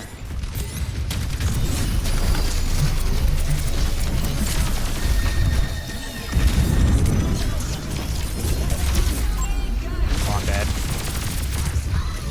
Crap. I think I forced the engagement there. I'm missing too many spears and ram. All right, let's go. Javelin, javelin, javelin, javelin, javelin, javelin. We can't touch. That's okay. Maybe I can help these guys out. Case in point. What was their soldier doing? Is he stuck?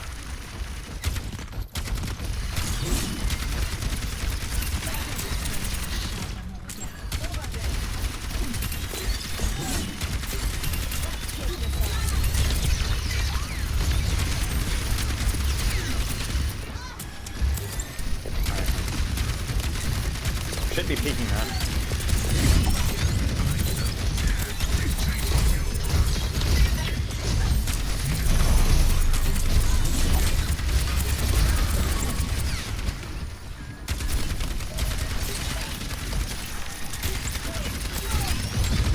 There we go.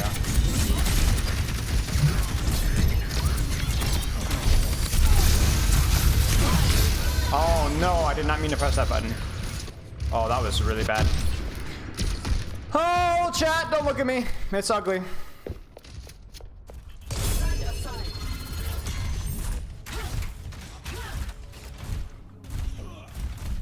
Huh.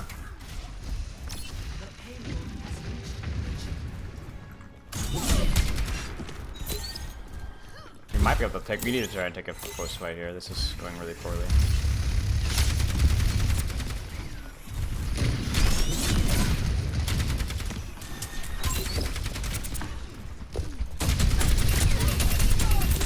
Matra's AFK.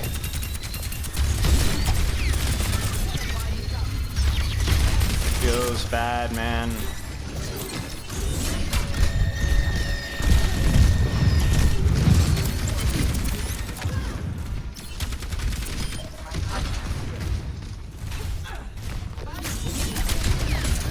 There's Suzu, 3, 2, 1, and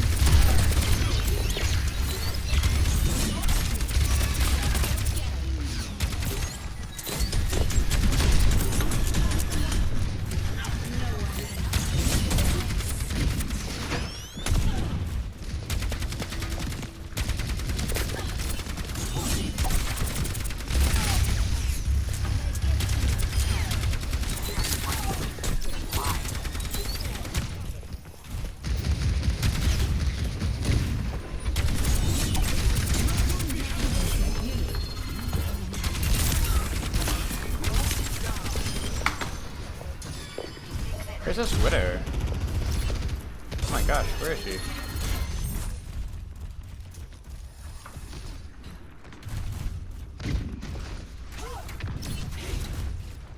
Alright, well he's back.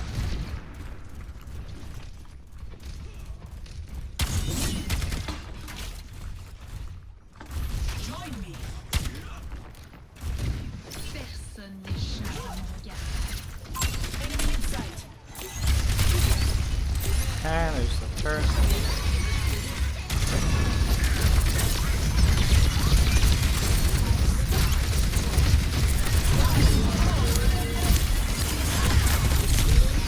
I don't actually know if I should have ulted there, honestly.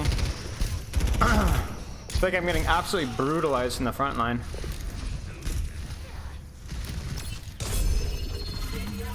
Bastion is just destroying me.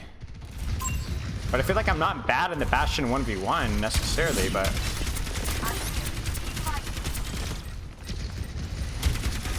I need to go. I need to get. I don't know, honestly. I'm not sure. I think.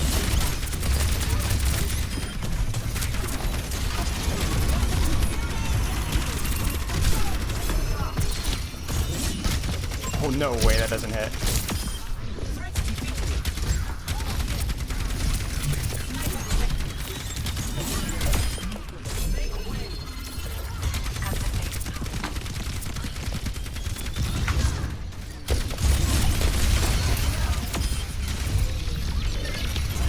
Oh my gosh.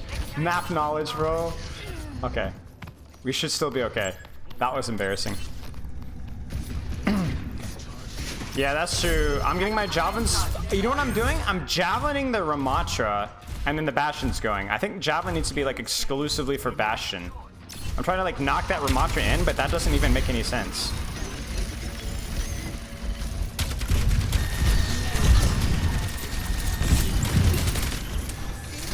All right.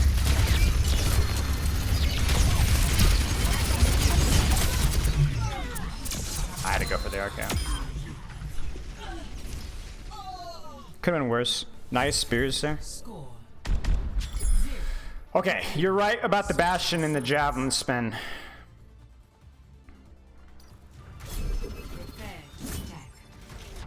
Select your hero.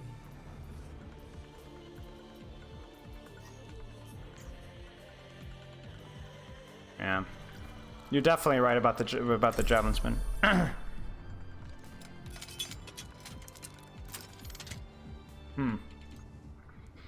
So I need to stop trying to knock the Ramatra in when he's overextending, because he's not always necessarily overextending. I'm misreading it, and so I'm booping him in and costing me a cooldown just to put him in a situation where he can punch my backline. You're hard to keep a scope. It's not. I'm not trading my cooldowns well. Always so unpredictable. Oh, I'm sorry. Don't be. It keeps me sharp. Let's see if I can scout a little here. I think I hear Bastion. I can't imagine they change up comp-wise because I felt like their comp was doing quite well.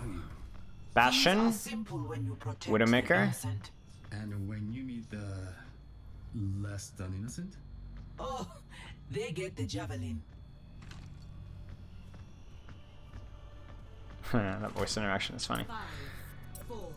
Yeah, I mean, Ramatra's most dangerous up close, but I'm thinking that he's overextending up close, like I would boop in a Reinhardt, but he's not.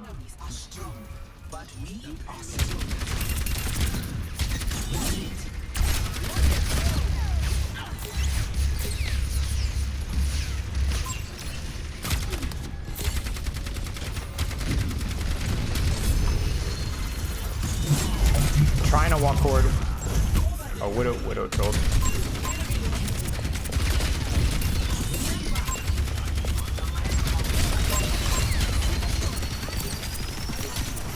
Oh my gosh. That was so bad. For really both of us. Oh, bless me. 3, 2, 1.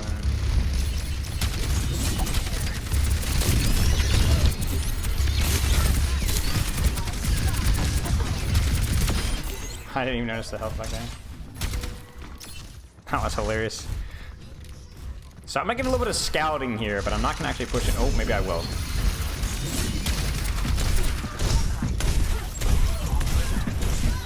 Got his Nemesis form out.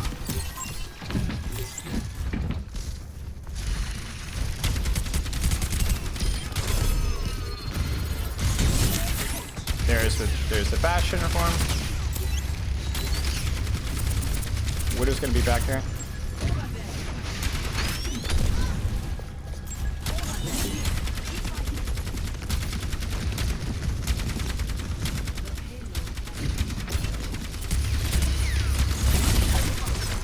Ah, that was bad.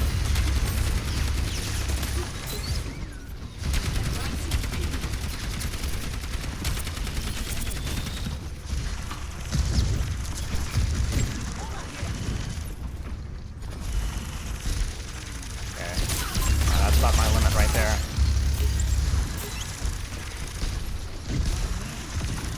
No one can hide from my sight. I wonder. No, I don't think I should.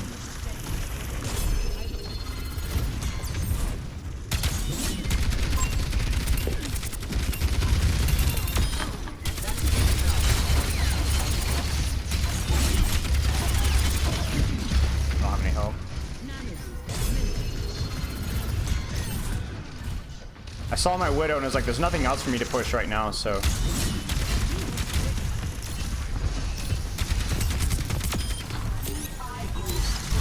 Oh, he's here. Crud.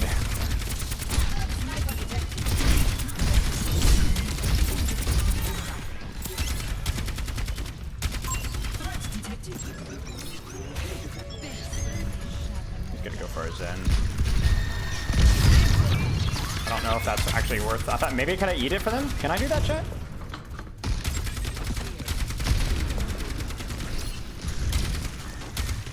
I don't know what to do now. Maybe hoping they overextend a little bit.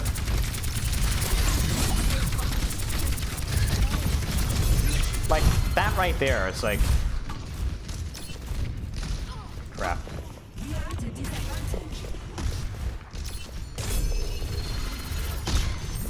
Bro.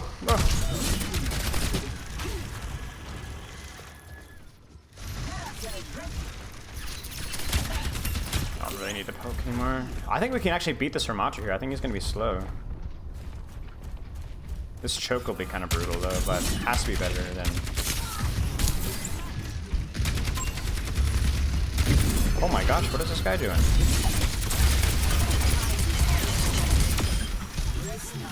That was as smart as that guy has been. That was one of the decisions. Touch cart.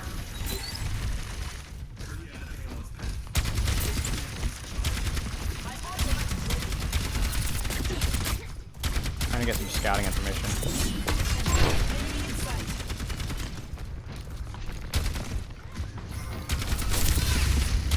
They're gonna have our mantra ult. Nice.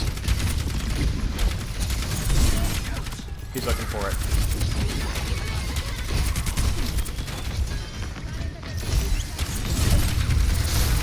There it is.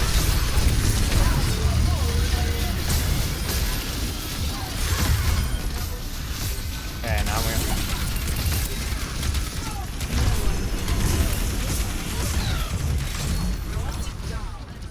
Hate this hero so much.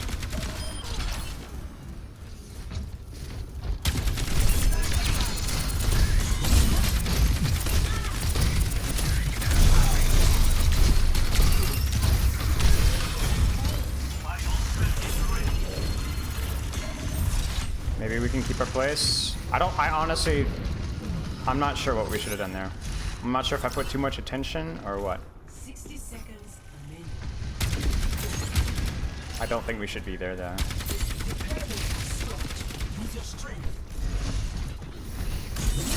Oh, that was dumb. Get out of here, Zen. Get out of here, Zen. You're here. Oh my gosh, guys. Ah, it sucks.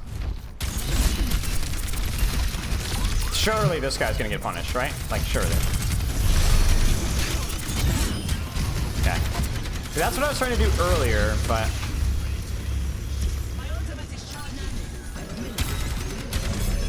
I'm gonna try and help him as best I can.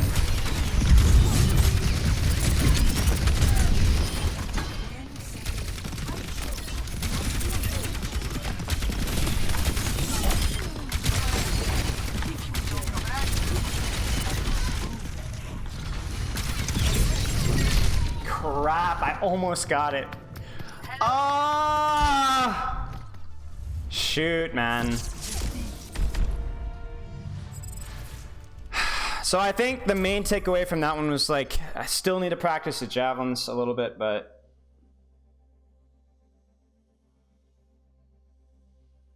as soon as you stop forcing the block there, he goes in your backline for free. I don't think the backline trade is worth it into Annihilation. Yeah, like, you could be right. I'm thinking like, why do I even go for it? But then I guess if I stop him from blocking, then I don't know, man. I don't know. Because I wasn't, the thing is like when I went for the backline trade there, the backline was too far away. You know, it was like Kiriko Widowmaker. So like, I mean, you saw it. It took me forever to like actually do anything. Part of that's mechanical, but you might be right. It might be better to just keep shooting him and just keep javelin spearing him back and back and back and back and back. My only thing was that my Genji went in, so I was like, crud, you know? Welcome to home. Maybe we can look at that fight actually, if I have time to.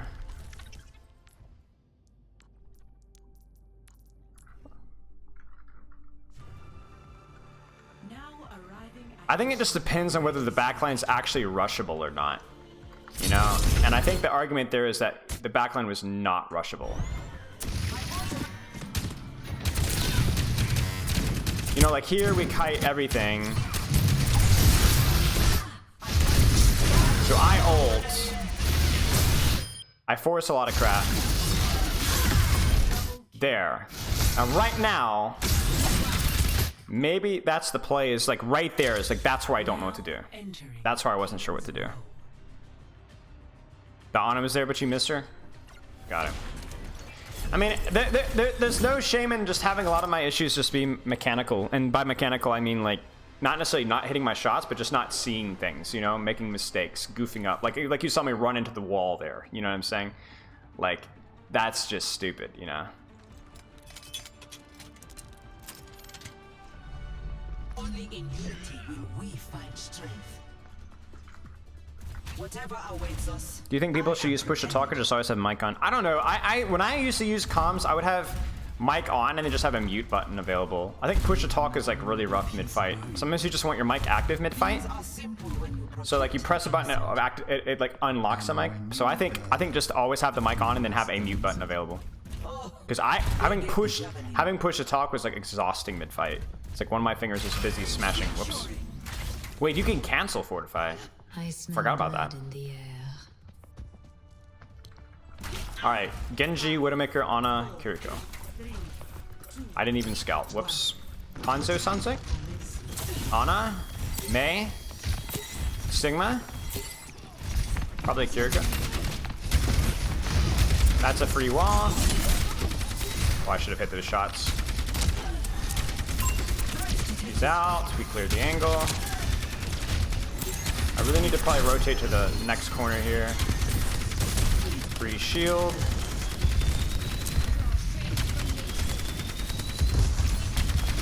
I honestly don't know if that was the proper play there, but I felt like it had to be good. Next corner.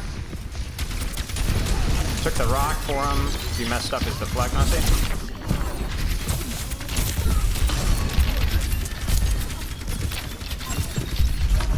He's not gonna die. I messed that up.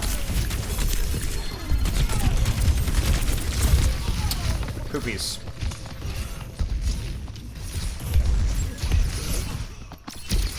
Ha, nice little ghost dash there. Genji's rushing things a wee little bit, but I think we're okay.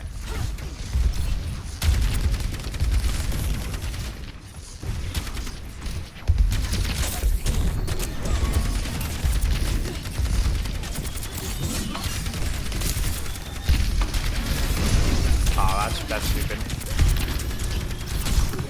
I'll say one thing though. That Lucio surviving sucked. That Lucio's still back there. Oh no.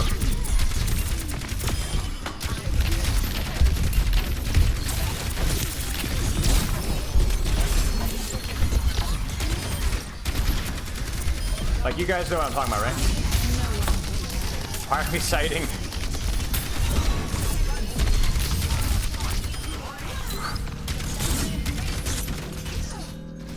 Like, when I put all that attention into the Lucio, and then he just survived, that was annoying.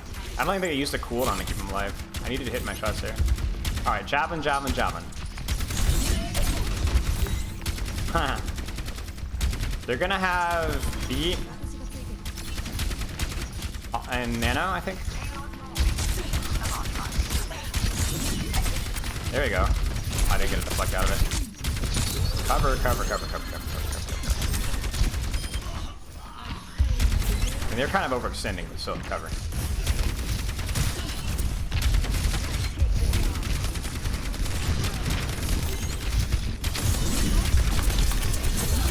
This guy.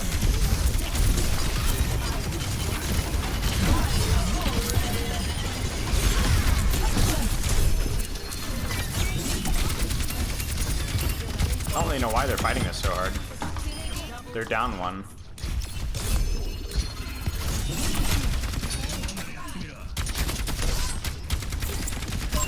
Oh, bless me.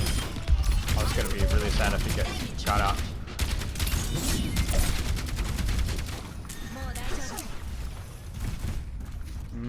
I don't think holding high ground here is probably worth it.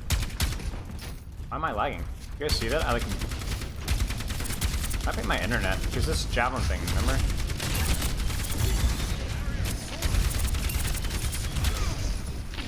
Don't know what they're gonna have here. Maybe Nana?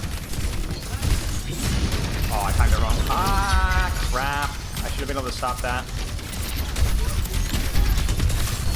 Alright, we're not getting out. Oh, that's Duke. We had 1, 2, almost 3 ults, and we just died to cooldown crap. I timed my javelin just, it's half a second too long. I was trying to, the shield was like literally like 1 pixel.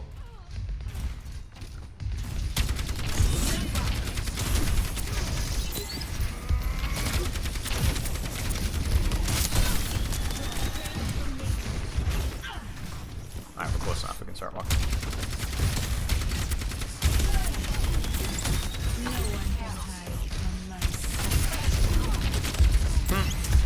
Wait, where was she? She up top? Uh-oh, that's... Oh no, she's not. She's just in the shop. She's gonna have...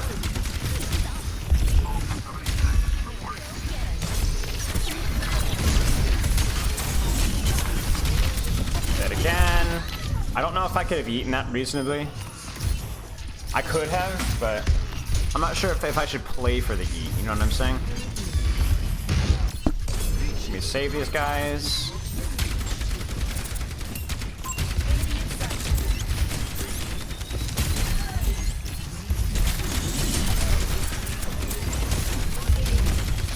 Shield.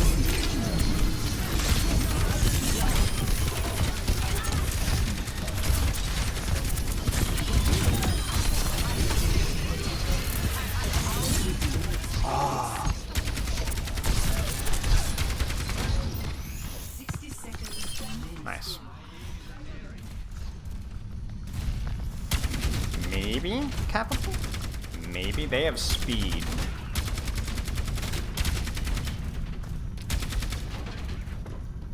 Maybe if I get a javelin here. Oh no.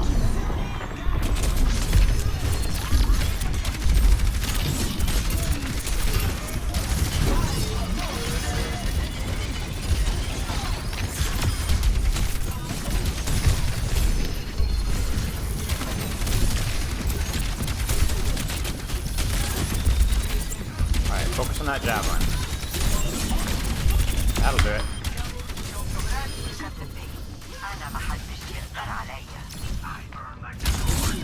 Oh, I thought he was gonna go for cover. Okay, you guys.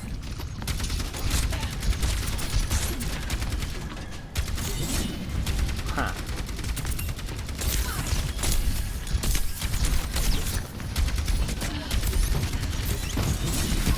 Oh, that's bad.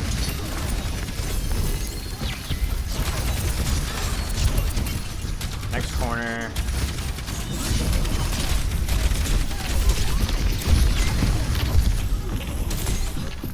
Nice healing. Trying to body block here a little bit.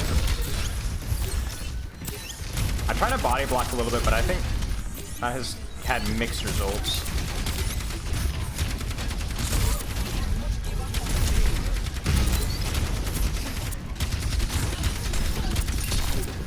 Alright, now we can look for a javelin. Oh, I almost got him. He might have Blizzard there. I got it. That was actually on purpose. Oh no.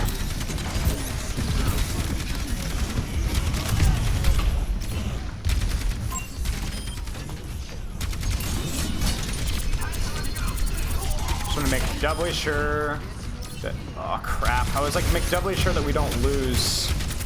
But then I accidentally abandoned my Genji. I was scared of abandoning my backline.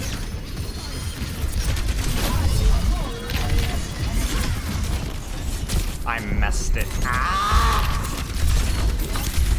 Mechanic DXE. Oh my gosh, that's some of the worst mechanics that I've showed on stream. That was also not good. But we did survive, miraculously. I want to focus on Mei first. There it is. Genji now. Nice. Now Ana. Now Mei. Nice. Now Winston. Nice. Winston definitely first now. Oh crap. Let's go for Ana now. I'm gonna fortify it for extra damage, because I don't think I'm gonna need it. Now Lucio because he's slow. No way, man. That is annoying.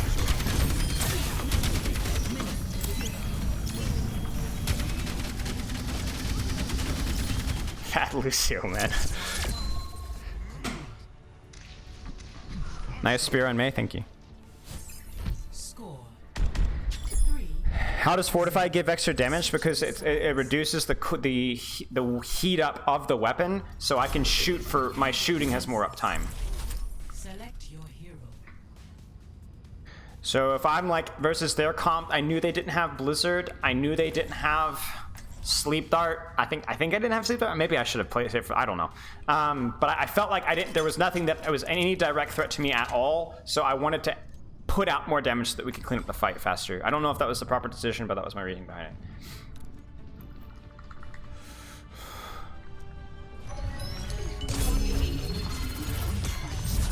Gold beats sleep anyhow. Well, yeah, if I can actually shoot the Ana, which I don't think I was, so I should have killed the Ana earlier, bro. Like there was some questionable mechanical moments there.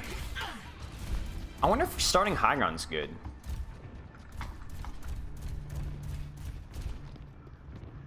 I don't know. Maybe not. Maybe not. I feel like maybe just like starting here versus some dive comps like with the Ashe, maybe it's okay. Hey, what's up? All right, javelin. I don't like having my time wasted. I like Orisa a lot. I know she's not pretty boring to play against in the mirror, but I do like her. Reaper, sorry, it's gonna be tough. This guy keeps baiting me into. Crap, I was gonna javelin him in.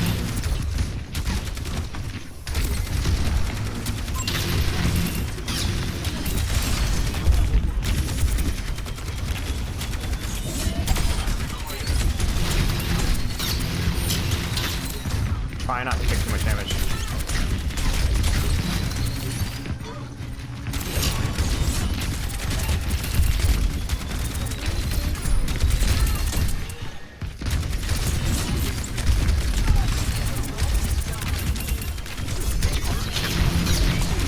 Oh, I'm dead. Corner. We're not getting damage done. There it is.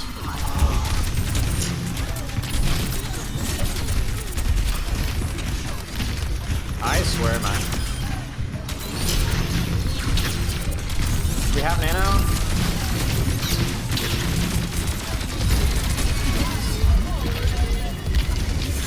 That was a waste. I should have known. In character ult, that was stupid because they were gonna get their amp speed and their whatever almost instantly. I think we got choked out of space too soon. That's why I was like, I'm wondering if we should have held high ground because like we got choked out of space like so fast and our Ashe was doing literally no damage at all. Like not a single lick of damage. And that's not even necessarily her fault. Like she just didn't have space to do so. But like, I don't know. What is this guy doing?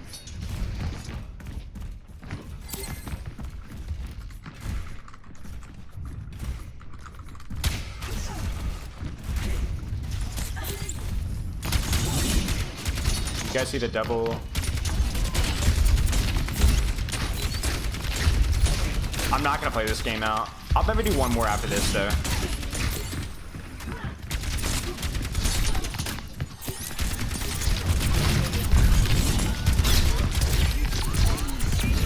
Nope. I'll play it out as if we had a chance to win, just for practice sake. But after that, I'm done.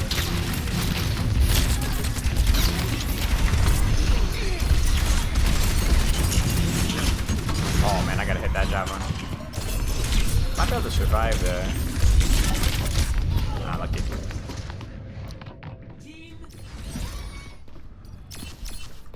Yeah, the Ashe just didn't have space. Like they got so low so many times, like so many times, and they just didn't die in first point. And I don't know.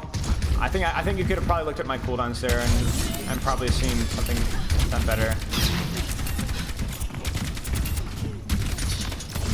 I don't know what I'm doing. I'm just using cooldowns. You can practice your javelins there.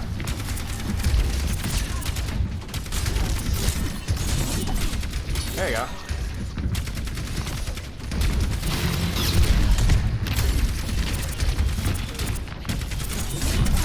Ah, canceled it. You guys see that?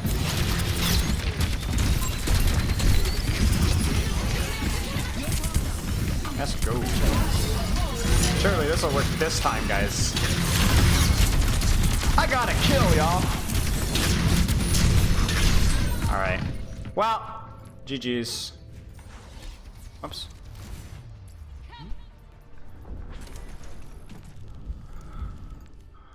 We'll do one more. They had a Widow, so maybe the Ashe. I mean, yeah, they had a Widow and they had like Lucio Zarya foolishness, so they just like sped forward. And so our Ashe's sightlines, she couldn't play short sightlines and she couldn't play long sightlines. It was kind of rough. And I don't think she was able, like, the only thing that you'd have to do there is you'd have to get like really good dynamite timing off of my aggression, but I don't know that she did. I don't think we synced up our nades or our dynamites well at all. That's okay. Still good practice though. I think Ashe Widow was fine. It's just that was like a situation where like we were not able to take the short. She was not able to like actually even take short sightlines either. Like the Zarya was just like solo zoning her. Hey, like this the combo of Zarya, Lucio, Reaper or whatever plus the Widow. And then, to be fair, they did swap off of Widow, so she could have coach gun up top again, but she didn't. She could have coach gun up top above point with the Kiriko, and that would have been an easy win. But I think she got stuck in the choke for too long.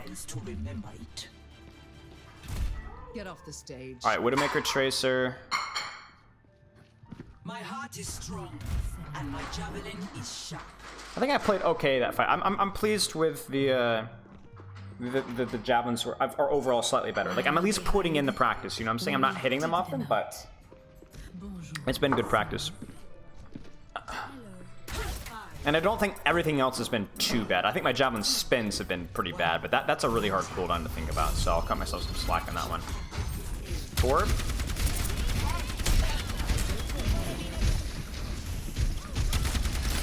Bad piece, Ramatra. Zenyatta. There's a Ramatra shield. We can just wait that out. Sounds like Cassidy, maybe?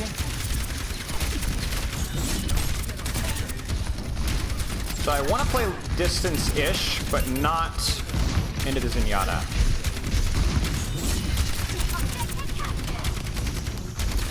Ah, she's dead. Okay, I was going to try and push up with her, but she's dead.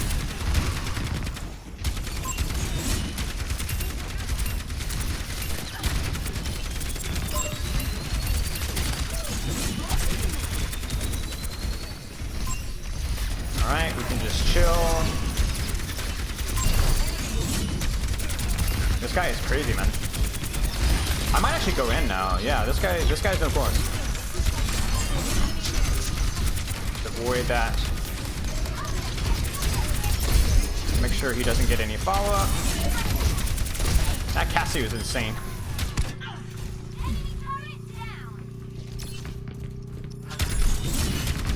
What?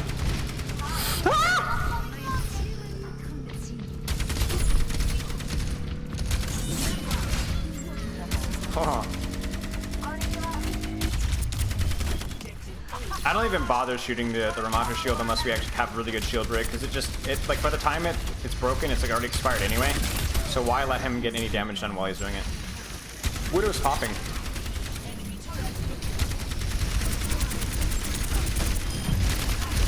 Died for sure. It's a nice little. Alright, I'm gonna go push up with my Tracer here if I can. Might be able to stagger this actually. Aw, I greeted. If we had gotten a stagger kills there, it would have been one fight territory. It might still be one fight territory actually, but now we're down in ultimate. So. I wanted to stagger those 3, and it was like, I just didn't think about lamp, honestly.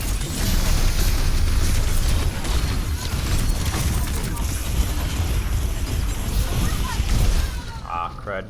I guess Kiriko wasn't with me. I don't know if I could have backed off there. I should. You know, it's kind of funny because this is where like, oh, we might still win this. This is where like ult tracking like matters so much. I will say that though, my death did mean that my team survived, and we didn't. And their Ramatra ult ended as well. Ha, Zen is destroying our Tracer. But like, that's where like ult tracking like actually matters so much. Where's the Zen? I can be. I'll be okay. I'll be okay. I'll be okay. No, I'm not okay. I'm not okay. We're not okay. Maybe we can hold high? Maybe? Maybe not. I'm ready to drop really quickly here. Man! Nice. Really nice pulse bomb from our Tracer. That completely opened up. Where is this?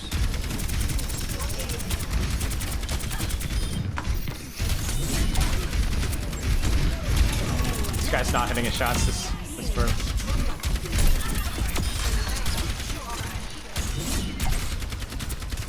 So what I was saying is like the ult tracking there, like if I had actually been paying attention and thinking about Ramatra ult, then I would not have been there where I was. So I was thinking maybe I could, yeah, we got it. I was trying to kind of feed a little bit to make sure they wouldn't touch. That was my excuse anyway.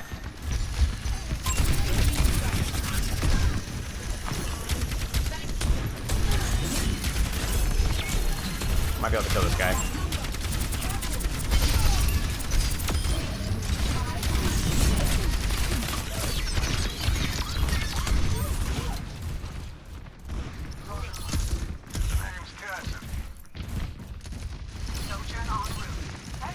We have Kiriko? We don't.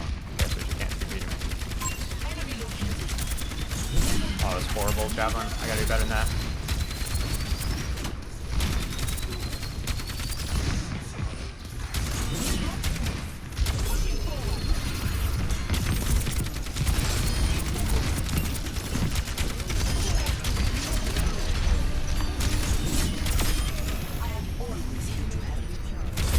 My Sojourn's 1, so I was scared.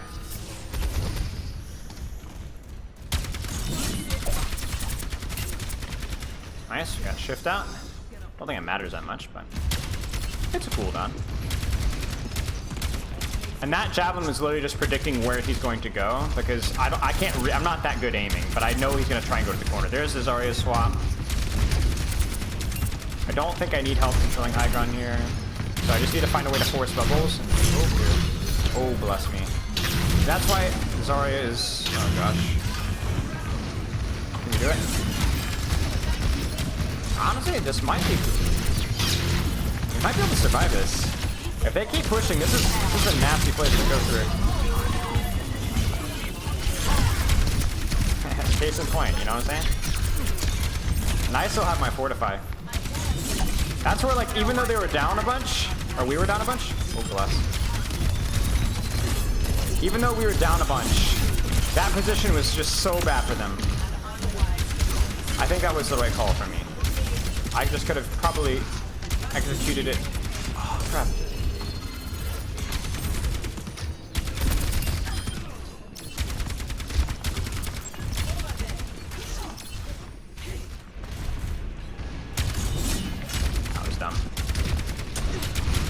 No cover here, this isn't gonna work.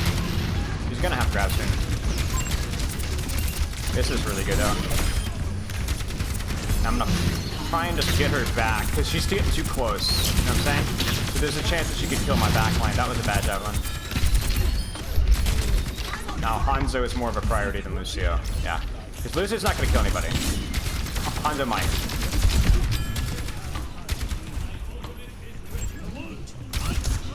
Where is this guy?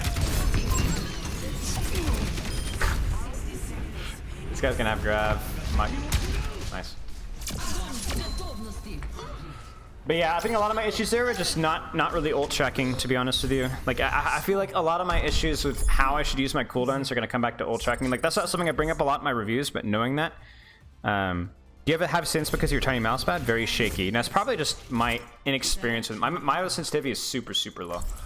I have 1.75. I feel like I have like a 2.8 EDPI. It's like really, really tiny. It's like not super like Jonak level, but it's close.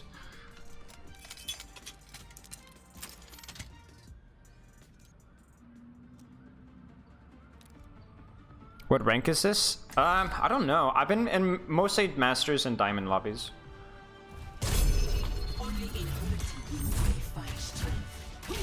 I don't really know though. I haven't really been checking people's career profile. I feel like I'm probably like Diamond 3 or Diamond 2 with Orisa. I've only done one placement with Tank, if I remember correctly. And I'm like Plat 2, I think. Hello. Bonjour. Hello there. I mean, I'm also my aim style is also not aiming in like months. Like I haven't grinded rank like properly since 2018. So anything that you're seeing on your screen is probably not great. Do you need to be here if you win the free coaching, or did it, no? You missed it. Sadly, it was 3:45. However, you can enter for more free coaching with !feedback. All right, let's get back, guys. Let's get back. Let's get back. Let's get back, guys. All right, we're not getting back. I need to be here. I'm late. I'm late. I'm late. I'm late. I'm late. I'm late. I'm late. Like crap. So Hanzo here. I'm gonna take an angle. No rush. No rush.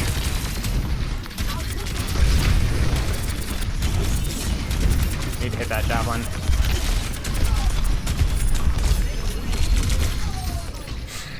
Crud, man.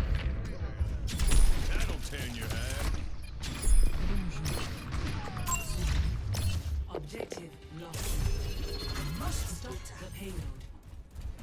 Yeah, I was too late. I was too late. I got baited to try and peel for my Widowmaker when I should have just left her and let her hold the angle. She was fine. It was not. She didn't really need my javelins, man.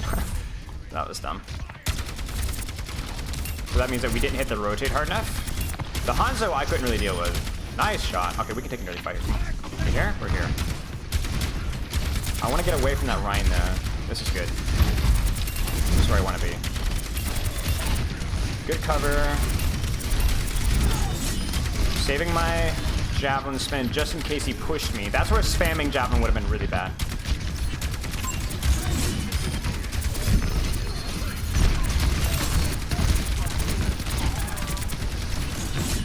I was trying to predict it. I don't think they're gonna have any ults yet, but they might. Alright.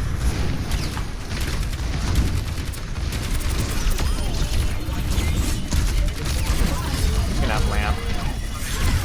It's okay. Get it out. Now I can actually kill him now. Surely.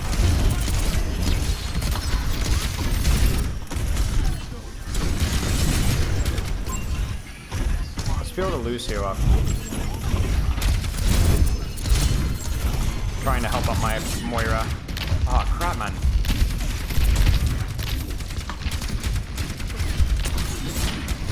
Alright, we can chill. We can chill. We've got high ground. I don't think they can push it. Idiot. Stuck. Nice. Now we flank. Got him. I don't know why I javelin speared that. I need to get this mega. I can't peek even with Cole.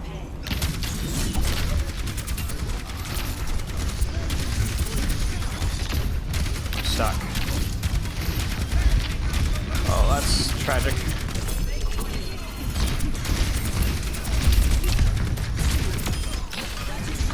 Kind of a panic javelin, or not gonna lie, fortify. That was not a good. Oh, I almost trolled that one.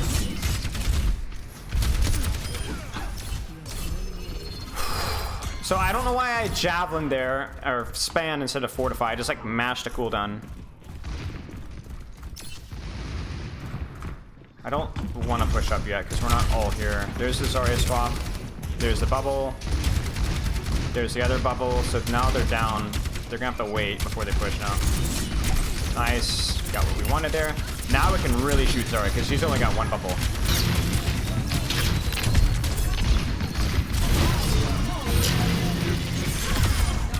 I probably should not have used that. I didn't see that their BAP was dead. I was trying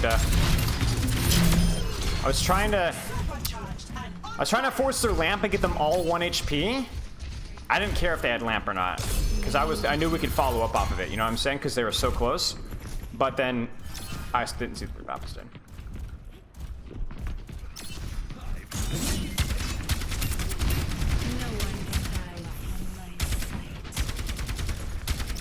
I really think our Widowmaker is one bubble. Shoot backline. There's the other bubble. They can't be pushing it. There's lamp. They might have a push ult here. I need to be really careful. I'm scared that they have like beat or something. I'm not gonna die to this again. I needed to hit that.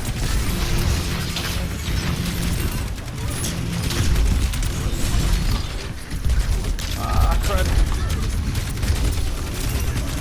I actually think Zarya's... Oh, no. Crap! I needed to hit at least one of those javelins. I don't know if we should have taken that fight up there, though. But I don't know. I wanted to push with that trance. But I don't know if that was the target push. I don't really think I want to hold close here. I think this is better.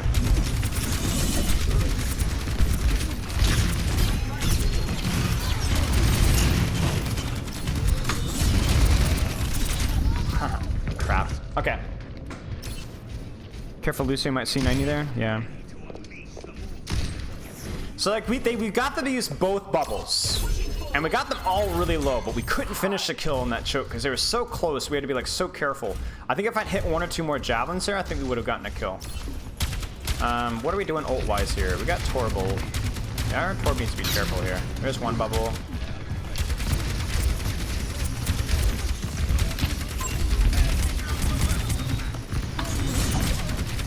Oh, I almost got it, guys. That's so sad.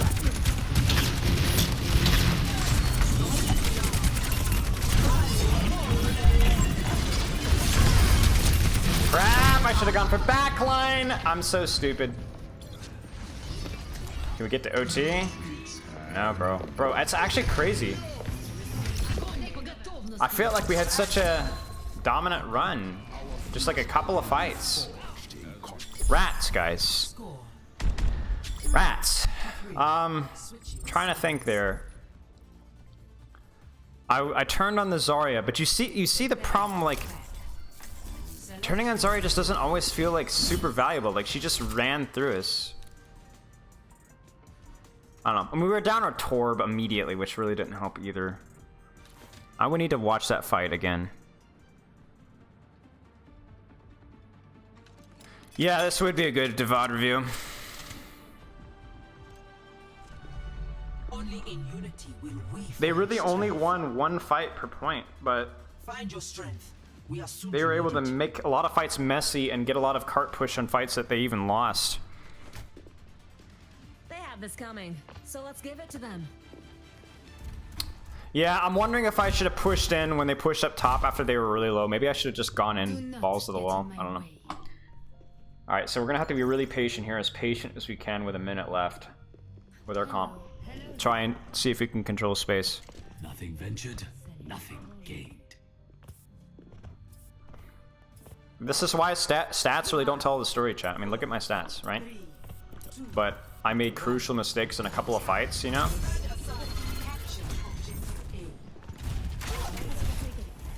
Here, Ryan. They're upstairs. Oh no, not Ryan. They're gonna try and speed in. We need to try and break that turret.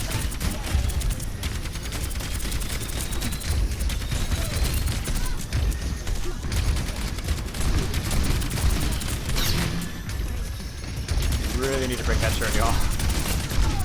Please.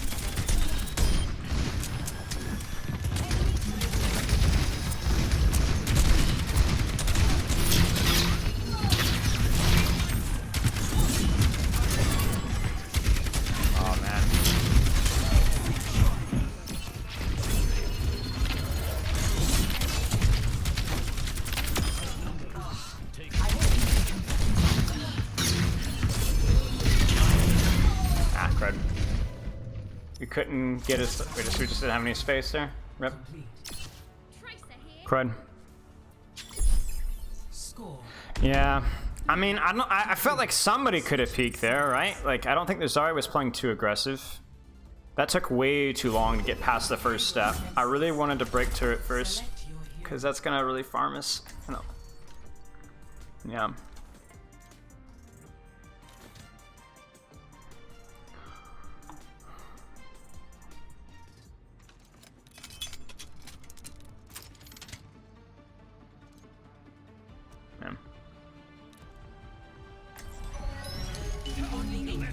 I know. Well, I'm telling you, Zarya is good into Orisa. I do not like playing into Zarya, especially like if they're on like the defense, you know, you have no like easy way to force her bubbles. It gets rough. Like she can just sit and just shoot and shoot and shoot and shoot and shoot. Something has to change. I just don't think our comp made any sense either. Like we had double sniper with like Moira, Lucio, so it's like we couldn't really pocket her DPS much. We couldn't really pocket me much. I don't know. Alright, so operation here is to not get caught here for too long and to make sure that we hit the javelin on the rotate. If we hit the javelin on the rotate, we did last time, but we hit it too late.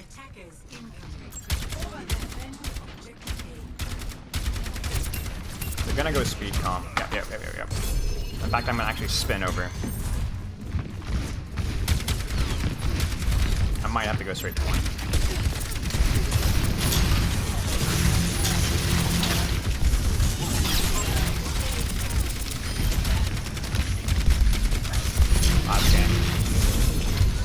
Rip. They did a good job. I think they left somebody behind.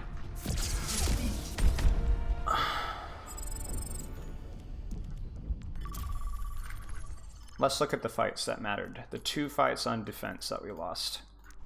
I'm pretty sure we did everything else. Yeah, probably better to actually start on point there, yeah. Oh, well, we're already in the game. That's unfortunate. I don't mind ending on a loss.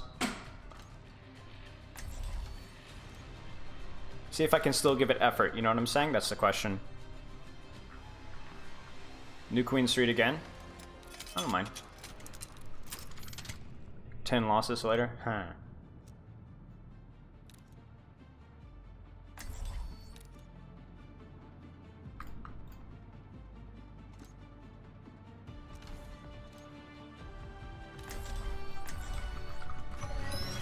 Only in unity will we find strength. Checking my notifications elsewhere. Or is that a duck? Everyone stick together. We can do this. Alright, so Mei, Torb, Ana, I really want us to go high ground. Not gonna lie with this comp. If we can go with high ground, that's gonna mean good angles for a Torb and Ana. Let's see if the team follows. The problem with going high ground here is if they don't follow me, I'm just straight up isolated. Alright, we're good. Alright, we're here. Alrighty. They're on low ground, peasants, and the soldier has to run.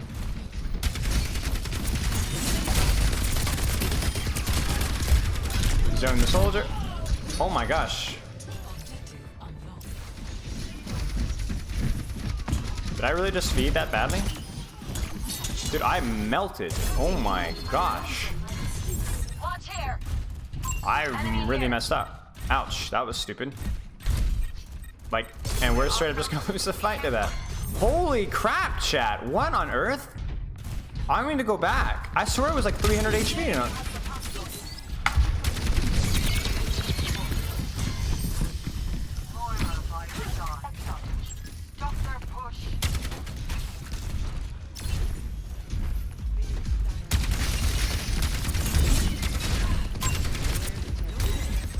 Alright, I might just have to match them here because we're in some Metro maze.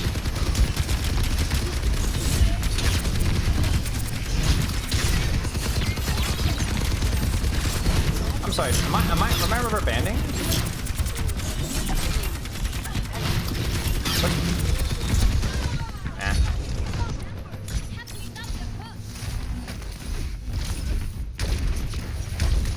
Alright, so their comp, I need to get some form of pressure on like Soldier and Mercy, if I can.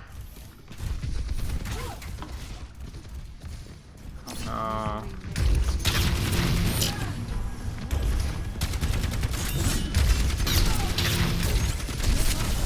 What?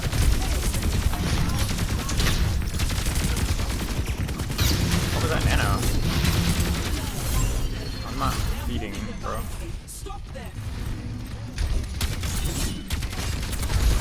Gotta focus on these javelins.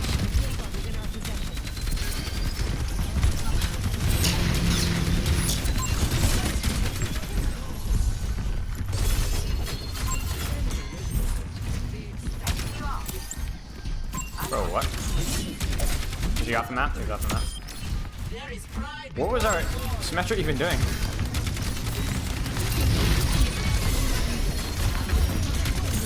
Oh, I wanted to get her.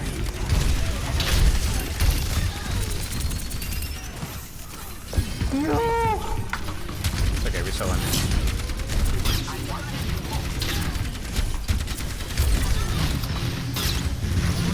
swear the soldier's behind. I knew it.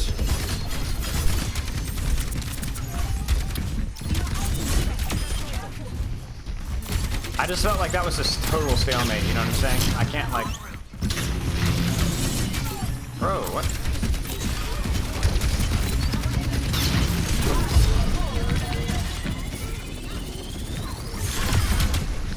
That was scary. I thought she was gonna have another bubble. Chat, I'm not sure what's going on with my internet. I'm definitely rubber banding some. Escorting the robot. Let's move. Over there.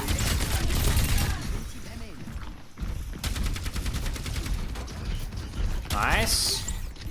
Don't even know where he was.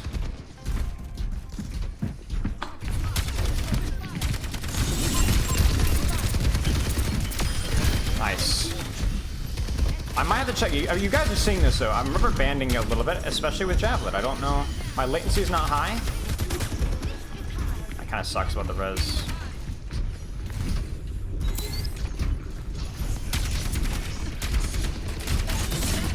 I feel like that's just not even worth looking at.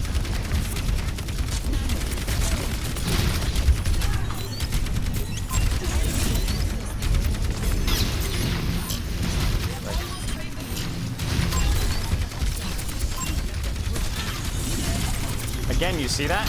Making it really disorienting to like, oh no, chat. I did a boo-boo.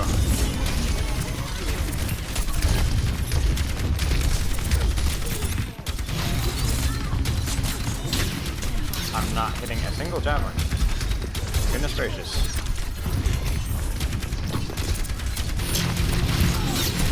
There we go.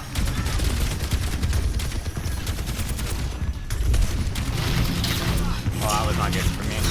Ooh, bless me. There we go.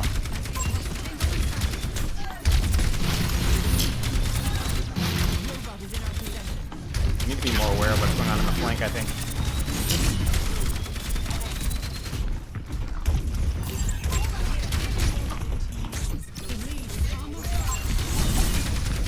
Bro, this is actually like really hard to hit these shots because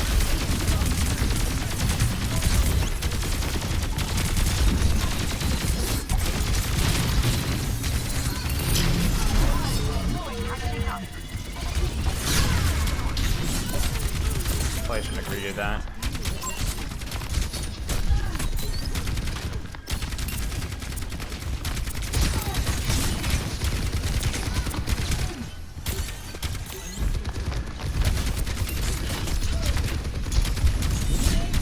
Oh no. Just gonna make sure the cart doesn't move while we're losing. That way we can actually get a second fight here. Yeah, I might have to stop if this keeps happening. It's actually really disorienting to hit these javelins. Alright, we're doing okay though.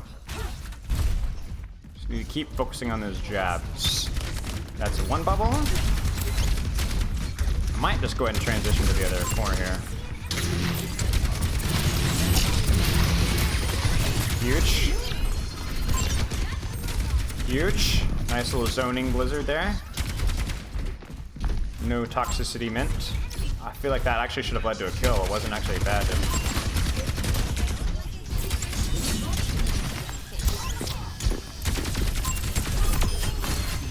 Wanted to make sure we secure that kill.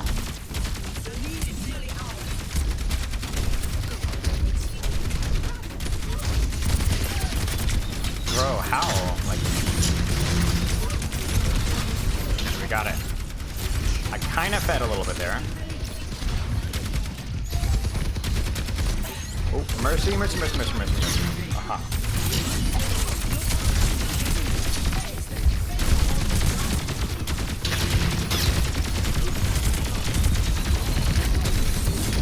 We take that.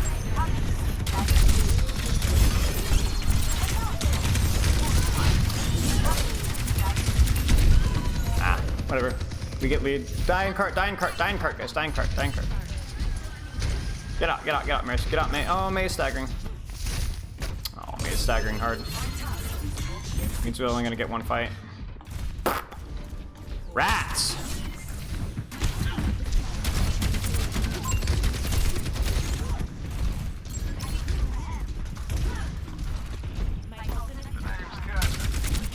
I'm just try and get some cooldowns out here. Do we have healing here? Oh, she doesn't have good healing for it.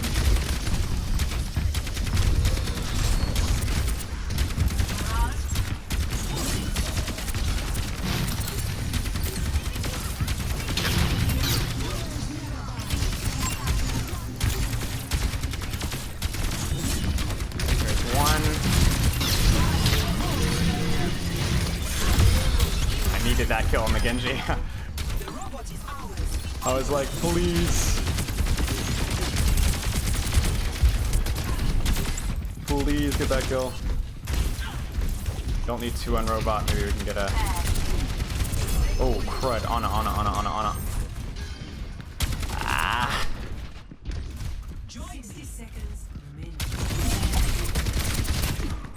Come on, guys. Come back. Back. Oh, my days. Ladies and gentlemen.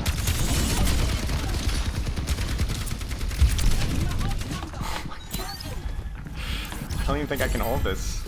No, I can't. We have to back up. We actually just have to straight up give up lead.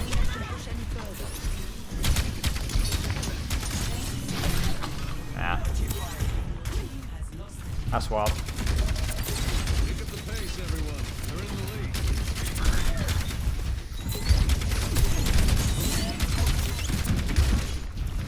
Alright, we are... Why are we nanoing?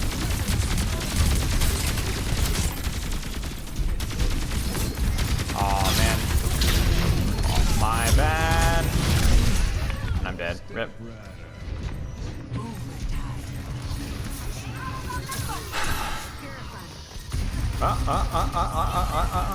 Who's here to kill?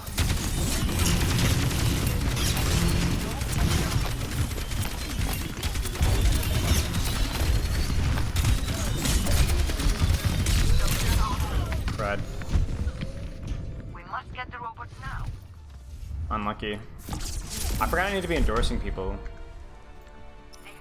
All right, so let's actually look at. I really want to look at the Midtown thing. So. Yeah, that was a tough game. Especially those last few fights were a little bit annoying, to say the least. Whoops, that's not what I want to look at. See the Midtown.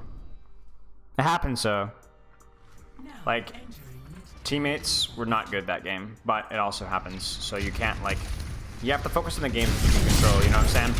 Like, I was not good enough to carry my teammates that game. I'm not good enough, but I'm good enough to carry them this game, and I didn't. You know what I'm saying? Double kill. And that's what we gotta figure out. Okay, this is the fight, I think. So I'm like, shoot, I don't have Fortify.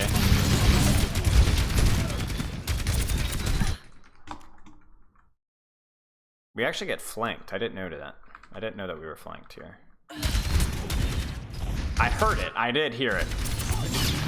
I missed that javelin there. Then we get pushed in and tranced. I javelin spin when I probably should not have. Well, I mean, I had to because I was low. Man, I don't know, chat. That fight felt tough. I think maybe the fight afterward is the one that I'm more concerned about. How do you feel about my respect level for Bubble versus Zarya? I feel like she's getting a lot of charge from me. What do you mean, me shooting Zarya? Maybe I was. I wasn't paying attention. I wasn't doing it on purpose. I wasn't doing it on purpose, so if I was, then yeah, that's probably not good.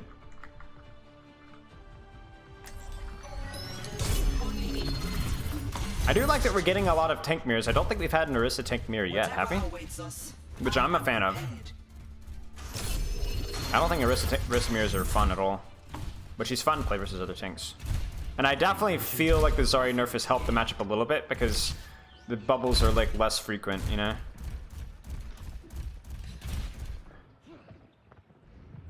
Yeah, I definitely could. I mean, listen, I definitely know I fed too much charge, you know what I'm saying? But I think honestly, dude, I might have to stop after this game, even if it's a loss, because I just realized that I like put like zero attention into like javelins that last game.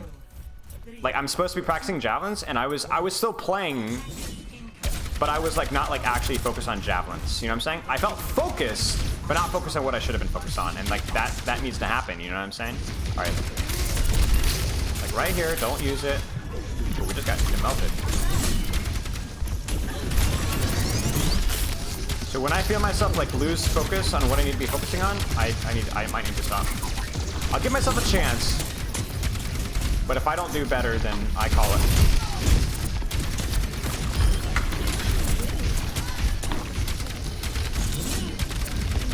Right, I almost got her.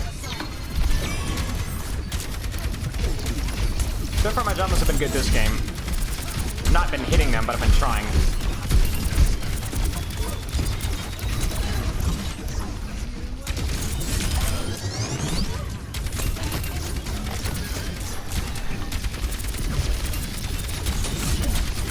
That was a good javelin. If he can get it right before he wants to jump, you know what I'm saying? Ah, whoops. We're not playing back, so.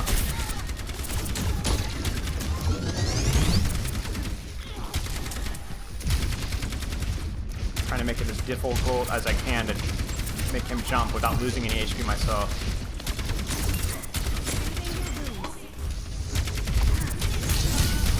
Ooh, nice bubble.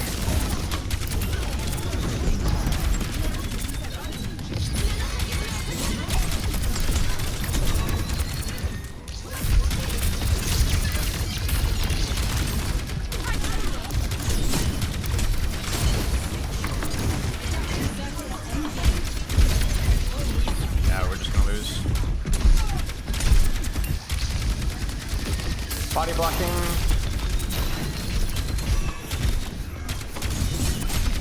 He's gonna primal. I'm gonna try and force his primal early.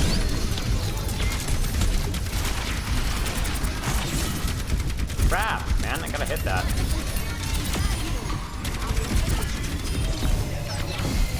Ooh, bless, I might be beating. That was almost really bad.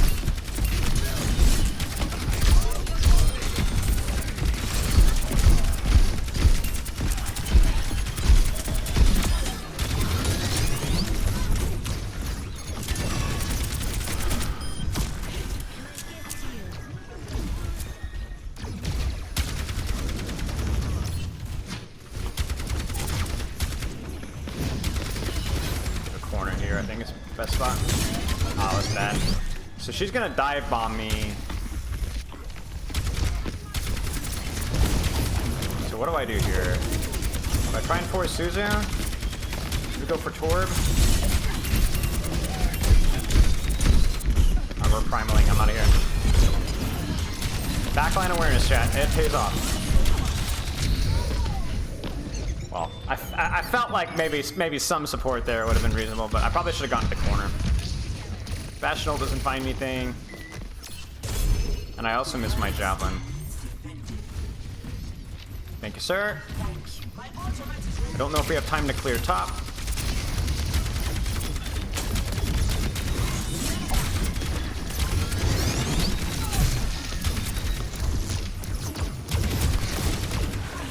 Nice.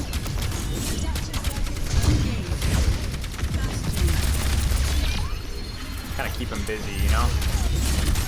There you go. I'm on the floor. Now we can walk.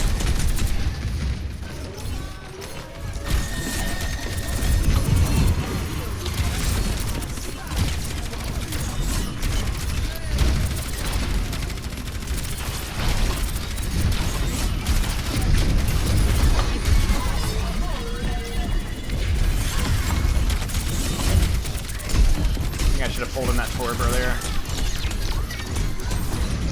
Not doing well. Ooh, dear, that's bad. Oh, bless me. Great healing.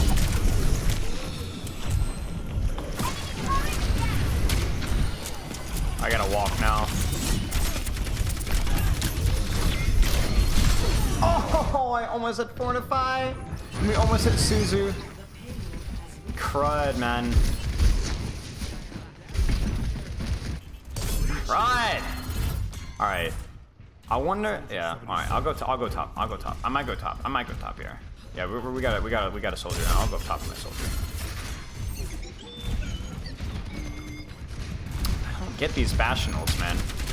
People not realize that this never works. Like really. Like, honest question. Does that ever work for anybody? Just like doing it at random times before the fight starts. Oh, bless me.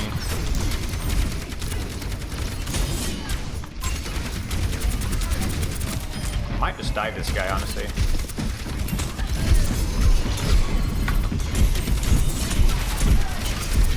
Nah, probably shouldn't have done that.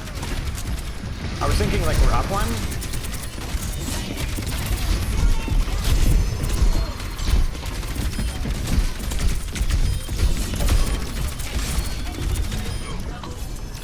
Oh, wait.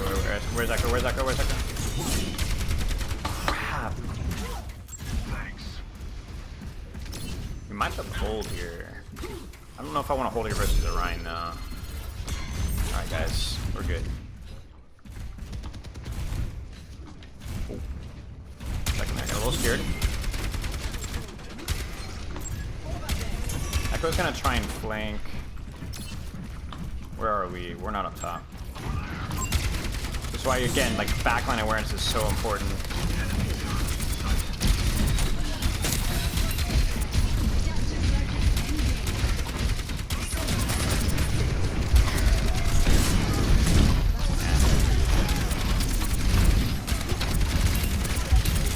Come on.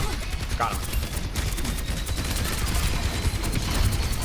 That's right.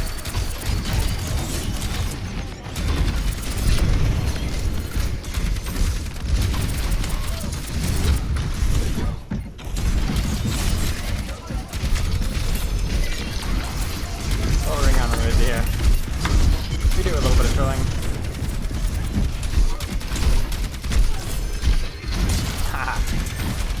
That was funny. Should be shooting a Scorpion here. I don't know what I'm doing. Alright, can we go back up top? Maybe? What a funny fight. Dude, I felt like I had to be sweating so hard in that one. I think we can go back. Oh, no, they're not. They're not. We're not. We're not holding high. That's okay.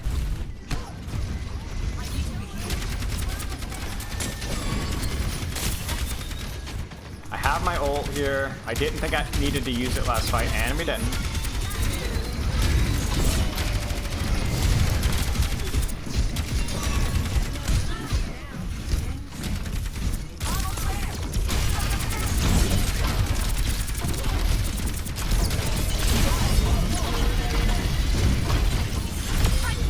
Nice, Sue. Nice, Sue. The perfect, the frame.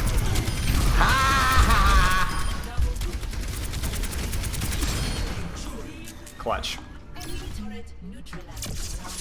Dude, those fights are like a matter of inches. Some of those fights. Score 0-2. Switching sides. Prepare to attack. Select your hero.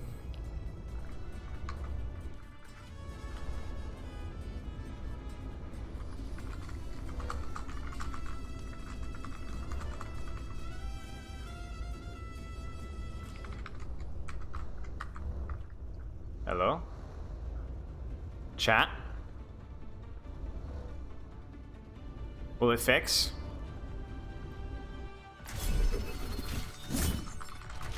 I swear this game is weird. Only in unity will we find strength. That was bizarre. I thought my time in the field was done. But I guess you can't predict. Alright, will I need to clear high ground or not? Let's find out. Is that Winston? Yeah, Winston. That was super weird, man.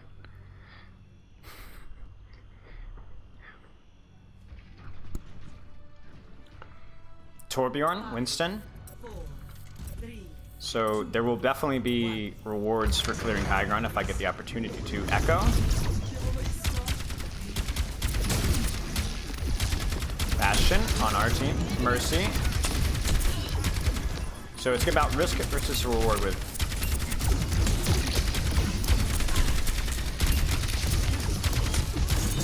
Ah, Fred. If I hit that one.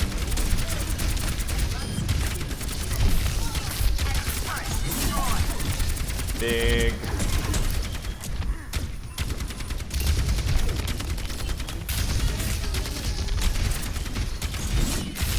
Oh, I almost got that swerve. I probably could just javelin this Winston off the cooldown, to be honest with you.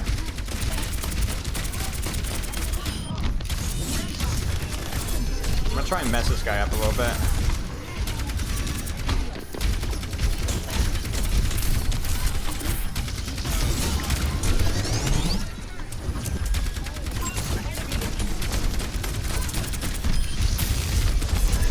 I feel like we're under a lot of pressure right now. I might need to clear top. I mean, I could definitely play the floor better.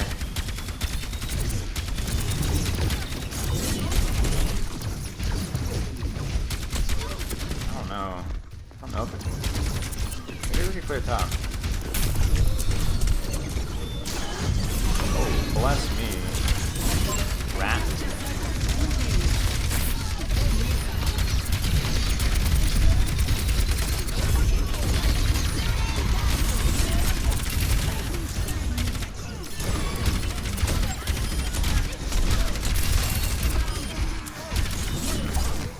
Holy crap, I hit her. Kind of useless though.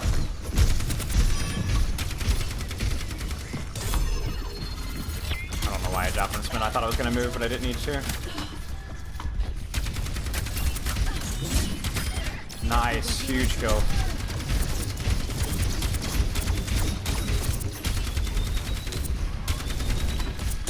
There's a Ryan swap. Trying to not take too much damage here. Still trying to keep pressure up. There's the Bastion. Ah, crap! I needed to hit that. Echo's gonna be in the flank. Oh, we can disengage this maybe. We're not going to.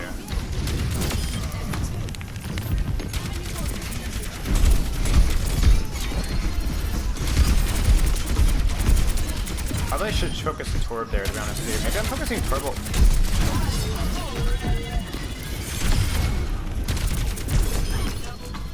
I thought this fight was winnable, and I was correct.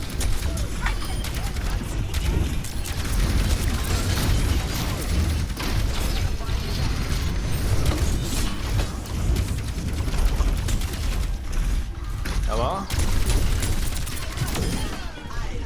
Tank diff. Tank diff. This guy. Real Spilo than tank diff. This guy, man. I wonder if I can go top. Do I have time to go top? I got time to go top, right? Yeah, I got time. I can always drop.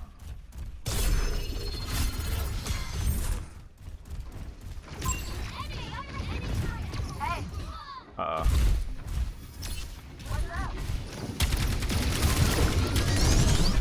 Yeah. I wanted to go top.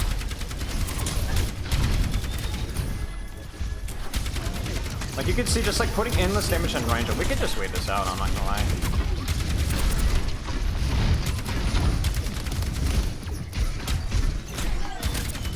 Okay, now we can push a wee bit. Crap. crap, I got duped. Ah.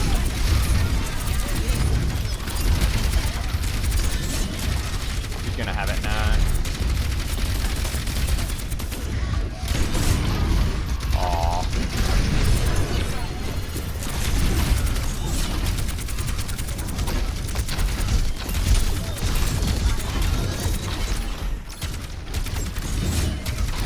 Really hard time.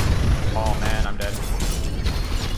Ryan is like feels like so punishable. But see, what I'm doing is I'm getting baited to shoot the Ryan. I mean, look at that, one javelin and he's dead. Sometimes the best way to deal with Ryan is to just not deal with him at all. Like right now, just wait it out.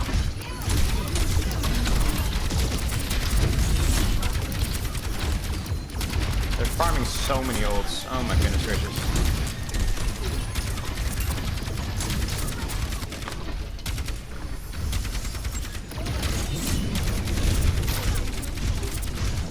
Oh my goodness. There's Suzu. Let's go.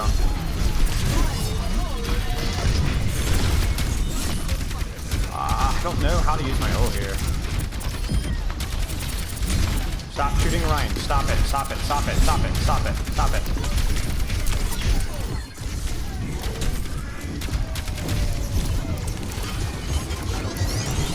Oh my days.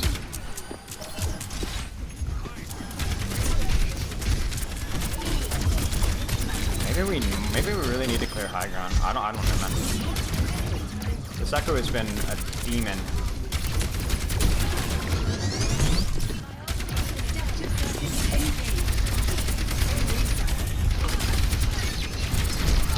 Come on, here. Come on, here, go.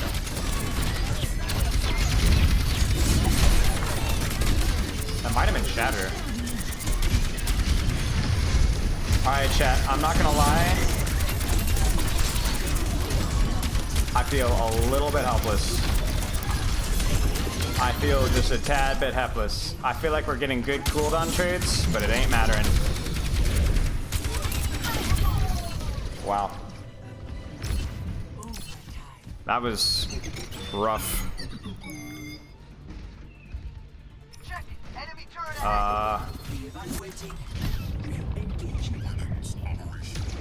The javelins. Yeah. Yeah, I mean, I definitely could have hit more of the javelins for sure. Yeah, honestly, I'm like you said, I'm losing. I'm losing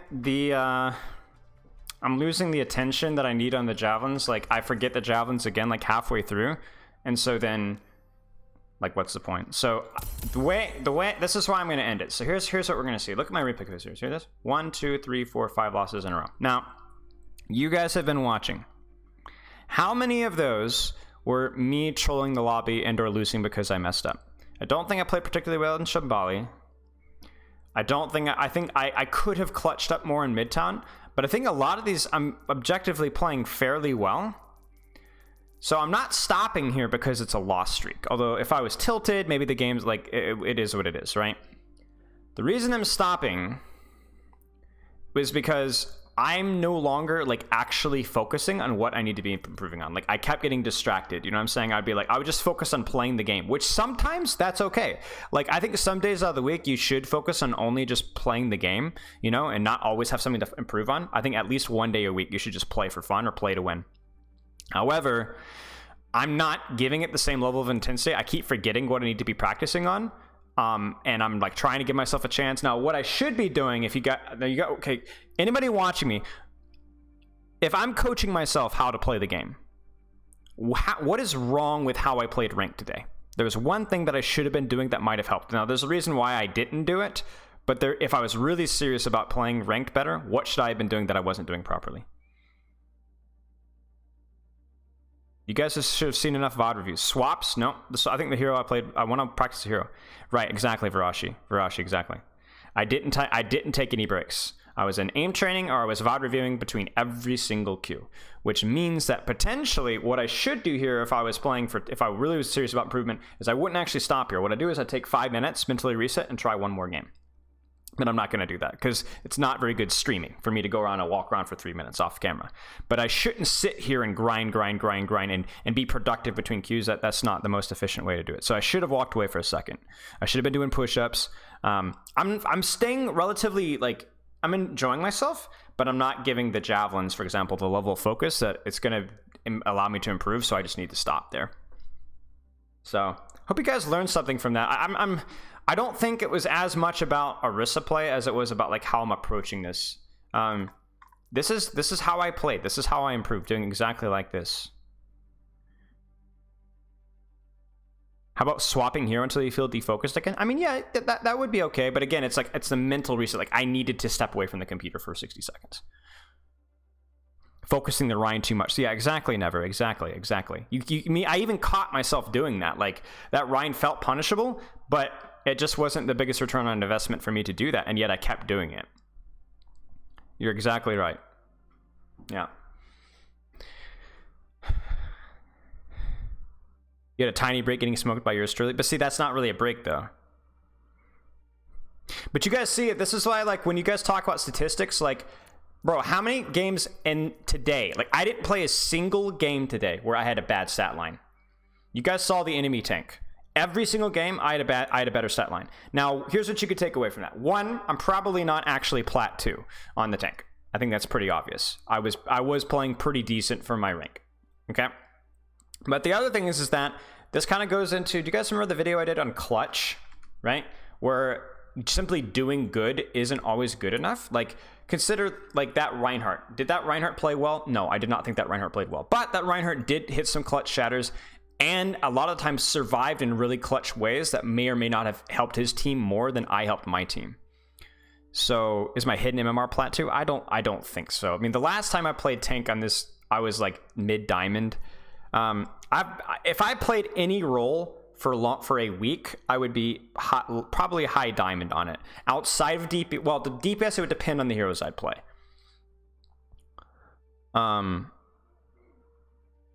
The Echo was a huge problem last game, right? And I couldn't clear the high ground with it either. We needed to play, but what I needed to do is play her on cart and be extremely punishing when she dropped. And you guys saw when I did focus her, I did pretty well. Like we almost got her a few times, and we did get her a few times, but I just kept forgetting.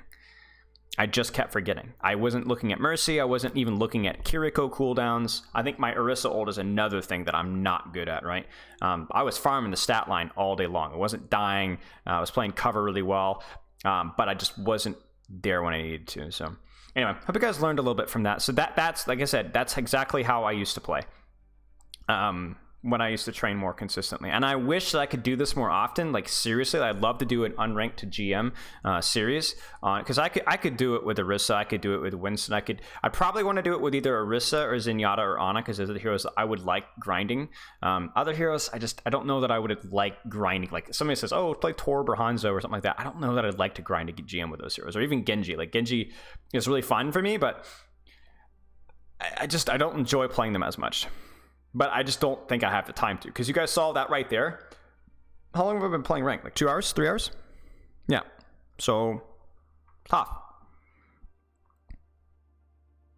I just don't know that I have the time, because I would need to play what I just did right there every single day, off and on stream, and I don't have the time for that. But I hope that at the very least you guys learn that that's how it's supposed to be done.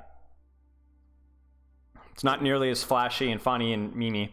Honestly, one of the reasons why I struggled with my Genji rank up, I made more improvements on Genji off stream than I did on stream. Remember when I was grinding Genji a little bit to see how he felt in Overwatch 2 for the guide? And it was like, oh, Spilo rages. That like really like slowed me down at improving. Like really slowed me down. Like I did get to like plat 1 with Genji after like a week. But I should have been diamond, mid diamond easily. So you guys, I like stream content literally trolled the lobby. No, I know improvement isn't perfect. See, the thing is like it's not, improvement's not even linear. Like, did I make improvements at my javelins? Yeah, kind of, slightly. But the thing is like, what's going to happen with my javelins is it's going to take it would take at least 4 or 5 days of practice. It would take at least 30 games of practice for me to actually get to my javelins to be noticeably better. And by noticeably better, I might mean 10, 15, 20% better. Like, I played what, 4 games, 5 games. there's just not near enough time to actually properly get better at javelins. So yeah. All right, chat. I'm gonna call it. I'm tired. I'm too tired. I'm gonna go play something relaxing like Sekiro or do some video editing. I'm gonna head out. But love you, chat. True story. I legitimately find Sekiro relaxing compared to Overwatch. Way less stressful game. All right, chat. Love you. Stay fresh. I'll see you guys Saturday. And I will, I don't have anything else to say. Exclamation mark feedback if you haven't already. Exclamation mark feedback. Free coaching. All right, chat. Loves and kisses. Be fresh. Bye.